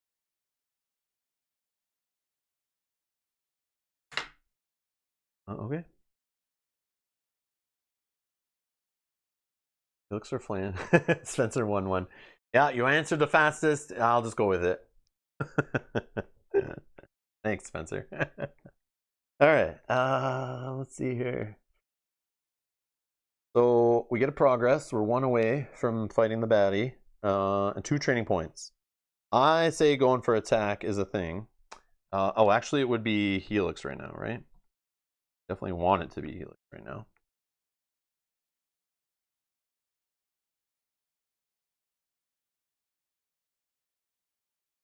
Gearlock Adventuring reference guides tell you it's step G.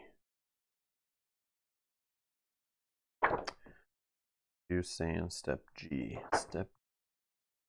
Oh, right here. G, end of battle.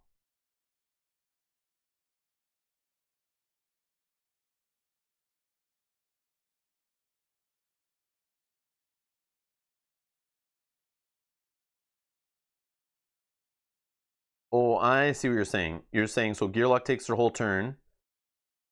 It's 7, end of turn, right? So we take a turn, we hit end of turn. Then we would make it all the way to end of round. Repeat steps C to E until all Gearlocks or baddies are defeated.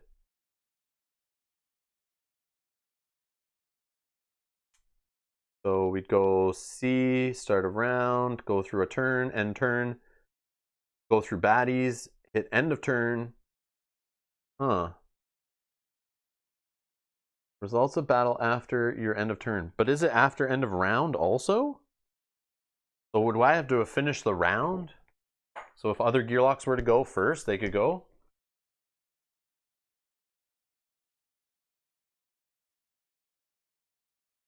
Yeah, I feel like we've never played that way, but that makes sense to me. Yeah, I think whenever I'm playing like 3 or 4 player, not on stream even, I think we're always like, as soon as one dies, we just kind of end the round, even if there's other Gearlocks to go. But sometimes that would matter because they could roll defense dice to get their bones and try to get innates and stuff, right? So yeah, interesting. Something I never really think about, but yeah, that it does matter. Okay. Attack, we were saying, right? I want to try to get attack up. I think we need it up for fighting the Goblin King eventually. We passed. We passed. Now what? What's my other training point? Should we try to get one of these dice beefed up? We get more defense? Defense, maybe? Gotta run, Matt. No worries. Thank you so much for hanging out.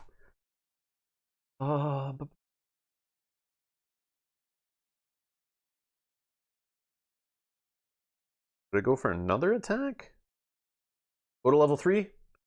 What do you want? Purple or orange, Jim? Purple or orange? And keep in mind, we might be fighting the boss soon. I think the better option with the low... I have a low defense stat, so I feel like the purple die going to level 3 is probably better. But then again, I don't know going to level 4. Like, what's the better level 4? Oh, I see. The better level 4 is the one for Slank or Gerbil. So the blue or purple, right? But in the Tyrant fight... Maybe the Tyrant fight would be good. Purple? Alright, I'll do it. I'll do it. Alright. We beefed up our purple. See that here.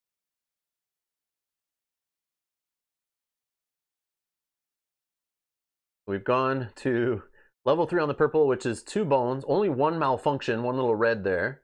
Versus the last one was 2 reds. The first one has 3 red malfunctions. But we could add 2 to its attack die instead of just a 2, a 1, or a 1. It's now a 2 or a 2. Or the teleport now has 2 chances of hitting. It did in the first one though, but I've just never seen it hit until today. And I've been hitting it on the 2 actually, which is funny. Still 2 bones. So this is not, doesn't change that. Oh, this only changes the bones on this one. And this one and this one.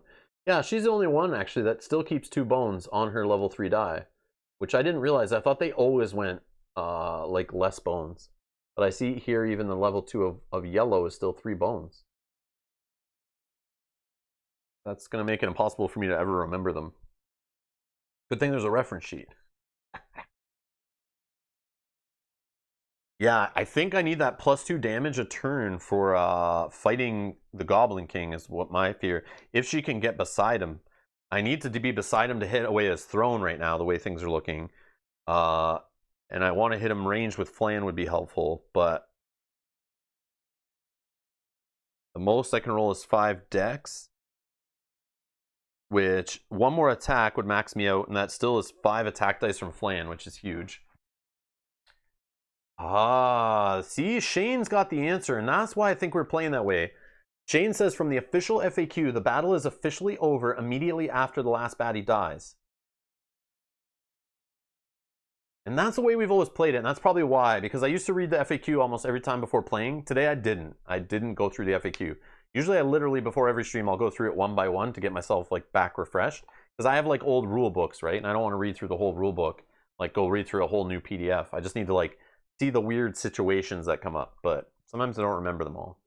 And since there's no splice and dice stuff in the FAQ, I kind of care less. Okay, so now we know. They could probably check. Thanks, Shane, for checking that up. That's awesome. Let's see. Oh, yeah, it is right here. Right here. Question answered on December 6, 2018. When is the battle officially over? Immediately after the last baddie or Gearlock is defeated.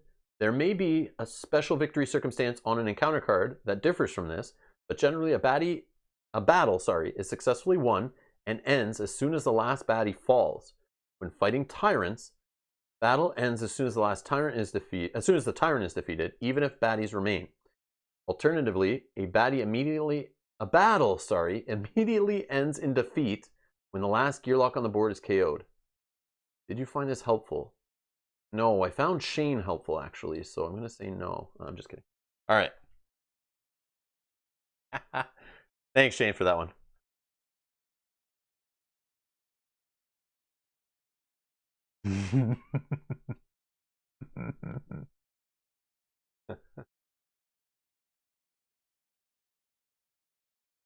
Okay. We relearned something again today. I never look at that Gearlock Adventuring Guide. But yeah, maybe the newest one isn't updated or they kind of need to put that on there. I don't know. That's fine. A pro tip, go read the FAQ, especially if you're new to the game. There'll be some weird things in there. You're like, oh, that makes sense. That may not point out in the rule book. Okay.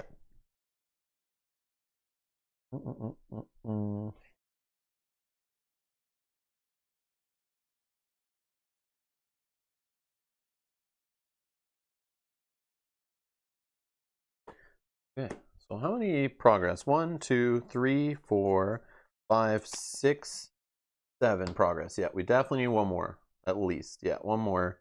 We can spend more days. We don't have to fight until we're at day 12. But recovery. Let's recover Flan. Let's recover Flan.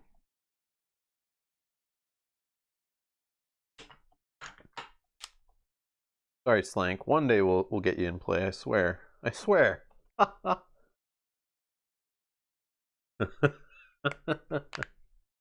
Oh, I hate you guys with your trove chests.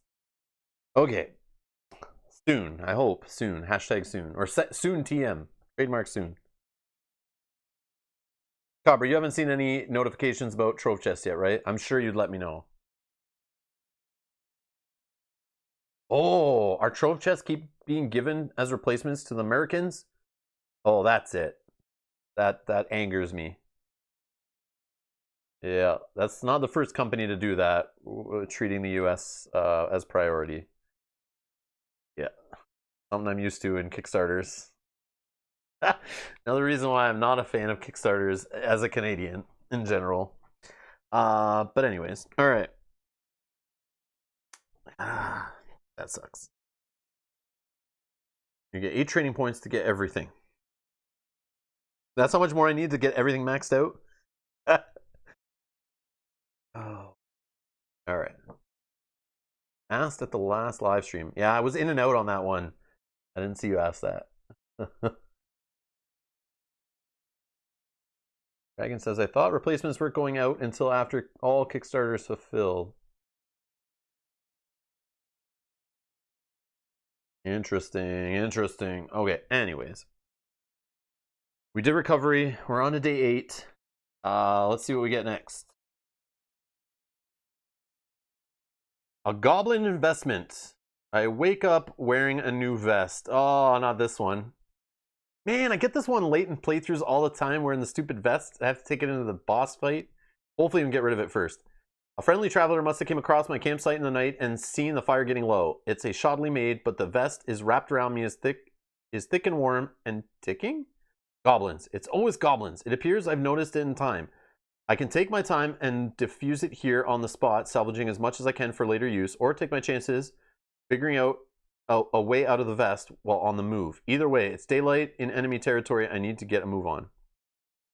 So basically, this jacket is the bomb. Option 1, we don't need the extra progress point option 1 gives us, but it's the one I usually take for the extra training point. And we could just keep going on. So persistent, it would stick with us. During battle, roll a d6 at the start of each of your turns. So what we would do is take that and then purposely not fight the Tyrant next round and hope to have a battle and try to shake this off. Whether the bomb goes off, hits us for 3 damage, and 1 damage to adjacent units, you get to remove the bomb. But that's only if you roll a 1. But what happened to me yesterday, I got this in my playthrough also, and we've seen this before. If you keep rolling 2 to 5 over and over again, nothing happens, and eventually you just run out of time, and you have to take this into the boss fight. And that's when you get unlucky and roll your 1, and then you get hit with 3 damage, and it sucks. Or we get lucky, we roll a 6 on the first roll, which I have seen happen, and the bomb is diffused. Immediately draw 2 loot, remove the persistent effect. Or we go with the peaceful option number 2 here, dismantle the jacket. We roll a d6 to defuse the bomb. On a 1 to 4, we cut the red wire. So literally on 4 sides of the dice, the bomb is not diffused. On a 5 or 6, if we get lucky, 33% chance, the blue wire's cut and the bomb is diffused, draw 2 loot. So the cool part is you can re-roll the d6. You have to discard 1 loot or place a 1-point baddie atop this card. You may stop attempting to defuse at any time, but the bomb will explode. Take 3 true damage if the bomb explodes. Add all baddies atop this card to the battle queue for the next battle. So again, we'd want to go into another battle, not the boss fight. We'd have a ton of baddies. We might lose because we'd be like maybe a little overwhelmed.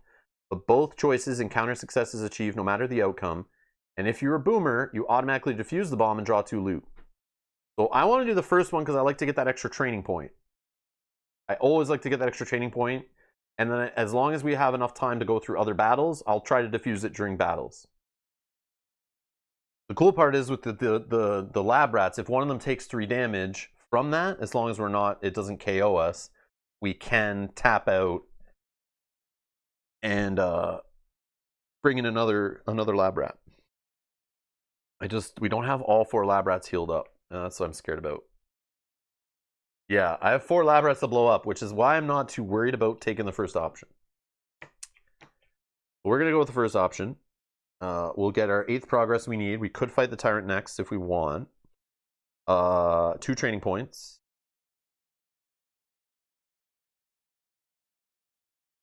I want to go for attack. I'm going to try to go for attack. And the blow up one isn't so bad. Oh, option 2?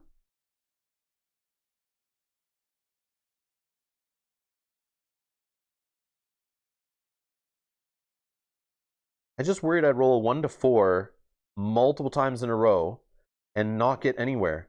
I could discard my stone hammer to try twice, but I gotta roll a 5 or a 6. I don't want to add more baddies to the queue. I already have this jerk face following me around.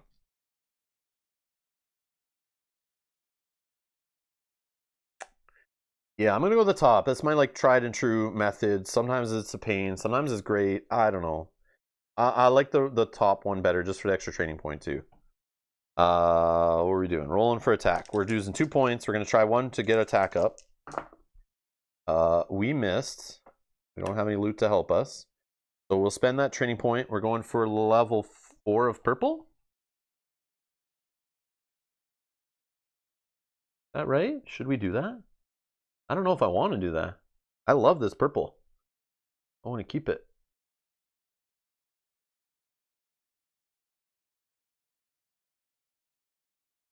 But we could get the execute. Deal 2 true damage to an adjacent number point baddie or less. If in fatigue rounds or exhaustion is on the baddie, defeat it instead.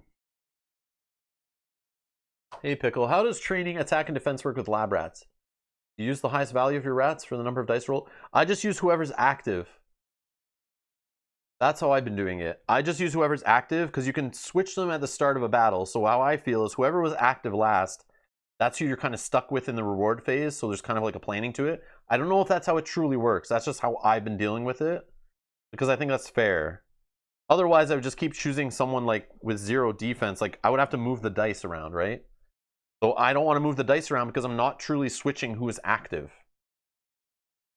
That's how I think it would work.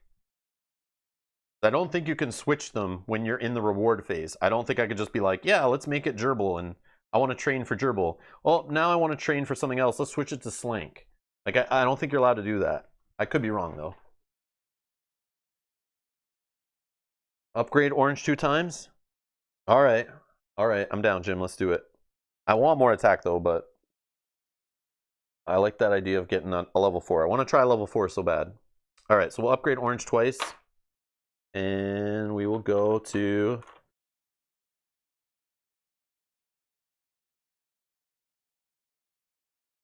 We're going to get the Electro Bladerator, measure once, cut twice, double bones. So this is a level 4 of either gerbil or slank. So, oh, no, it's not.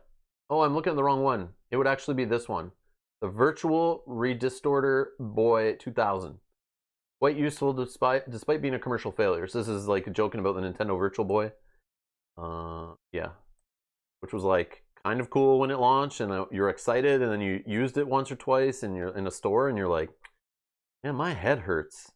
Nah, I'll wait. The games aren't that cool. And then a year later, it's like discontinued. I was like, wow, that was weird. I've never seen a Nintendo system fail. That was a weird time. All right, and then it does do untargetable, is a majority. It could heal for 4, any gear lock, right? Is that any gear lock? Placed on targetable. No, where is it? Is that one? Heal any unit or inactive lab rat for number HP. Or we can get the sponge of 3. I don't know. I like the untargetable though. That's okay. Really wanted the other one.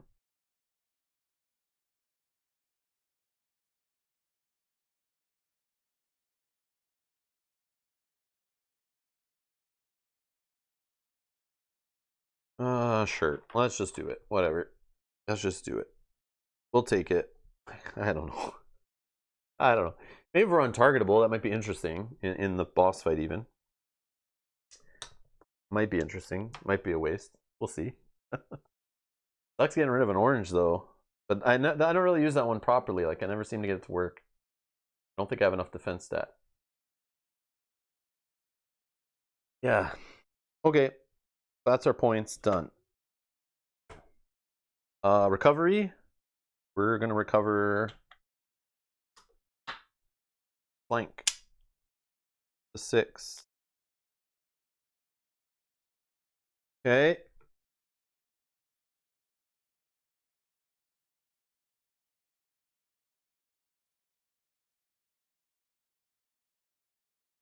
Day 9.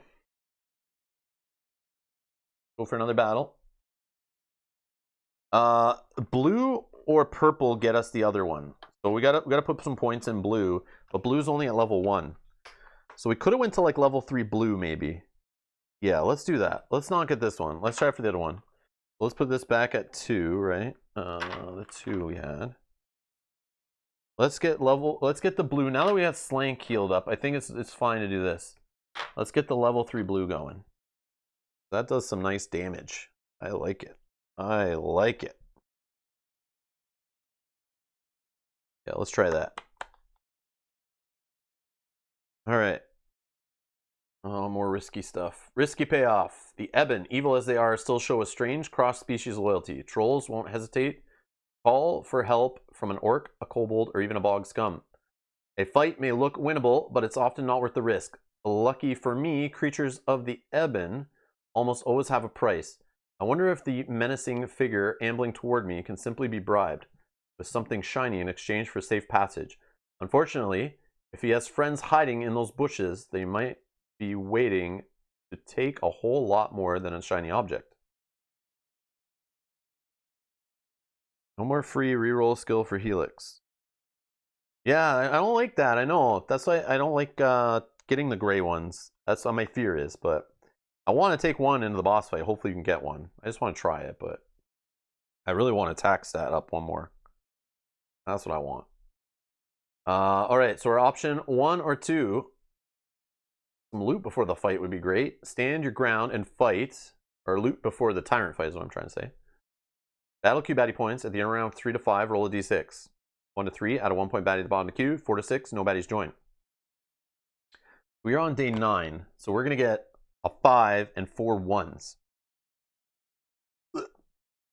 That sucks.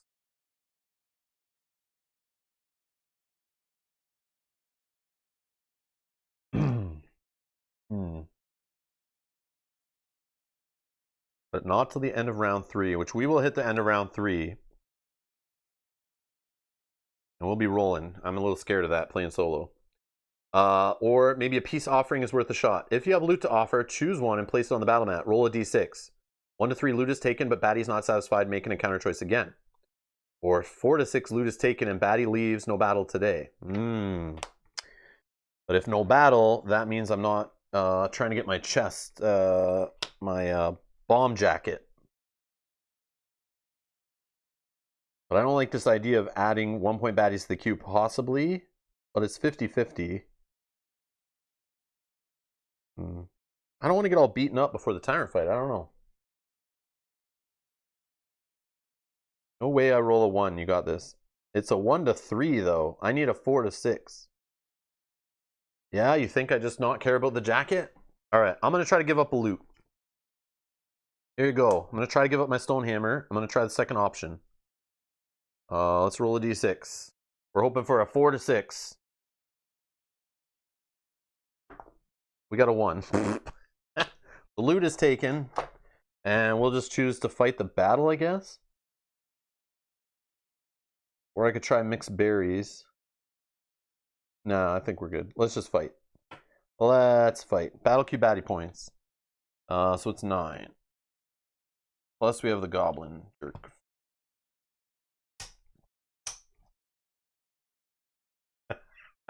Oops, I'll see myself out now. It's all good, it's all good. It's worth the shot. Okay. So let's go. This is gonna suck. I don't want to have everyone all damaged up, man. We're at a good spot right now. I probably should have just went for the Tyrant fight. It's okay. Oh, it's our friend Owlbear. Womp womp. Okay. So Owlbear.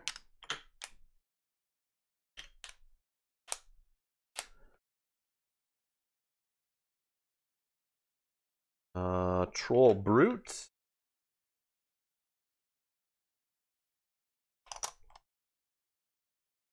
Troll Brute. Goblin Sandbagger.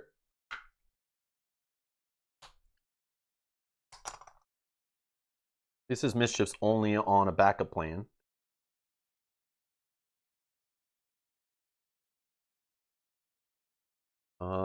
And another Troll Brute. Okay. And we still have 2 guys in the queue, including our Goblin Bomber. And hopefully in rounds 3 to 5, we don't roll a 1 to 3 and have other baddies join the queue.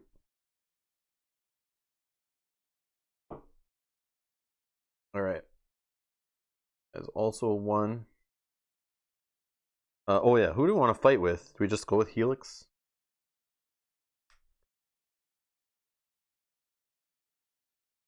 Probably should have went more aggressive.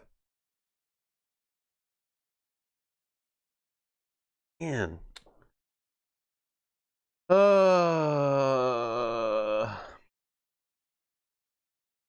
Yeah, let's go.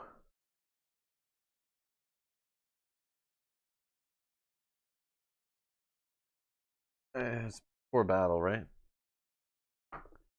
3. Okay. Okay.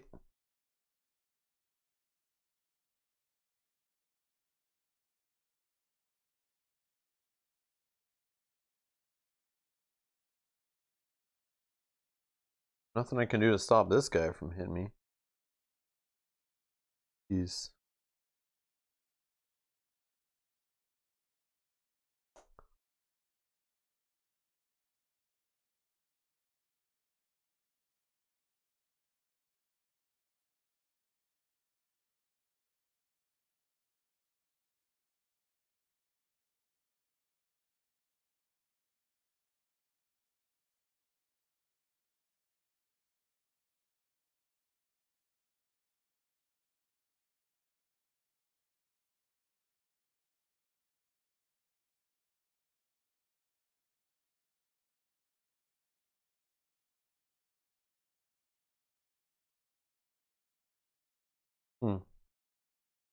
I don't know. This is like a bad situation.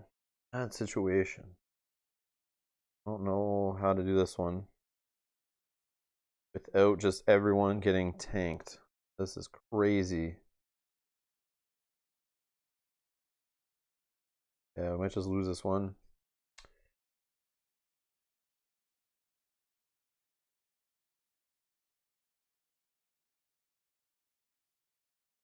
Yeah, we might die on the first turn here if our bomb goes off. That'd be bad. Okay. Okay,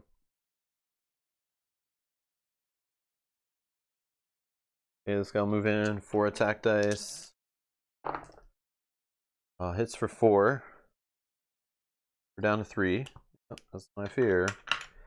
Okay.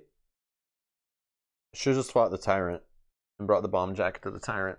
Should have done it. It's a dumb mistake. Should have realized the day 9. This is crazy. If it was day 10, different story. I would have played it, but yeah, unless I messed up. 4, 5, 6, 7, 8, 9.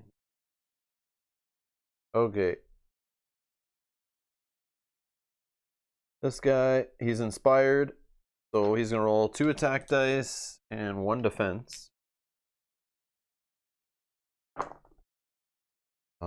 He gets a defense. It's for 2. Okay, at least I made it to my turn, but bomb jacket time. During battle, roll a d6 at the start of each of your turns.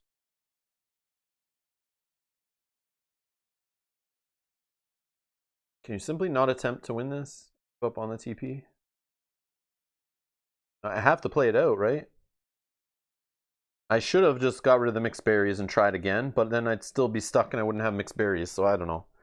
I can use this anytime on my turn and heal 3 HP right now. Let's do that. Let's do that. I mean, I think it might be a waste of loot, but let's do it before we roll for the bomb jacket.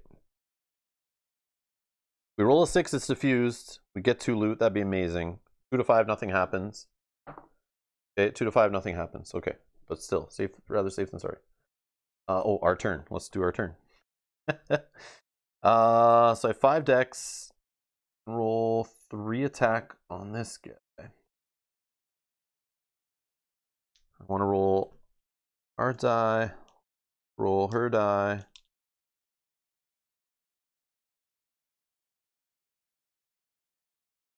Roll Slank's die. Oh, I don't have enough decks. Oh, he doesn't need decks. Build dice don't cost decks to roll. Yeah. That's Owlbear. We're going all in balls to the wall here, I think. Although defense should be rolled. Duh. Right? 5 decks. These don't count. And as long as I don't get malfunctions. Oh, but that's super risky with the malfunctions, right? Should I not? This one only malfunctions on one side. This one malfunctions on 2. Oh, but that's my own. Sorry, these are both level 3, so it's only has 1 malfunction each.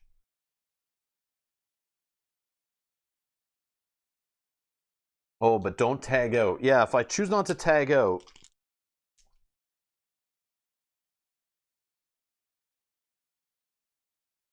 Then only one guy's knocked out, right? Then I just recover him? Yeah, you guys are right. You guys are right. If I don't choose to swap. Yeah, let's play it safe. You're right. You're right. You're right. You're right. I see what you're saying. Don't tag out. I can always choose not to tag out and then just get KO'd. Thank you. Yeah, that makes sense. I forgot that's an option. I wasn't thinking that way. So we'll get our loot back. Yeah, we don't care. But we'll still take our turn, but we just won't do anything risky. Yeah, we'll save the loot. We'll just get in. I forgot that was an option to just take the hit. You don't have to tag out. You can always say, I'm just gonna live, and if he gets knocked out, it's over. You're not forced to bring someone else in. That's the way I was thinking in my head, but that's not the way it works. I know that's not the way it works. I just forgot. Yeah. Let's just roll. We'll attack Owlbear. Why not? Let's just make him angry. Alright, we'll hit him for 3. And we're terrified.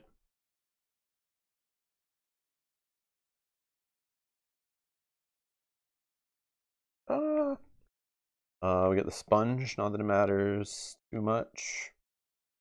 Bone, we'll use that to get another bone.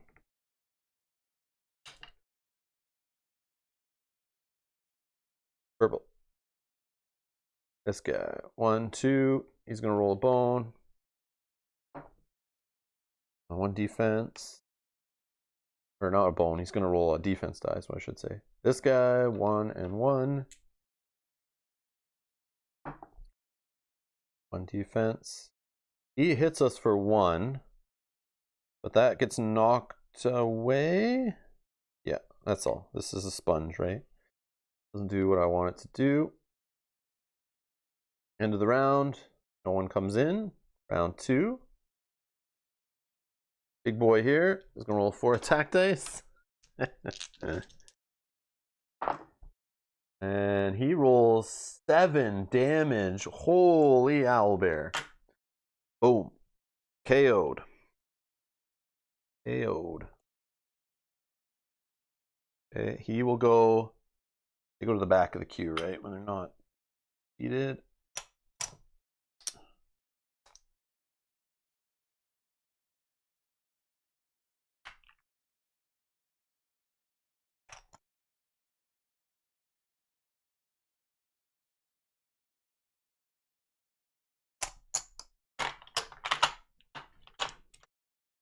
Womp womp.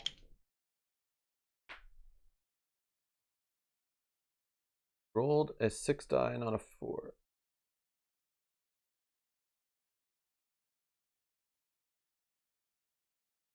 Yeah, that would have tagged my KO'd lab rat for sure. For sure. Whoever I tagged in would have been. And that's what I don't like. I wasn't starting at the top of the indie meter. So it's like that's why I saw, as soon as I saw what that situation was, I was getting, you saw me getting like defeated because I realized it was just going to shred through everybody before I had a chance to really do anything. Because that indie die stays where it is. So I would keep getting hit over and over again by the owlbear, and he's inspiring the range guy, and I have no way of getting up there really. So it's like, yeah, I don't know. It was just like a bad situation. So we'll just throw this away. No, nothing. All right, recovery. Helix. Gonna get healed back up to 7. Okay. Day 10. What do I do? Do I go to the Tyrant fight, day 10? Or do I draw another encounter card and maybe we have a fight against 2 5-pointers? But that still could lead to bad things. I still have a bomb jacket. I don't know. Like, I don't know if it's worth it. I feel like I'm in a good spot to do the Tyrant. Up to me, I would just go to the Tyrant. But I do want more training points, but like, I don't know. I feel like I'm in a good spot with the dice, really. I just wish I had more attack. Maybe another defense. Well, that's greedy. Like, I don't know. It's not 2 days of training. I only want to do 1 more, and it's mainly because of the bomb jacket. I want to kind of try to shake this thing off by rolling either a 1 or a 6, get rid of it before going into the Tyrant fight. But maybe I never roll the 1, and maybe it didn't matter. You choose. Don't let... No, but Chris, sometimes I want to play with no backseat drivers, but I'm playing live. Like, I play without backseat drivers every time I play no stream on. When the stream's on, I like interacting with you guys, throwing in your suggestions, especially when I'm still new with these guys. Sometimes I think very narrow-mindedly, and I like to hear other people's opinions. I'll still make my own final decision, unless I just can't, and I get analysis paralysis. It's also nice to not sit here stuck, where I can just ask you guys what you want to see. So that's why I do that, Chris. I know some people don't like that, and they want to just see me play through, but there's lots of YouTube channels on the internet you can see go play Too Many Bones with their head down, all edited, no interaction, and they just make their own choices. So that's why I do that. So there you go, Chris. That's why. But I know you're kidding. I know. Is there a right choice? No, there's not. There's no right choice. I don't want to make either choice. That's the problem. So I'm going to go with we'll fight the Goblin King. I'm not, like I said at the beginning of the stream, I'm not here to take down the Goblin King. I was here to get through these guys, try some different stuff. I still haven't seen Slank enter play. I was hoping to have that happen today. I guess I'll just have to play with these guys again. Oh no. All right, so we'll just go fight the Tyrant. Let's fight the Goblin King. Let's see what's up. Oh, I'm not ready for this. And we're going to have this jerk face too still. We didn't get the one where we got rid of his thrones. This is annoying. So we're going to play the Game of Thrones. Set up the throne on lane 1 range position. With the lane 1 marker, 3 health chips. Place the Goblin King and his HP, his juicy 9 HP. It's crazy. 9 HP. Right? 4, 5, 9. Yep. 9 HP. Okay, he's going on top. He gets a Tyrant die. What's next? So battle queue, patty points, party of 1 ignores this. Here's my question. How would you guys play this out of curiosity? Persistent. Apply the following effect to every future battle you encounter that contains battle queue baddie points. Add the last goblin type baddie that was defeated in the battle queue. But what is it? What do I do when it says battle queue baddie points, party of one ignores this? Does that mean there's no battle queue baddie points and I could ignore this also? I'm okay to do it. It just makes me think of like, man, if I don't know. I don't know. I'm playing solo. I could ignore. No goblin, no queue. Yeah. There's no BQ. Exactly. But it's like this weird situation, right? This is the fun of Too Many Bones. There's so many weird things that can happen. It's like, it's up to you to decide, right? That's how it kind of says in the rules. If you're ever not sure, just do whatever you want to do, kind of thing. Thematically makes sense, right? It could be no battle queue. It could be rule sticklers. It's, yeah. Party of one, no battle queue baddie points. Exactly. You ignore it, right? All right, so we can just get rid of this guy. We can get rid of this guy. All right. But in multiplayer, you definitely would take that guy. For sure, for sure. Dane says, I say there isn't a battle queue. Yeah. I agree, yeah. We're just ignoring that. All right, so Tyrant skills. So we know, here we need to know important. The throne will only take damage from adjacent opposing units and must be destroyed before the Goblin King can lose HP. The Goblin King's defense dice do not apply to the throne. The Goblin King does not damage himself. His skills, kaboom. This is backup plan 1. If he gets at least 1 bone, he'll blast all gearlocks to positions farthest from the Goblin King. Happens before applying damage. He's got boom. Any damage dealt by the Goblin King is also done to units adjacent to his target for half damage rounded down. And on his Tyrant die, he could call for help. He'll get a 1-point baddie added to the bottom of the queue. Or Careless Bomb 3, he'll deal 3 damage to the strongest baddie and all adjacent units. But remember, he can't damage himself, but he could be the strongest baddie because Tyrants are baddies. So he may bomb himself, so if we're adjacent, he won't get hit, but we'll get hit for 3. That's how I understand it. It's been a while since I played the Goblin King and on stream, so it's hope I have that right, but all right.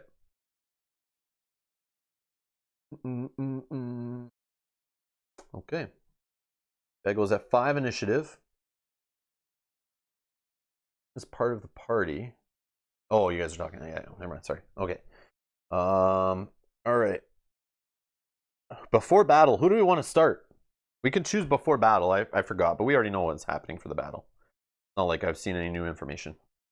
Do we want to start with Slank, Flan, Gerbil, or Helix? Who is going to get in there? Who can get... I don't want to start with Flan. Flan's out. I'm not even saying Flan. Flan, forget what I said. Because I need to destroy the throne and I have to be adjacent. So Flan is not going to help with that. And I don't need her dying. You want to see Innie first? I think we're supposed to choose before battle, though. Like, before even setting up the queue, you have to decide who's active. So I'm not going to roll the Innie yet. I'm not going to roll the Innie yet. But it could be a 3. 1 chance of it being a 3... Or 3 chances of a 4, 2 chances of a 5. So you can go with that.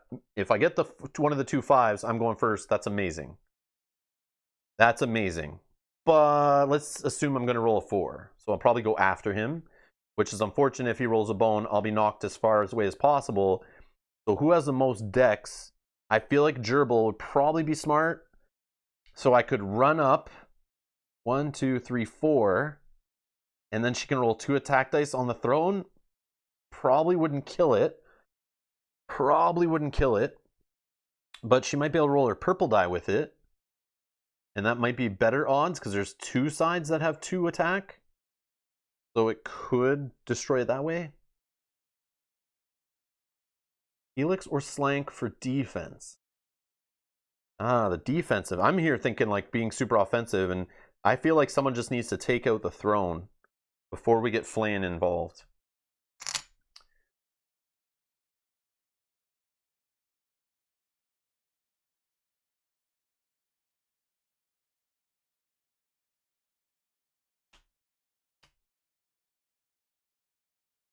I feel it's someone with 3 decks. It's either Gerbil or Slank, I think. Although Gerbil is great when we actually can do damage on the Goblin King because we roll more attack dice plus her extra damage. that's when you want to be using that. So wasting Gerbil early might suck for trying to take down the Goblin King. Especially when he rolls 3 defense. He'll eventually have like a whole bunch of defense on him too, right? Oh, this is a tough one. I don't know if this is a good Tyrant for the lab rats, but we'll find out, right?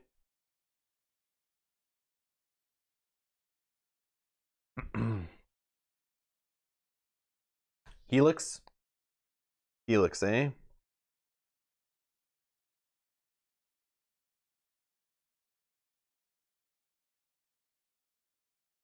The center aisle's here. Hey, how's it going?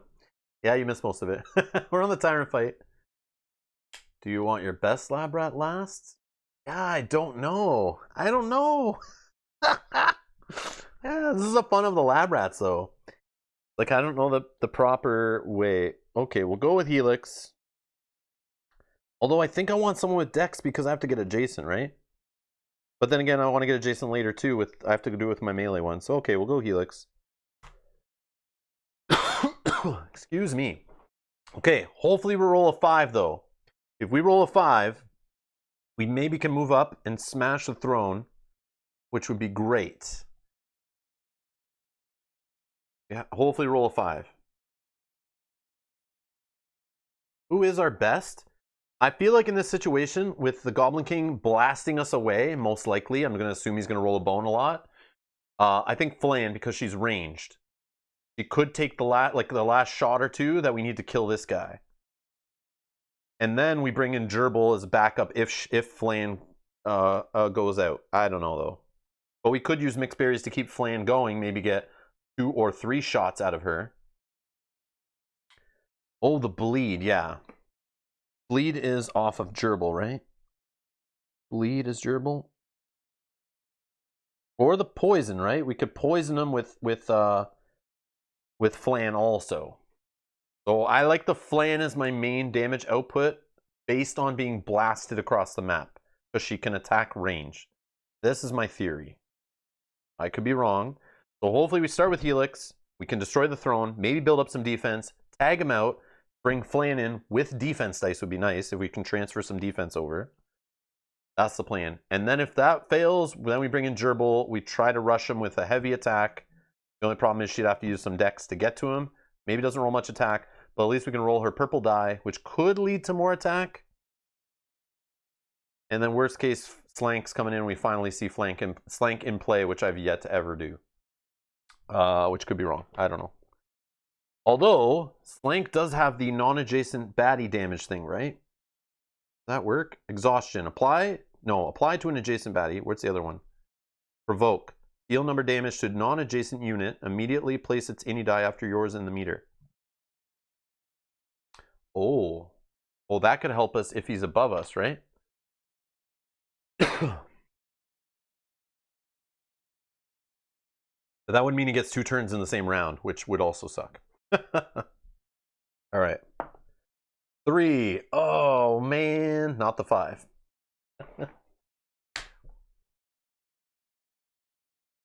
Okay. Here we go. Goblin King. All right. 2 attack, 3 defense, and his Tyrant die. All right, what do we get? Oh, he's going to call in a baddie. That's going to happen in a minute. First, he gets a defense.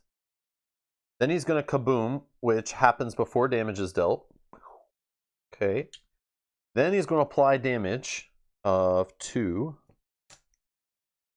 And then half damage rounded down to adjacent, but there's no one there. Then he's going to apply his Tyrant die, which calls for help. Add a baddie to the bottom of the battle queue. It's going to be a 1-point baddie. Okay, this is trouble.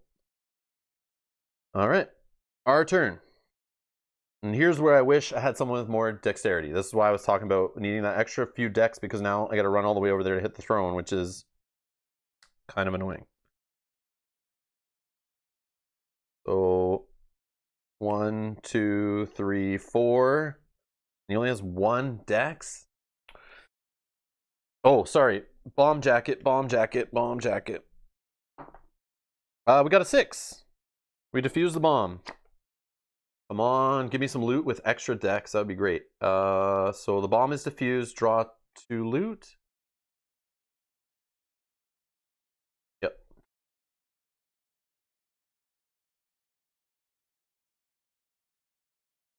On a baddie's turn, prevent the application of one effect die. That's useless. Oh, unless we get a poison guy. Maybe. And a fortunate discovery. Oh, consumable die. That may help if... that might help us in the long run, right? Fortunate discovery. Spirits of Ebon. Meh. Okay, anyways. Anyways. Okay. That's Bomb Jacket. Doesn't really change much.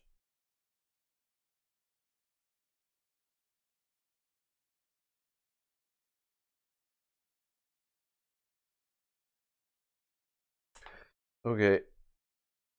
1, 2, 3, 4.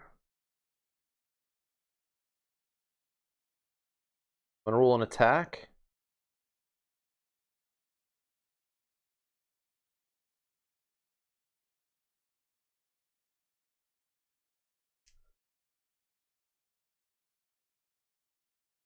Yeah, I know. I'm debating on risking like the purple. Yeah, I might risk the purple, but I don't need to apply it unless I get the red. But man, it could give us enough to hit the throne. I need to kill the throne. It's still going? Yay. Yeah. We're just starting the Tyrant fight. Yeah, I'm gonna risk it. So we'll attack him, or we'll attack the throne or whatever, right? Only have 1 dex. Oh, 2 bones. That's weak. Is it though? We could change the value, but it's not enough dice to do that with.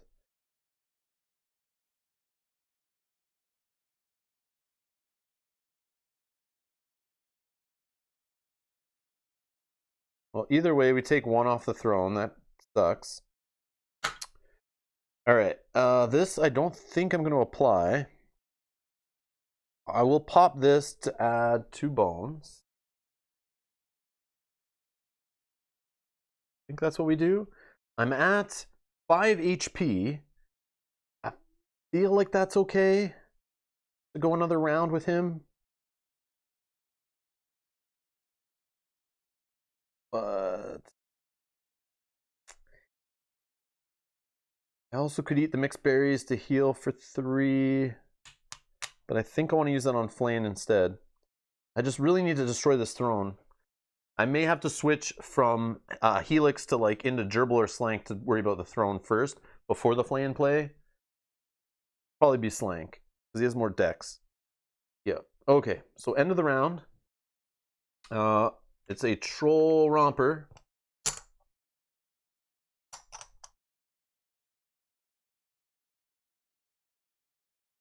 Yeah, this is gonna be interesting. All right, Goblin King. 2 defense, 2 attack, Tyrant die, targeting me.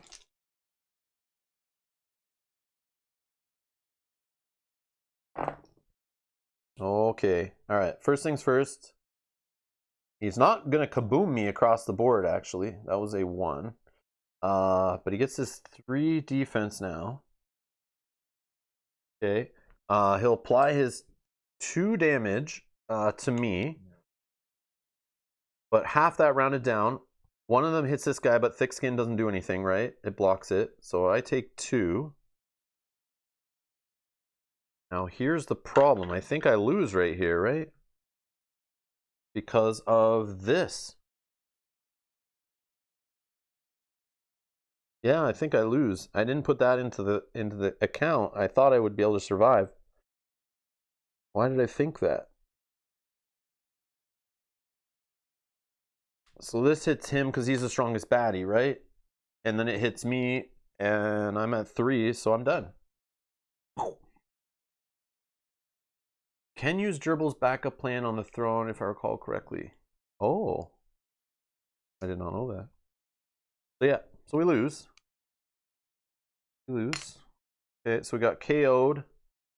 We didn't tag out because I was an idiot. We can pretend that I did, but I didn't. I thought for sure I'd be able to survive 1 more turn. But that's okay. I miscalculated. He was defeated.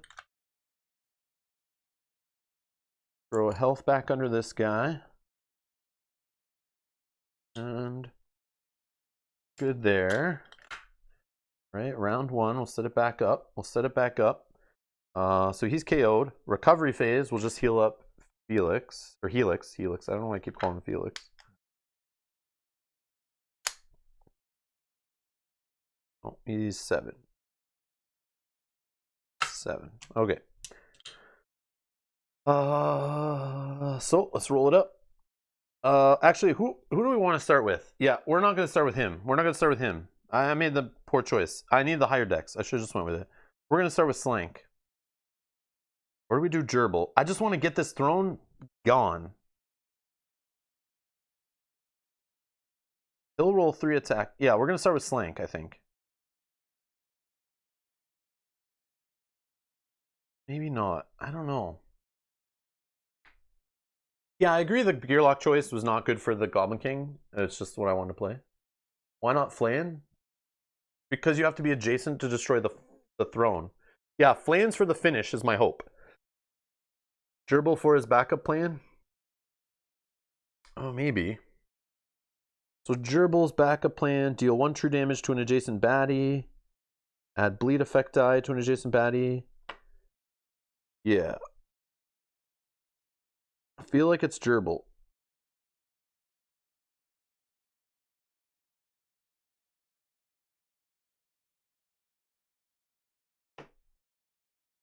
If we get lucky in the first round, the guy doesn't roll a bone, we're living the dream, right? I got the bomb, but we got rid of it. We rolled a 6 just in that last Tyrant fight, actually.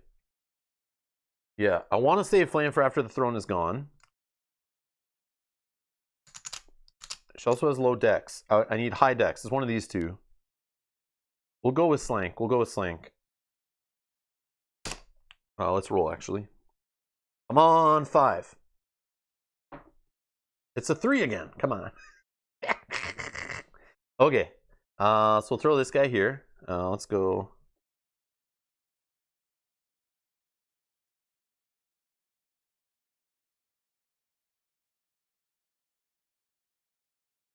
Goblin King. 2 attack, 3 defense. I'll bomb. Yeah, he's rolling a bone. I know. He's rolling a bone. He isn't searching for better loot. He didn't roll a bone. But he's getting 4 defense. He's hitting me for 2. And then he's calling in 1 point baddie to the queue. All right. Here we go. We just need to take out the throne. Slank, you can do this. We got lucky here. First time I put Slank in play ever, and that's what happens. The Gearlock gods rewarded me for trying out Slank finally, and they gave me no bones on his dice. All right. So we're moving up for 1 dex. We have 5 left.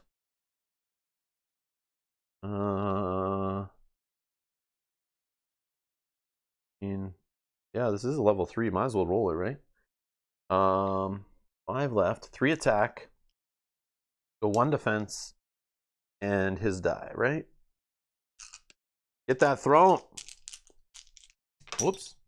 Dropping dice here. Where's that go?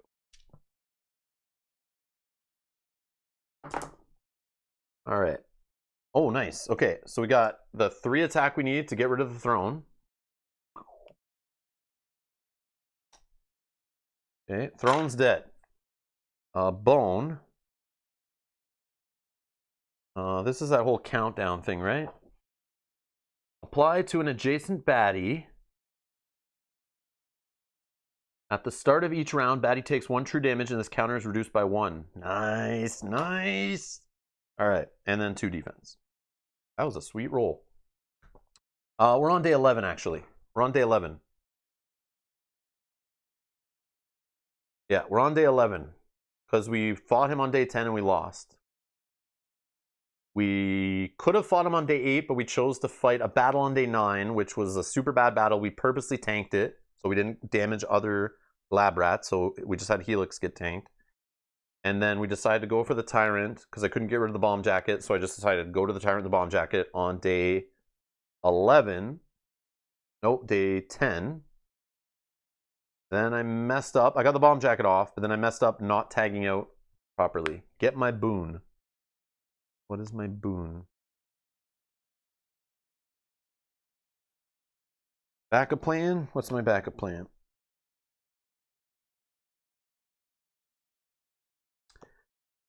So I could acquire a number 1 skill die. There's none that exists.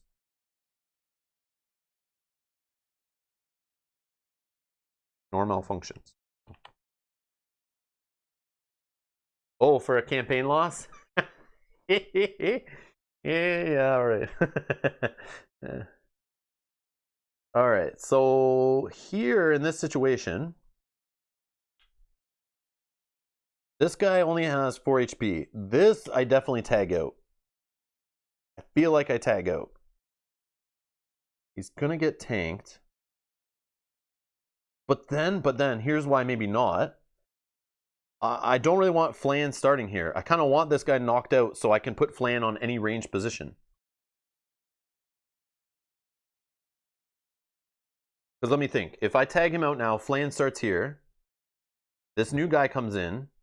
The Tyrant could bomb her. I guess it doesn't matter really, right? Because he is ranged. I don't know. I guess it doesn't matter.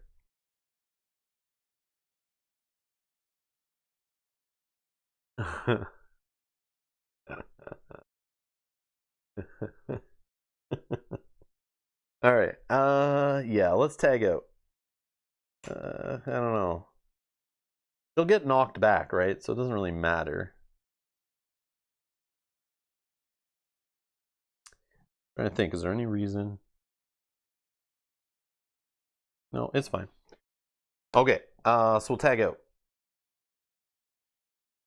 End of round. Fogpole, poison 1, 3 health. Lane 2 range. That kind of sucks. That kind of sucks.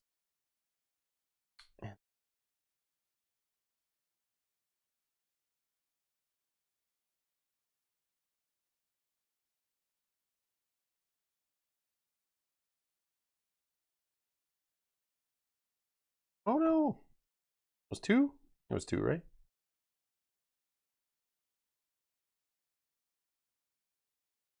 Good. Okay, plan.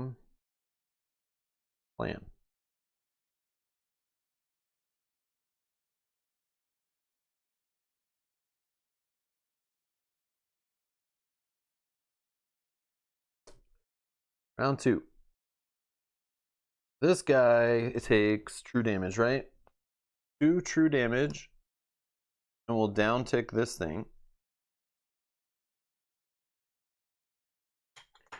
Very nice. Okay. I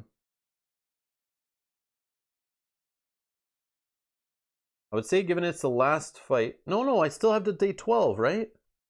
Don't I have one more day if I'm on day 11 with this guy? Where's this card? Yeah. Can I do like on day 12? I'm on day 11.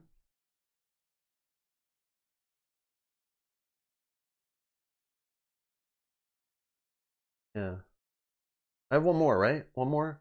I would do that, George. I know what you're saying. On the last day on 12, I would definitely go all in. Like, I'd be throwing, these guys' dice around, whatever. But it's all good. It's all good. Let's see what we can do. All right. Tyrant. Only rolling 2 attack on me. So less chance of kaboom, which is great. But not really. It doesn't really matter for her. Yeah. Doesn't really matter. I kind of am okay with an attack die, or not an attack die, a skill die exhausting. Because I have a Fortunate Discovery, I could pull in a Fortunate Discovery die. But we can worry about that later. Alright, so he hits for 2. Block here. The damage doesn't hit him, right? Because he can't be damaged. He doesn't damage himself. And then he calls in another baddie. Okay, our turn.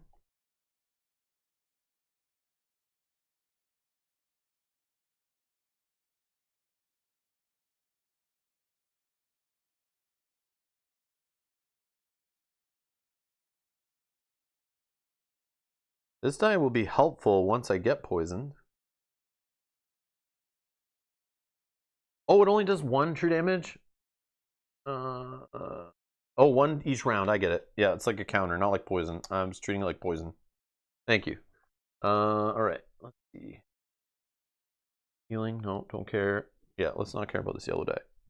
Alright. So 5 decks. 4 attack. 1 defense.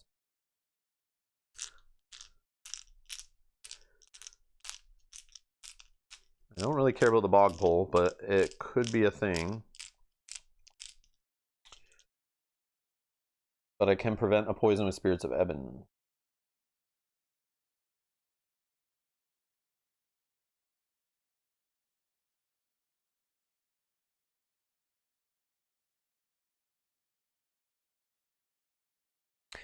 I actually do have a free space, right? Because this will be go exhausted, so I could do the backup plan now, or the Fortunate Discovery, to take a consumable. But I don't really care about healing. I could use it to get Slank going again in the future, but I could also save it and use it to get Flan back again. We're going to take Silver Adhesivator to get more bones, maybe, or ignore malfunctions. I don't know.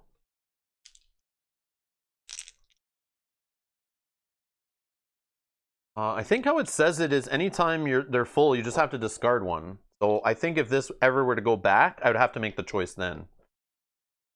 Yeah. Yeah, I think how it's worded is if ever. I don't think I don't think it's like reserving a space right now. I don't think that would be weird, but you might be right. Where is that? The lab rats collectively have 16 skill dice, but their skills area can only hold 4 at a time. Any skill die can be placed in any slot when acquired. If you would exceed 4 dice in your skills area, that's pretty specific, you must immediately choose 4 to keep and return the rest to the storage tray.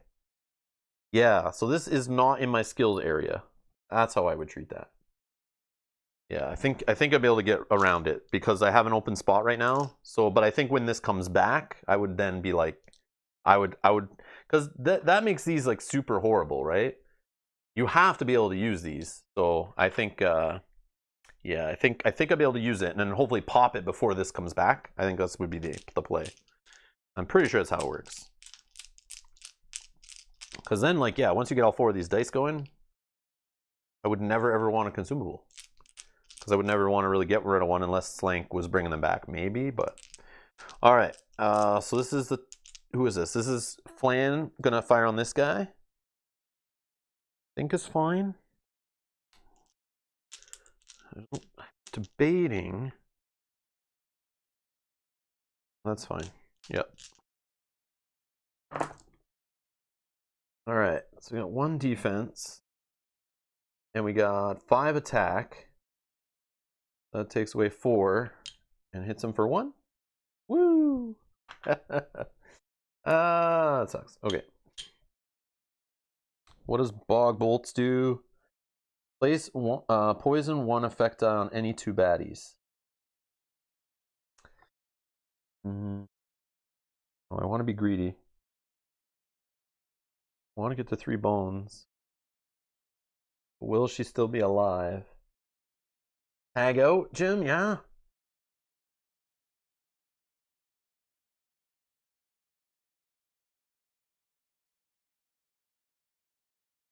Yeah, that's why I like the lab rats too. You could go with just focusing on leveling up a couple dice, like George is saying. And that's what I was talking about at the start of the stream. You could go so many different ways with these lab rats.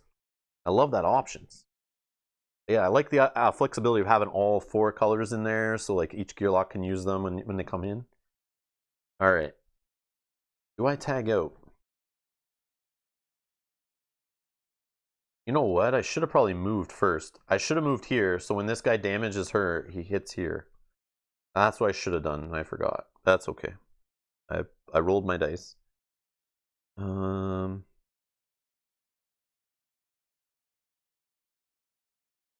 Good. She's only gonna get 2 attack dice roll on her and a poison 1. I do have a defense. I'm gonna stay for one more round, I think. Yeah, I'm gonna stay for one more round.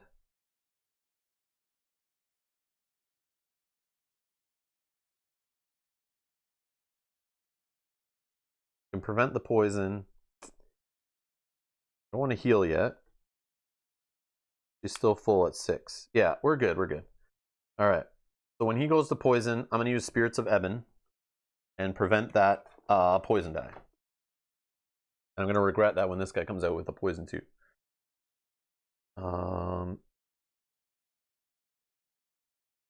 So we got a a goblin bomber. This guy's here haunting us. This guy's back again. Oh my god. These range jerks, man. Jerks.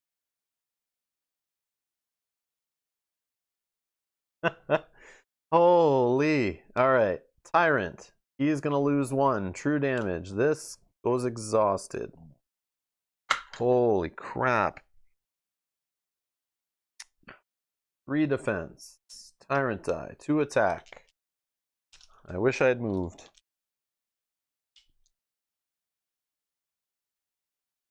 Oh, the bomb. I keep forgetting the freaking 3 damage bomb again. 4, 7. He could do 7 damage and take me out. Yeah. My damage is 6. Fawn is active, so actually it's returned to the tray. I thought that only happens if it's the malfunction. This actually goes to the tray? I thought that only happens if it's red. The red side. Did I roll the red side? No, I didn't. Yeah. No, I think it's just exhausted as normal, right? Does anyone know for sure? I feel that's wrong, but maybe I misread.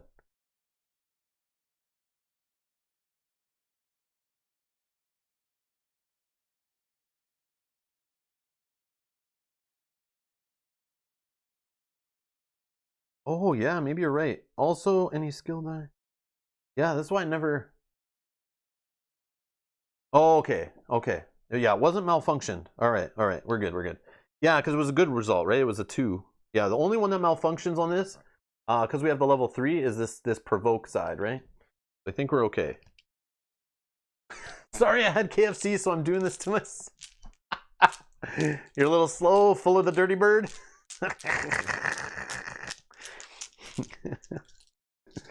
All right, here we go. Hopefully we don't die here. Come on. All right, we didn't get the bomb. That's good. All right, so defense dice. We're gonna be kaboomed. Okay. 2 attack. We lose 1 and a shield, right? And another 1 point baddie to the queue. Holy crap. All right.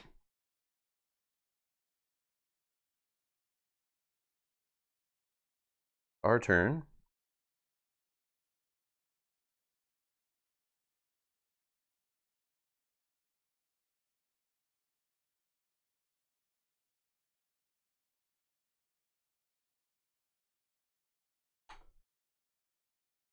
For attack.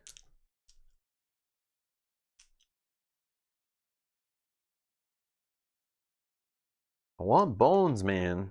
Bones. Okay. What do I do? Do I work on baddies? No, I hit the boss, right? I hit the boss. If I hit the boss, he's got 3 defense, so annoying. What I want to get is her backup plan off, right? What I want to get is 3 bones so I can put a poison 2 on one of these jerk faces, maybe both. But I think probably 1 on the Tyrant and 1 on one of these guys. No defense. I'm just doing it for bones though. Or is this better for bones? There's 3 bones on this one. Maybe I do this for bones. Because there's 3, right? Yeah. No defense, maybe. But I think it's actually more important to just get bones. So maybe I'm actually going to replace an attack with a defense. I just want bones. Like, I really want bones, and I need 2 of them, and then I can throw a poison 2 on the boss, a poison 2 on, like, this jerk or this jerk, and then they'll kind of go away in 2 rounds. Oh, you mean like we should? Oh, no comma defense. I get it. And then we'll hit the boss. No, maybe I don't hit the boss either. Hit the boss, baddies will keep coming. That's true. Yeah, you're probably right. Because I could take out one of these guys now. If I get bones, I poison one of them and the boss. That's 3 damage off the boss. I just worry I'm not going to even hit him anything right now, and he's going to keep just rolling bones. That's 3 bones, right?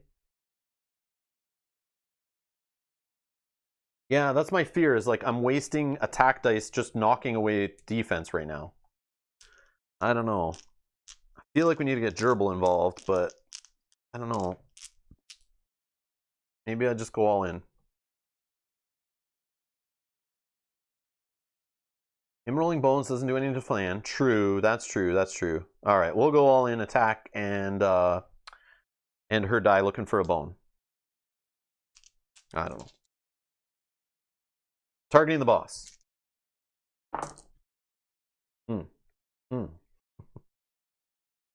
3 attack. Literally just knocks this away. Serenity now, serenity now, serenity now. Okay, 1 bone, not the 2 I was looking for. I got this, and this is healing or something. No, it's a negative status effect thing I don't want to even use. We're not even going to use it. Not even going to use it. Yeah, I was hoping to at least hit for 4 and go through. I was rolling 4 attack dice, and I got exactly enough for his defense, which was my fear. But I have Bat Scan. Bat Scan, transfer a defense die. Oh, I could have done that first, taken away a defense. Yeah. Hold on. Rewind. That was a 1, and this was a 2, right? So could I not do this? Take a bone, backup plan. He had this, right? And I go like this. I spend 2 for Bat Scan. I steal a defense die, right? Then I apply the 3 hits. Reroll. Who are we using here? Does she have reroll? Oh, she has a reroll too. Which I keep forgetting. Okay, what we're going to do for that reroll. Should I do what I'm doing though? What should I do? If I reroll, I like, should I reroll this for bones? Maybe get the poison going? Like, what's more important here? I could transfer the defense die, hit him, and actually do 2 damage to him. I think I just roll 1 of the attack dice. And I still do that.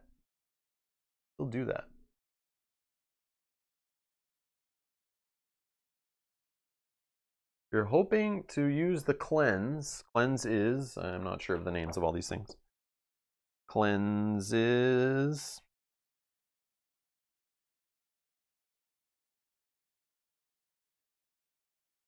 I don't know what cleanse is.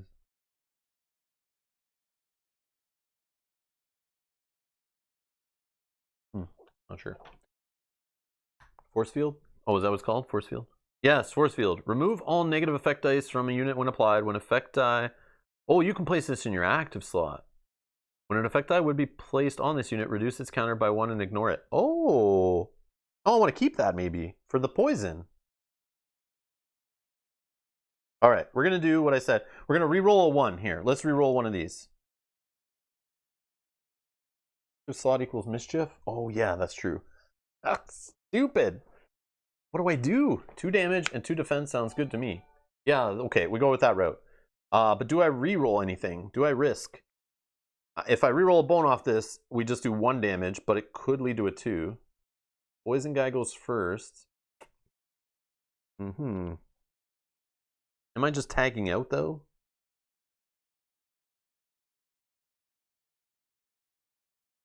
I'm going to re-roll this. I'm going to re-roll my yellow. Yeah. If I get a bone, we throw some poison around, right? I like that better. That leads to more damage.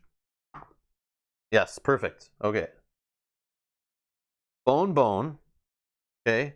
So we'll pop those and do 2 poison effect dice on any 2 baddies.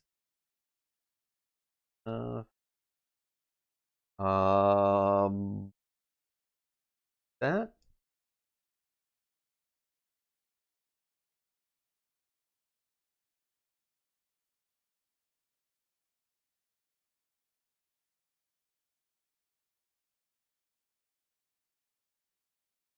Where did it go? This goes here. Okay. And then might as well just take away the 3.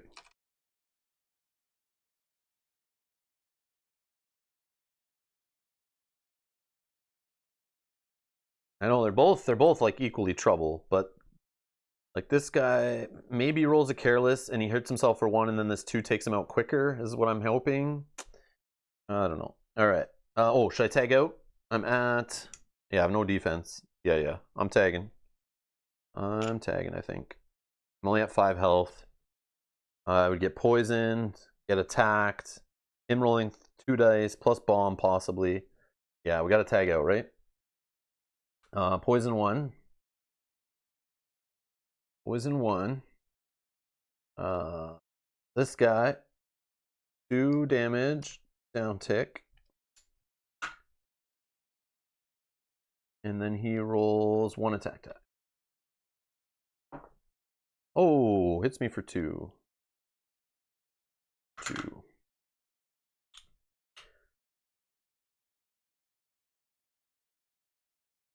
End of the round, Direwolf Pup.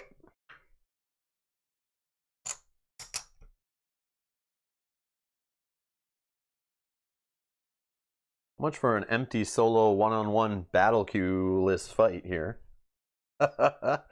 Okay, so let's tag Flan out. Who's coming in? Gerbil? Helix? Helix maybe, because he can last a little bit. Oh, but Gerbil can do the heal. I don't know. Gerbil's not going to last very long. Gerbil has a risk of getting taken out like right away. She has only 5 health. I need to do Helix to possibly get defense up, to then tag to her to give her defense, maybe. But I don't see that happening with 3 baddies going after me. What do I do? Gerbil more dex? All raw videos have the 1 dislike. I assume that was you, George. Yeah, somebody who, go look at what videos don't have a dislike, and it's a fan of that game. That's what I bet.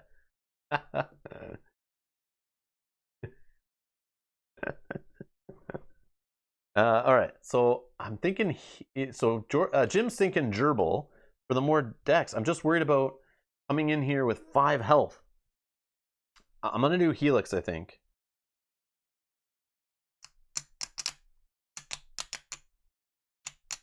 He has the best chance of surviving, maybe, but then what is he trying to do? Oh, he could do the change 2 die results. I think it's Helix. I think it's Helix. Maybe we try to do a power nap play or something. Maybe not.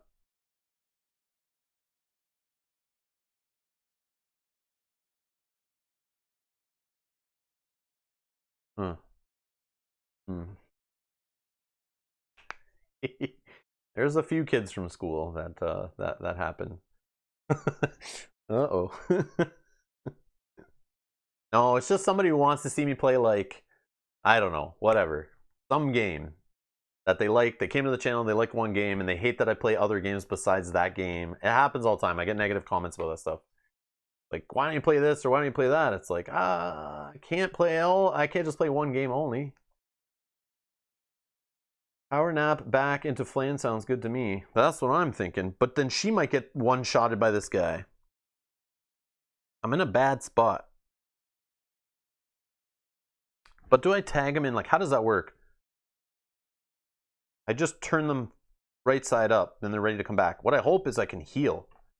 Like, if I can get the heal on this one, I can all units and inactive lab rats are healed for number HP. Oh, all units. Oh, that's even the bad guys? Oh, that's so bad. Why? Why does it do that?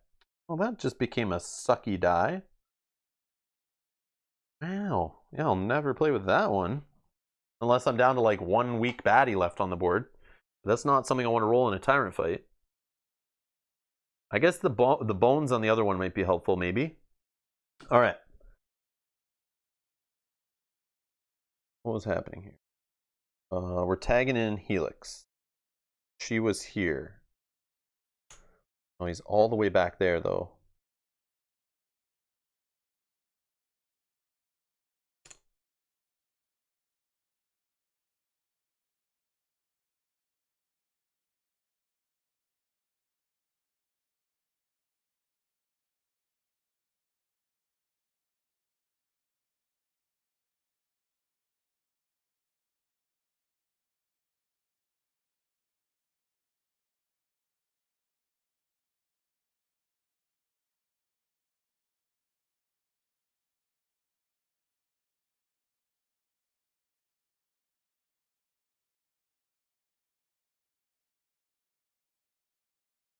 Yeah, we do have the berries, too. That's true.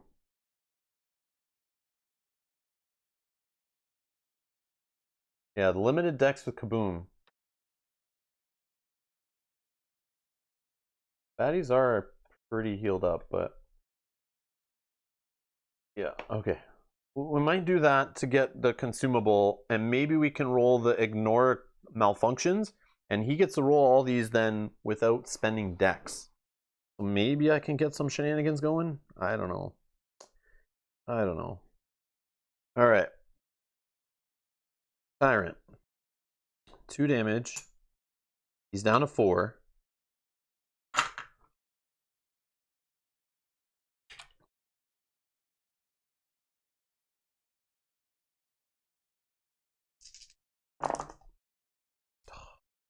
Oh.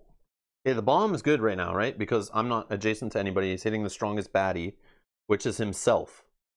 Okay, so let's do this in order. So he gets defense first. Nice, juicy 4 defense, of course. Kaboom happens. I'm already as far away as I can go. So those are whatever. He hits me for 1. Okay, no one adjacent to get the damage. And then a bomb on the strongest baddie. He is a 4. Up is a 3. This guy's a 3, so it's obviously him. But he can't damage himself. But I think it's every adjacent. Deal 3 damage to strongest baddie in all adjacent units, right?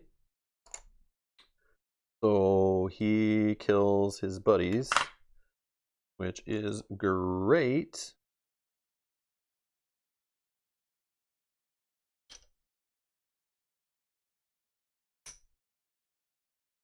Right?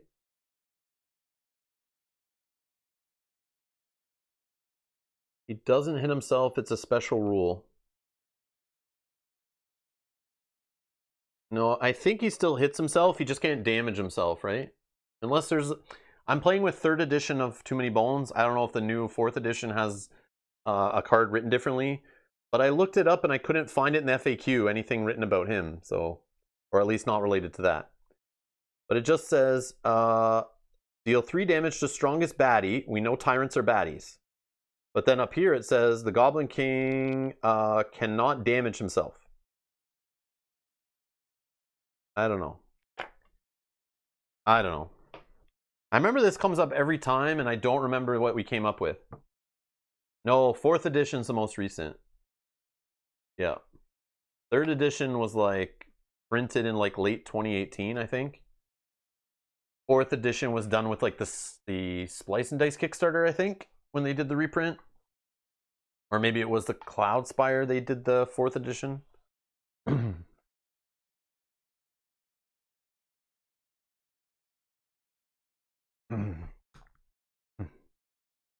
Excuse me.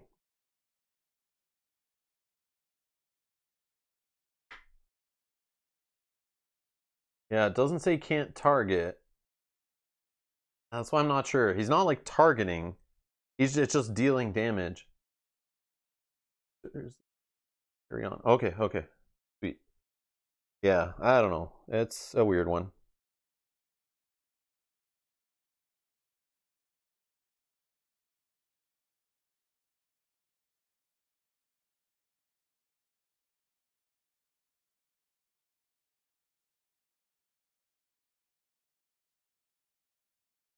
We lose 1 health for poison.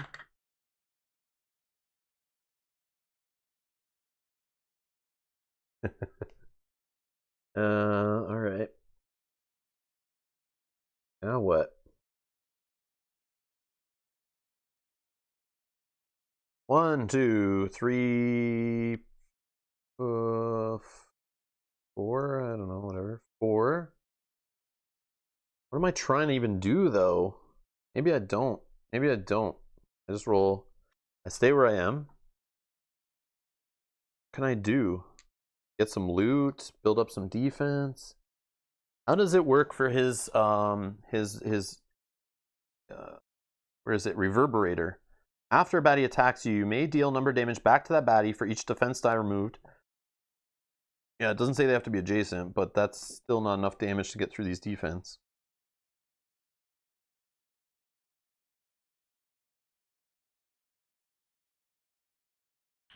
I don't know. What am I even trying to do here?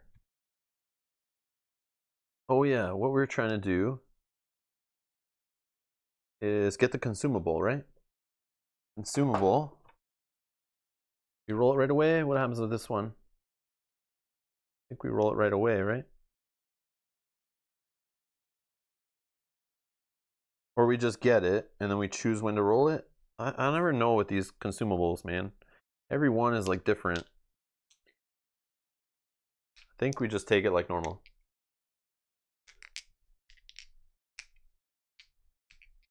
No, it's instant? God. How do you know, though?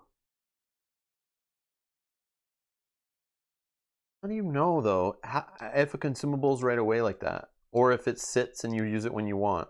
Like, I find it's always different. Like, do I roll it right now when I get it? Or do I roll it... It goes into active. Sides are instant or active, yeah. But a consumable... I always forget. Do you roll it right away? I think you roll it right away, right? You can choose to roll it as part of your roll. Oh, okay, okay. Okay. I never remember. Okay. I know it's in the rules. I'm just too lazy to look it up. All right.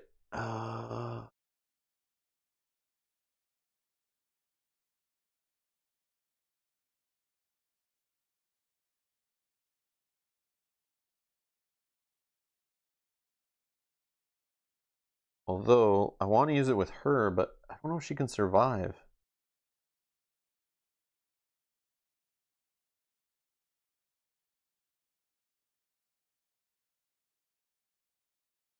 I kind of want to set up a situation where maybe I get the sponge and this guy hitting him loses damage and he puts defense up. And then maybe I tag into Gerbil with actual defense. But then she's not going to get all the way up there. I don't know. This is weird. But I also want to get a situation maybe where I set it up so I have the bones. I switch into her. Pray she survives. But she's only got 5 HP. And if he rolls the bomb... Oh, but if I'm not beside, I'm okay. As long as he's still the strongest. Which should still work. I think I'm going to stay where I am. And just try to roll a bunch of stuff. And that way I then tap out to her.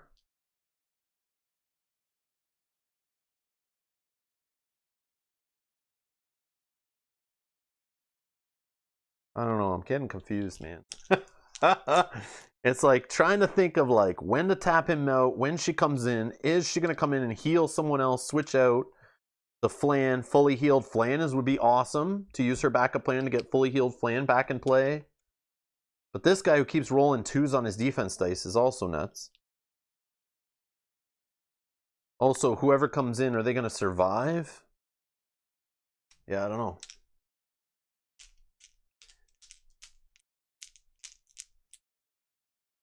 Oh, okay, okay. Go to walk slot. Center aisle says, move one, attack the pup for everything. If you get the teleport, you can hit the Goblin King. Oh, yeah, not sure if that's safe either. Because then I would have to teleport, but then the problem I teleport, I get hit by him, and if he bombs himself, then I get hit. I want to avoid the bomb. Oh yeah, I see the Goblin King was not a good choice, but like I said, I was just wanting to play. I liked the length of his encounters, so it was okay. If we could beat him, I'll feel like crazy nuts. Crazy good. 2 defense. Gonna roll the orange die. Gonna roll the yellow die. I have 5 decks.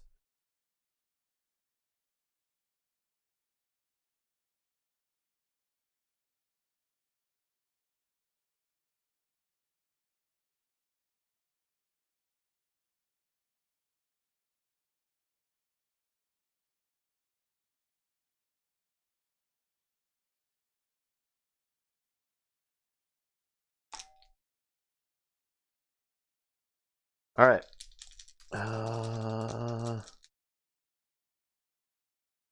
What's his health actually? Health is 5. I could heal for 3 with the mixed berries, but I think I want to stay. We'll see. All right.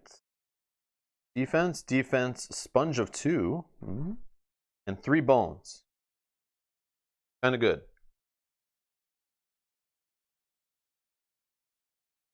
Do I risk it and go for loot?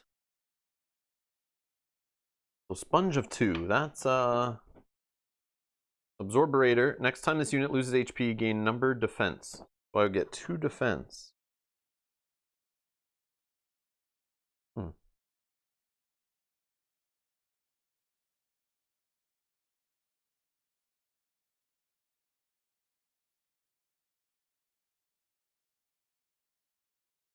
Okay, we're tagging out. Risky, but we're doing it. And I think maybe not. What I'm thinking is, well, we have 2 defense. Yes, we're going to get hit by the pup, but maybe only takes out 1. I then tag in Gerbil, who gets a defense, gets a sponge, who would get hit, and she gets to put up more defense. That's a malfunction.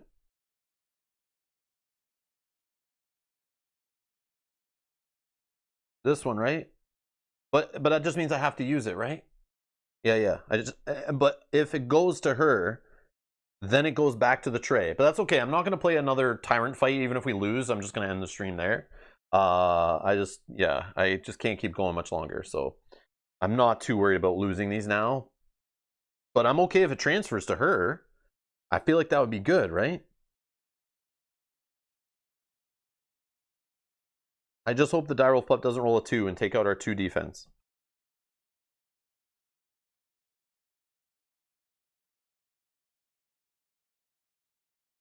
Then I can switch to Gerbil automatically on Gerbil's turn if she survives. I have 3 bones right away. I swipe right. I heal any active lab rat to full HP. Flan, and I pull Flan in, right?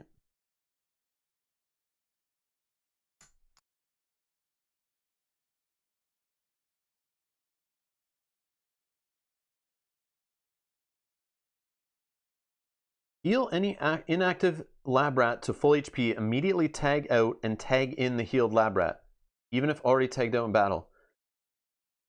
But how does that work? Can you do that in the middle of resolving dice and bring in a new lab rat and then resolve like a yellow die, for example, which is now she's in play, and then she gets it back to her skills area? Like, could that kind of stuff work? Yeah? Oh man, that's even better. This is awesome. Okay, that's cool. I like that. That's cool. Man, I like these lab rats a lot. They're very interesting. Tag in immediately, confused. I know, Chris. This is why I'm like, is that really? I read it again. I've read this like tons of times and I never put that together. Like it's tag in immediately. Tag in immediately. So like you can fire off a backup plan in the middle of resolving dice, right? Raw breast is good, but like a true gamer, even when exhausted, use strategy craft the outcome. I'm so tired right now. I didn't sleep the longest last night. I'll admit it. I'll admit it. Caffeine is keeping me going right now. Playing the lab rats probably wasn't a good idea after that, but I didn't want to change it up. I still wanted to try, so we're good. We're good. That's why some of the decisions I made maybe didn't seem as normal as they should have been. All right, but I'm having fun. It's Friday. I'm having fun. All right. Okay, where was that? Yeah, we were tagging. We were tagging. Okay, we're done. I'm like loving these guys though, like learning today, and I appreciate all the help in the chat. This is why like I'm glad to play with you guys because you guys are asking these questions and pointing out things that I'm not thinking of or that I know the answer to, and you're bringing up situations that I wouldn't have realized. Obviously, playing these guys a few more times maybe would have helped that, but the Daryl pup, come on, roll a bone, or at least just a one. Just a one. I'll take it. Phew. All right. End of the round. He'll go here. Tag out. Gerbil coming in. We'll transfer some goodies. Okay.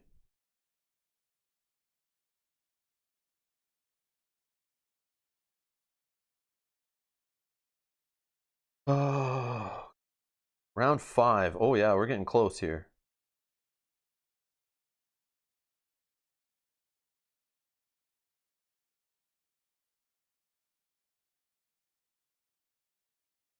There is an argument for healing Flan and bringing him back in to try to just survive the fatigues, but I don't think that would happen. All right, round 5. Ooh, boy.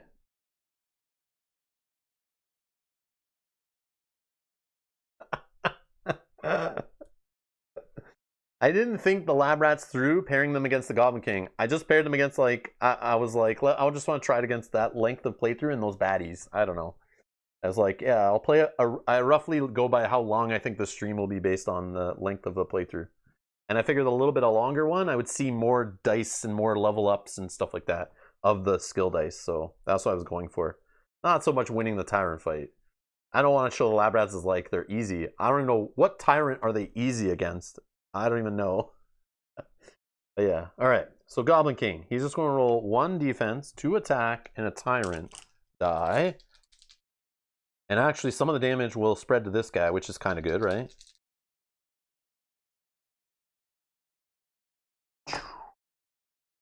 More baddies, no bomb. Okay, so he gets another defense. Oh yeah, sorry, poison, poison, poison. Poison. He's down to 3 left. He's down to 3 left. All right. But he's got 5 defense on him. Oh, the other thing she can do is bleed or something, right? Yeah, maybe we just do that. Maybe we just bleed him. I just don't know if we'd survive, though. I don't know if we'd survive with the bleed. Because it's 2 full rounds of him firing on us. I don't know. Or maybe 1 round. Let's see, let's see. Okay, so he hits me for 2. But 1 takes away a defense. And then the sponge business. What's this called again? Absorbrator. The next time this unit loses HP, gain number defense after removing the HP. So I lose 1.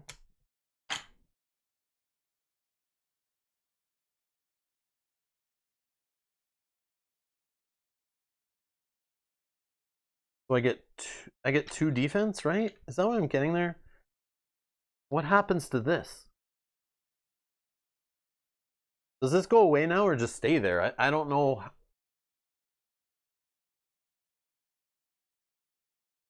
Yeah, how does the sponge work?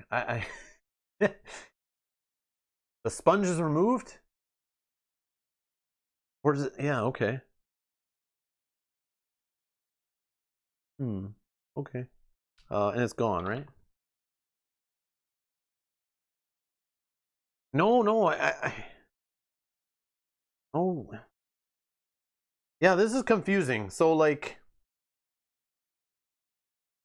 So this should say like sponge number. Like what is number? Like number is not defined here. Isn't number usually defined? I think number usually lines up with this, right? Yeah, why doesn't it show what number is? Is that normal in this game? I forget. Like I'm used to seeing this. Mischief number, remove number. Like I always can trace back number to something else. But on this, where am I tracing number to?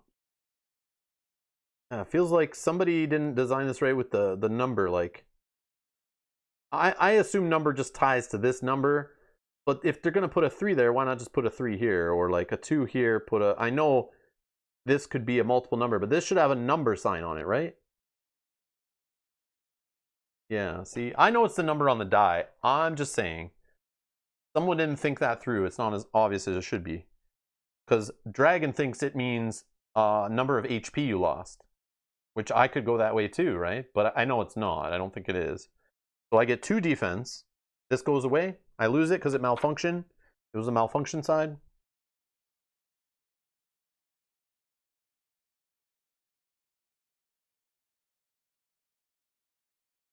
All right.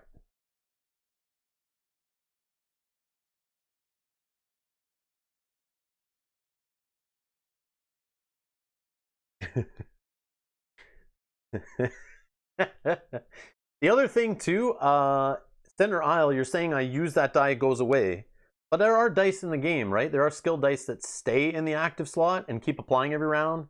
Like, doesn't like Nugget have like lucky die that does that and like something else? But they usually say, right? Whenever you use a die in your active slot, it gets exhausted. Yeah. But there are exceptions to that, right?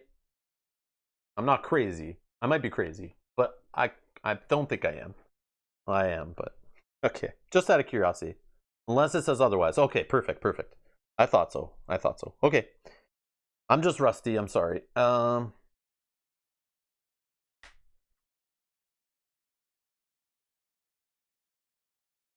Oh, George, that's just what I had beside me. I don't have other sheets to look at to compare. I don't have other Gearlock sheets here to look at. All right.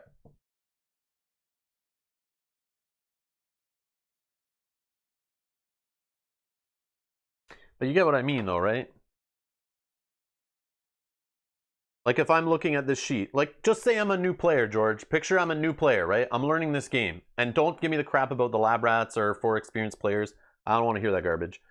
But for this, I look at this symbol here, right? I see a 5 and I see a 20. If I just technically look across, where's the 20? I see the 5. Where's the 20? Where's the 20? I don't see it. But because I played a lot of Too Many Bones, I kind of know, oh yeah, it's that symbol, right? That looks the same. Yeah, that's the same. So let me read this. Deal true damage to number point baddie or less. Okay, that's easy to figure out. Yeah, it's 5-point baddie, or it means the 20. Yeah, okay. But it's like they could have easily just put a number sign there. Like they should just put number. Put an orange number. Put a white number. Then you kind of just understand what number is.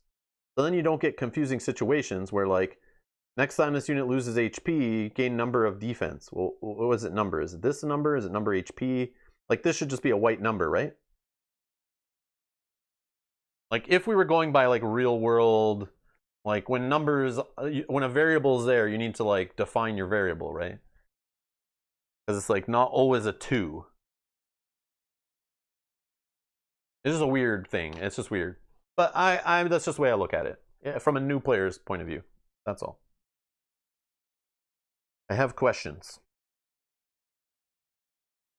Yeah, just easily solve with a number symbol. That's all. That's all I'm saying. I'm not saying chip theory needs to burn or anything. I'm just saying. Just saying. I'm nitpicking. I'm nitpicking. I'm always thinking of the new player. Gotta think of the new player. I want more people to play the game and not get frustrated. That's my goal. Why I'm here playing today. Okay. So. All right.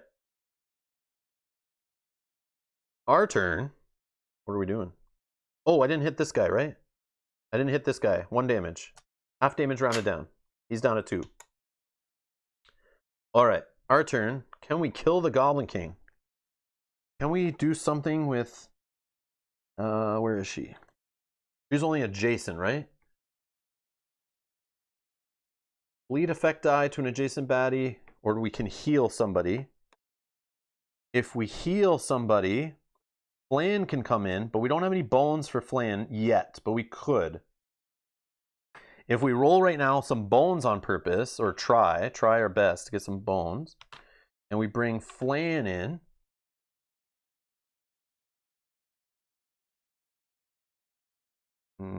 that's just poison. I don't know. I'm thinking of just running up and throwing a bleed die on the guy.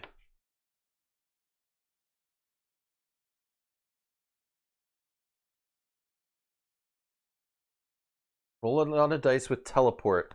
I don't want to rely on teleport. I'm thinking.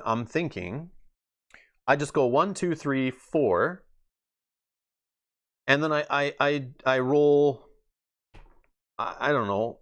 I guess not a defense. I roll her die, and 1 attack. Okay, it probably doesn't do much, but maybe I can like dent some armor. But the whole point is what I'm trying to do is then I pop off. I could spend 2 bones, which would get rid of that. And then I add a bleed effect die on him, right?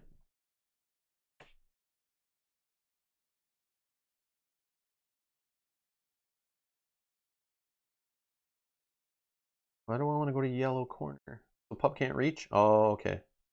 That's 1, 2, 3, 4, 5, 6. Yeah, I guess because I don't need to roll, right? I'm kind of getting greedy. I want other bones. That's why I'm thinking. And then maybe he doesn't kaboom me, because if he's not rolling bones, and we're about to go to fatigue, so a bleed plus fatigue, like I might be able to survive. Yeah, 1, 2, 3, 4, 5, 6. Okay, all my decks. Okay, I rolled. Oh, I forgot to do this, right? Did I forget to do that? Yeah, I think I forgot to do that. Sorry. Yeah. So then I'll pop this, and I'll put a bleed on him. So then he only will have 1 more attack on me. And I have... it's risky. So risky, though. Oh, I can eat mixed berries. I can eat mixed berries. Yes, eating mixed berries. This is risky. It's going to end it either way here. And I just heal 2, right? This is the best chance of surviving. So I'm 6 health, 2 defense. Even with a bomb, 2 attack dice. I hope it's not enough to kill me. At least not down to 1 HP. If I still have 2 HP left, we then go to next fatigue rounds. This guy's dead. We're done. Because he only has 3 left. Oh, and I can potentially heal with this? Okay, okay. That's my plan. That's the way out, I think. I could do trickery where I spend the 3 bones. I heal Flan. Flan comes in. Maybe I get some more bones. I try to poison. I just don't think Flan would live that long. I really don't think Flan will live that long. I think that would be a lost cause too. I still could get bones with her if she can survive. We'll see. Maybe I get some soft hits here. All right. So then we go this guy 1, 2. We have, oh, thank God it's not a range guy or something. So this guy, but where is he going? He's going to lane 2, but can't go to lane 2, so go to lane 3. Fine. 1, 2, 3. It's a troll brute. I feel like there's like an unlimited amount of these guys in there. He is going bottom of the queue. So true damage time in the fatigue rounds.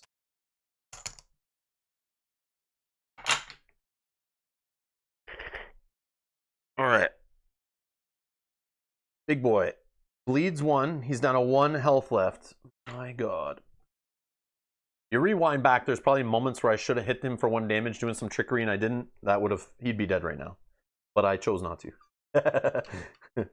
That's so crazy. This is crazy. These lab rats are hilarious. All right. Let's go 2 dice. Tyrant die. If he does the bomb, it actually hits this guy, but it still hits me, which sucks. That would suck. Hopefully no bomb. Hopefully no bomb.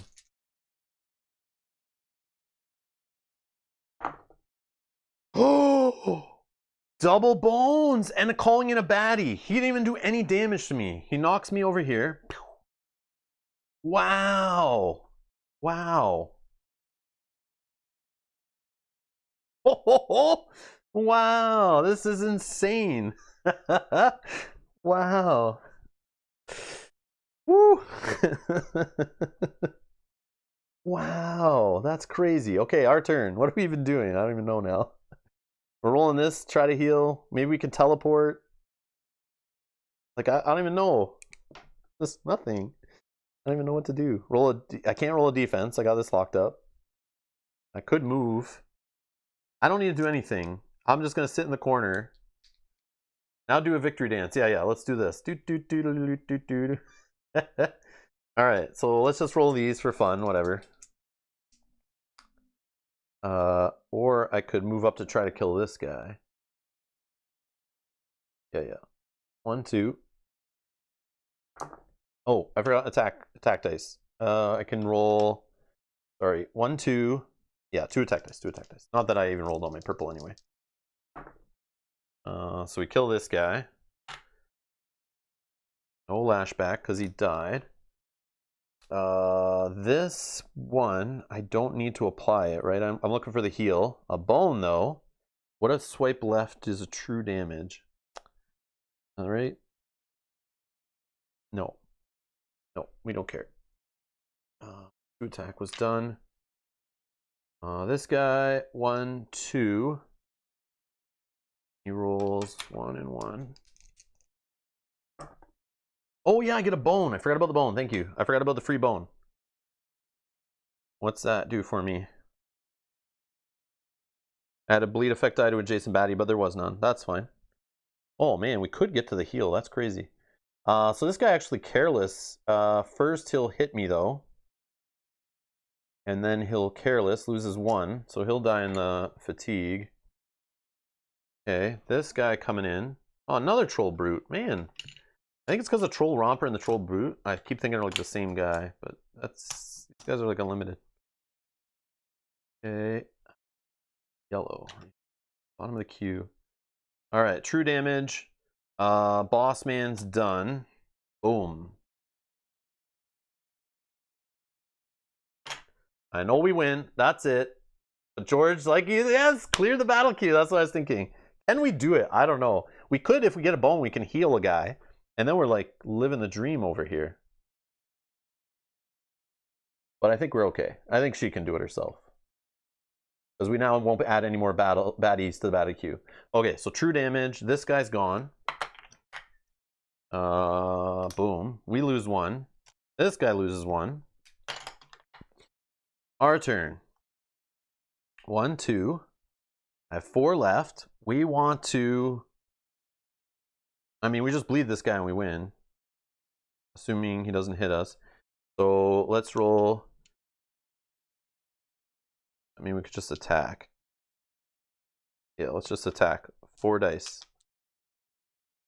What do we get? 4. Thick skin, 2 damage. Got him. Plus, we could have done true damage as a backup. We deal. Wow. 4 attack, yeah. Oh, and we get a bone. We got more bones. Yeah. We got a bone there. We got another bone. I keep forgetting her abilities. I'm just like kind of playing quick here, but so we technically could have healed or like done bleed or true damage through the thick skin kind of thing. Man, so many options. She's nuts, but she just got that weak, like, no defense. That scares me. But wow, we beat the Goblin King with the lab rats. Thank you for the assistance. Thanks for pointing out stuff. I appreciate it, guys. I learned a lot today with the lab rats. Second playthrough only with them. I thought I figured out a little bit, but like, man, there is so much. Like, I want to play again and try different starting ones. I want to try, like, even some of the encounters. I wish, looking back, like maybe I should have started with a different gear lock, like a different lab rat in the battle. But man, I like the idea of the healing, bringing guys back in, tagging out which order to do it in, passing dice around. There's like this whole level to like what I did there with Helix was I wanted to get defense set up, his sponge set up, or his what's the other one, the reverberator or whatever? Yeah, reverberator. I wanted to set it up to pass it on to Gerbil. Like I like that whole like setting up stuff on yours, like getting bones with a guy who can generate bones like Gerbil, but then you don't want to do Gerbil's backup plan maybe because you're trying to switch to Flan to do her backup plan. Like I love that. That's one of the things I love about these guys. They're like, man, they're like, the amount of analysis paralysis you can get into shows that they're just like, I love it's crazy. It's so meaty. How to play solo without being solo. Yeah. I technically was playing four-handed. So this is like, you'll not see this very often. Oh, man. But yeah, the lab rats are cool. Yeah, there's not a lot of videos online with the lab rats. I found there was like an explanation one that I saw, but there was, I think, only like one playthrough that I could see. It was like on, I think, was it the One Stop Co-op Shop, I think is it, that had a playthrough with them, but I don't think it was like a full playthrough. I only watched the first few minutes, but the video was so short, I don't think it goes through a whole playthrough. But yeah, there's not a lot of lab rat stuff out there, not a lot of chatter online, not a lot of talk about them, and they've been out for months. I was expecting there to be more. Adam usually makes good vids on the gear locks.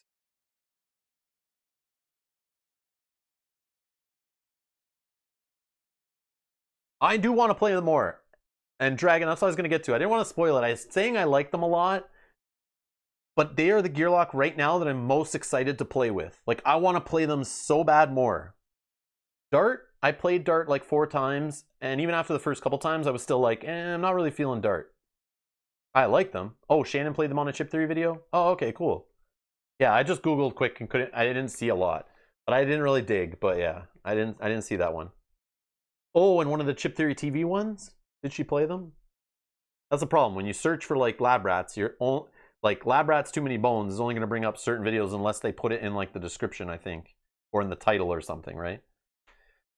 But yeah, I want to try them. I want to play them on the 24-hour campaign. I want to show them to some of the other players that I taught the game to recently and just show how crazy this game can get. But yeah, these lab rats, they're very meaty. I like the options. I like the flexibility.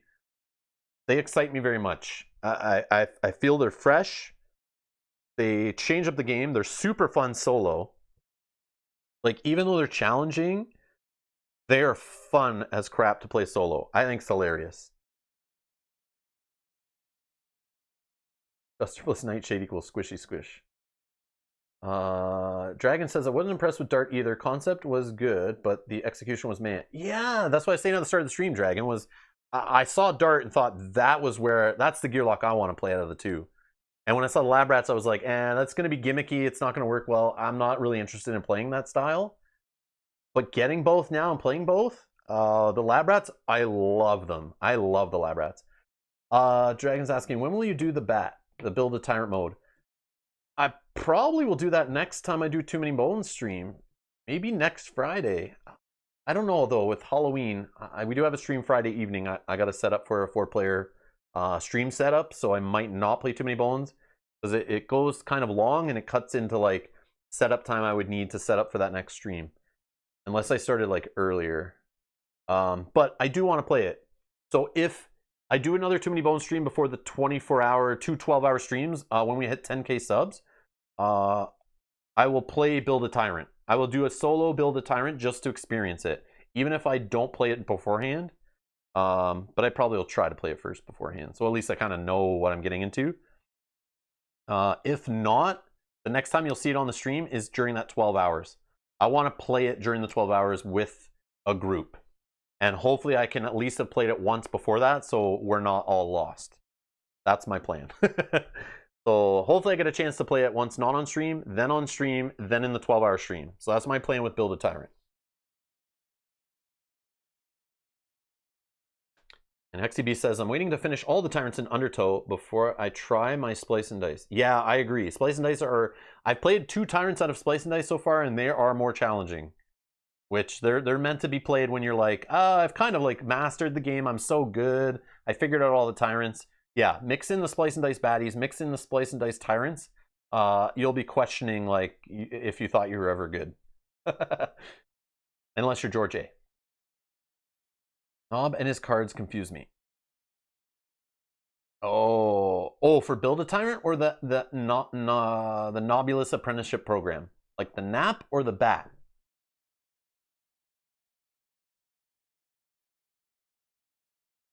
I think you mean the nap, right, Dragon? Like the Nobulus Apprenticeship Program, that like side game, which I started the re-rules for, and bat cards nap. Oh, okay. Yeah, he's a main tyrant in Undertow too. Yeah. Oh man, the side game. Yeah, I haven't read all the rules of the side game, but I'm not interested in that side game really. It's cool it exists, but I'm no rush to play it. I could be proven wrong after I play it, but my understanding of it, I'm more excited to play with the baddies from Splice and Dice, like I said before, the 5 new tyrants, and kind of excited to play with the build a tyrant as you play. But the building a tyrant as a side game, that's not too many bones, but it is. Like, you still have to build a tyrant and fight a tyrant. So there's like a battle involved, but I'm more excited to play too many bones building a tyrant along the way. That excited me more when I saw that during the Splice and Dice Kickstarter thing after. George has had some rough times with Splice and Dice Tyrants too. Yeah, I love it. They're spicy. They're spicy. Oh, I'm excited. So much too many bones to play. Like, if I'm only playing like once a week, every few weeks, like, I haven't even tried some tyrants yet. I want to try some of the classic gear locks with the new tyrants, new baddies, like build a tyrant along the way we can do eventually. But I want to play all the tyrants that came in Splice and Dice. I'm more excited to fight pre-built tyrants and see some of their encounters and stuff. That's what I'm excited for. George says nap mode is really fun. And Hexy says nap seems like a fun way to make tyrants to play later. It's just like a lot of rules though. Like it's like half the Splice and Dice rulebook is just on how to play nap. So I feel like you have to like learn all these other rules and stuff, and like it's like a whole new game like you got to learn. So it's like I'm not excited to do that. I just want to play more Too Many Bones. I love Too Many Bones, right? But again, I haven't been playing Too Many Bones for like years like some of you guys, right? So some of you guys are like, yeah, I need something fresh to play. Me, I'm still like, I've only been playing Too Many Bones for like a year, so I'm still like excited. Well, it's more than a year now, but I'm still excited to play more of the new stuff. Yeah, Hexy throwing everything together. I've done it so far. It's nuts. It's nuts. Oh, so nuts. It's just the wacky stuff that can happen. It's insane. Like a completely new game. Yeah. But don't like we'll see what happens when I actually play Nap. I'm not gonna judge it yet. But I will play it in the future. I'm just in no rush. I'm not like, yeah, I can't wait to play it. I want to try new stuff, other stuff that's in the box. Oh man. Anyways, I'm gonna get out of here and relax for the rest of my evening here. Actually, I got to run out and do some errands first, and then eat dinner. But yeah, tomorrow we're back playing. We're gonna try a 5 or 6 player if we have a 6 player. I gotta check the Discord today. But George A, if you want to get involved, we're playing like with new players tomorrow. Game of Thrones, the board game, 2nd edition, digital, at 2 p.m. Eastern Daylight Savings Time. So I think that's like 7 or 9, somewhere in there, your time. I don't know if that's too late, but we need a 6 player. We'll play with a bot if you can't. And I don't know if anyone has said anything in the Discord, but we're looking for a 6 player. And we're just going to play. It's 9 p.m.? Okay, I thought so. Yeah, I don't know how long it's going to take. We're going to play the live mode of Game of Thrones, the board game digital, where even if somebody's not there to take their turn, a bot will take their turn for them. So we're going to play like not a long stream, I don't think. Problem is I can't commit to stay playing without going AFK. But George, if that's the case, if you go AFK, a bot will take over for you. So it's okay. I think it's okay. But I think you have to disconnect to do that, though. Oh, okay. No worries, no worries. Okay, no worries, no worries. Yep. But anyways, we're going to play some multiplayer on stream tomorrow. We're going to try it out. We're going to have everyone in an audio chat and try to play that live. You don't know, George, you don't have to. Yeah, if you have to leave, though, that's fine, too. That's fine, too. You can join us in the chat at the beginning. You can start the game with us. We'll talk in the Discord. We'll figure it out. But just throwing it out there, we actually nailed down the time and everything. Oh, yeah. Relax and spectate, then. It's all good. Don't worry about it. Don't worry about it.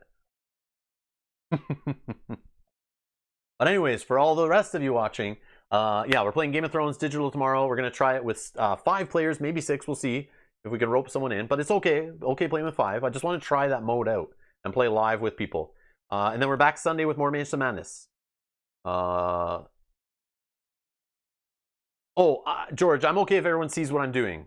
We're playing to have fun. There's some new players that are going to be involved. Some players who haven't played in a while. Some people who have not really played the app.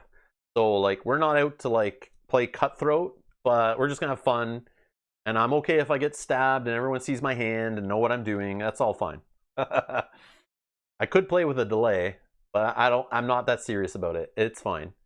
I just want to play and experience the online of that mode and see how the live mode works. Like, if somebody disconnects, then it, like, takes their turn and all that kind of stuff. We'll figure it out tomorrow. It's just going to be a chill stream. But anyways, I'm going to get out of here. Could have another view that you go to that blocks when you're voting and placing orders. I debated that, like a blurred out screen. I could do the blurred out screen or something. But I'm okay. I'm okay if people just like trounce me. I'm fine. I'm fine if we get destroyed. It's all good. As long as everyone's having fun. Anyways, thanks a lot for watching. I'm going to chill and I'll see you guys. Thanks a lot everyone for hanging out live with us here through this playthrough. Let me know if you're watching this in the future, your comments on the lab rats. What are your impressions? What are the 2 lab rats you start playing with? I'd like to know. Drop it in the comments below. If you noticed any rules, issues, or anything, timestamp it if you can. Drop it down below. Helps us learn for future playthroughs with the lab rats. Help other people who are looking for answers with the lab rats or anything. So we can all learn together. I know there's some people who haven't played them yet who have them and stuff. So drop that down below. Thanks for watching. Hit that like button. If you'd like to support the channel, Patreon link is down below. Thank you to everyone who supports us on Patreon. I appreciate it. Yeah. All right. We'll see you guys in the next one. Bye-bye.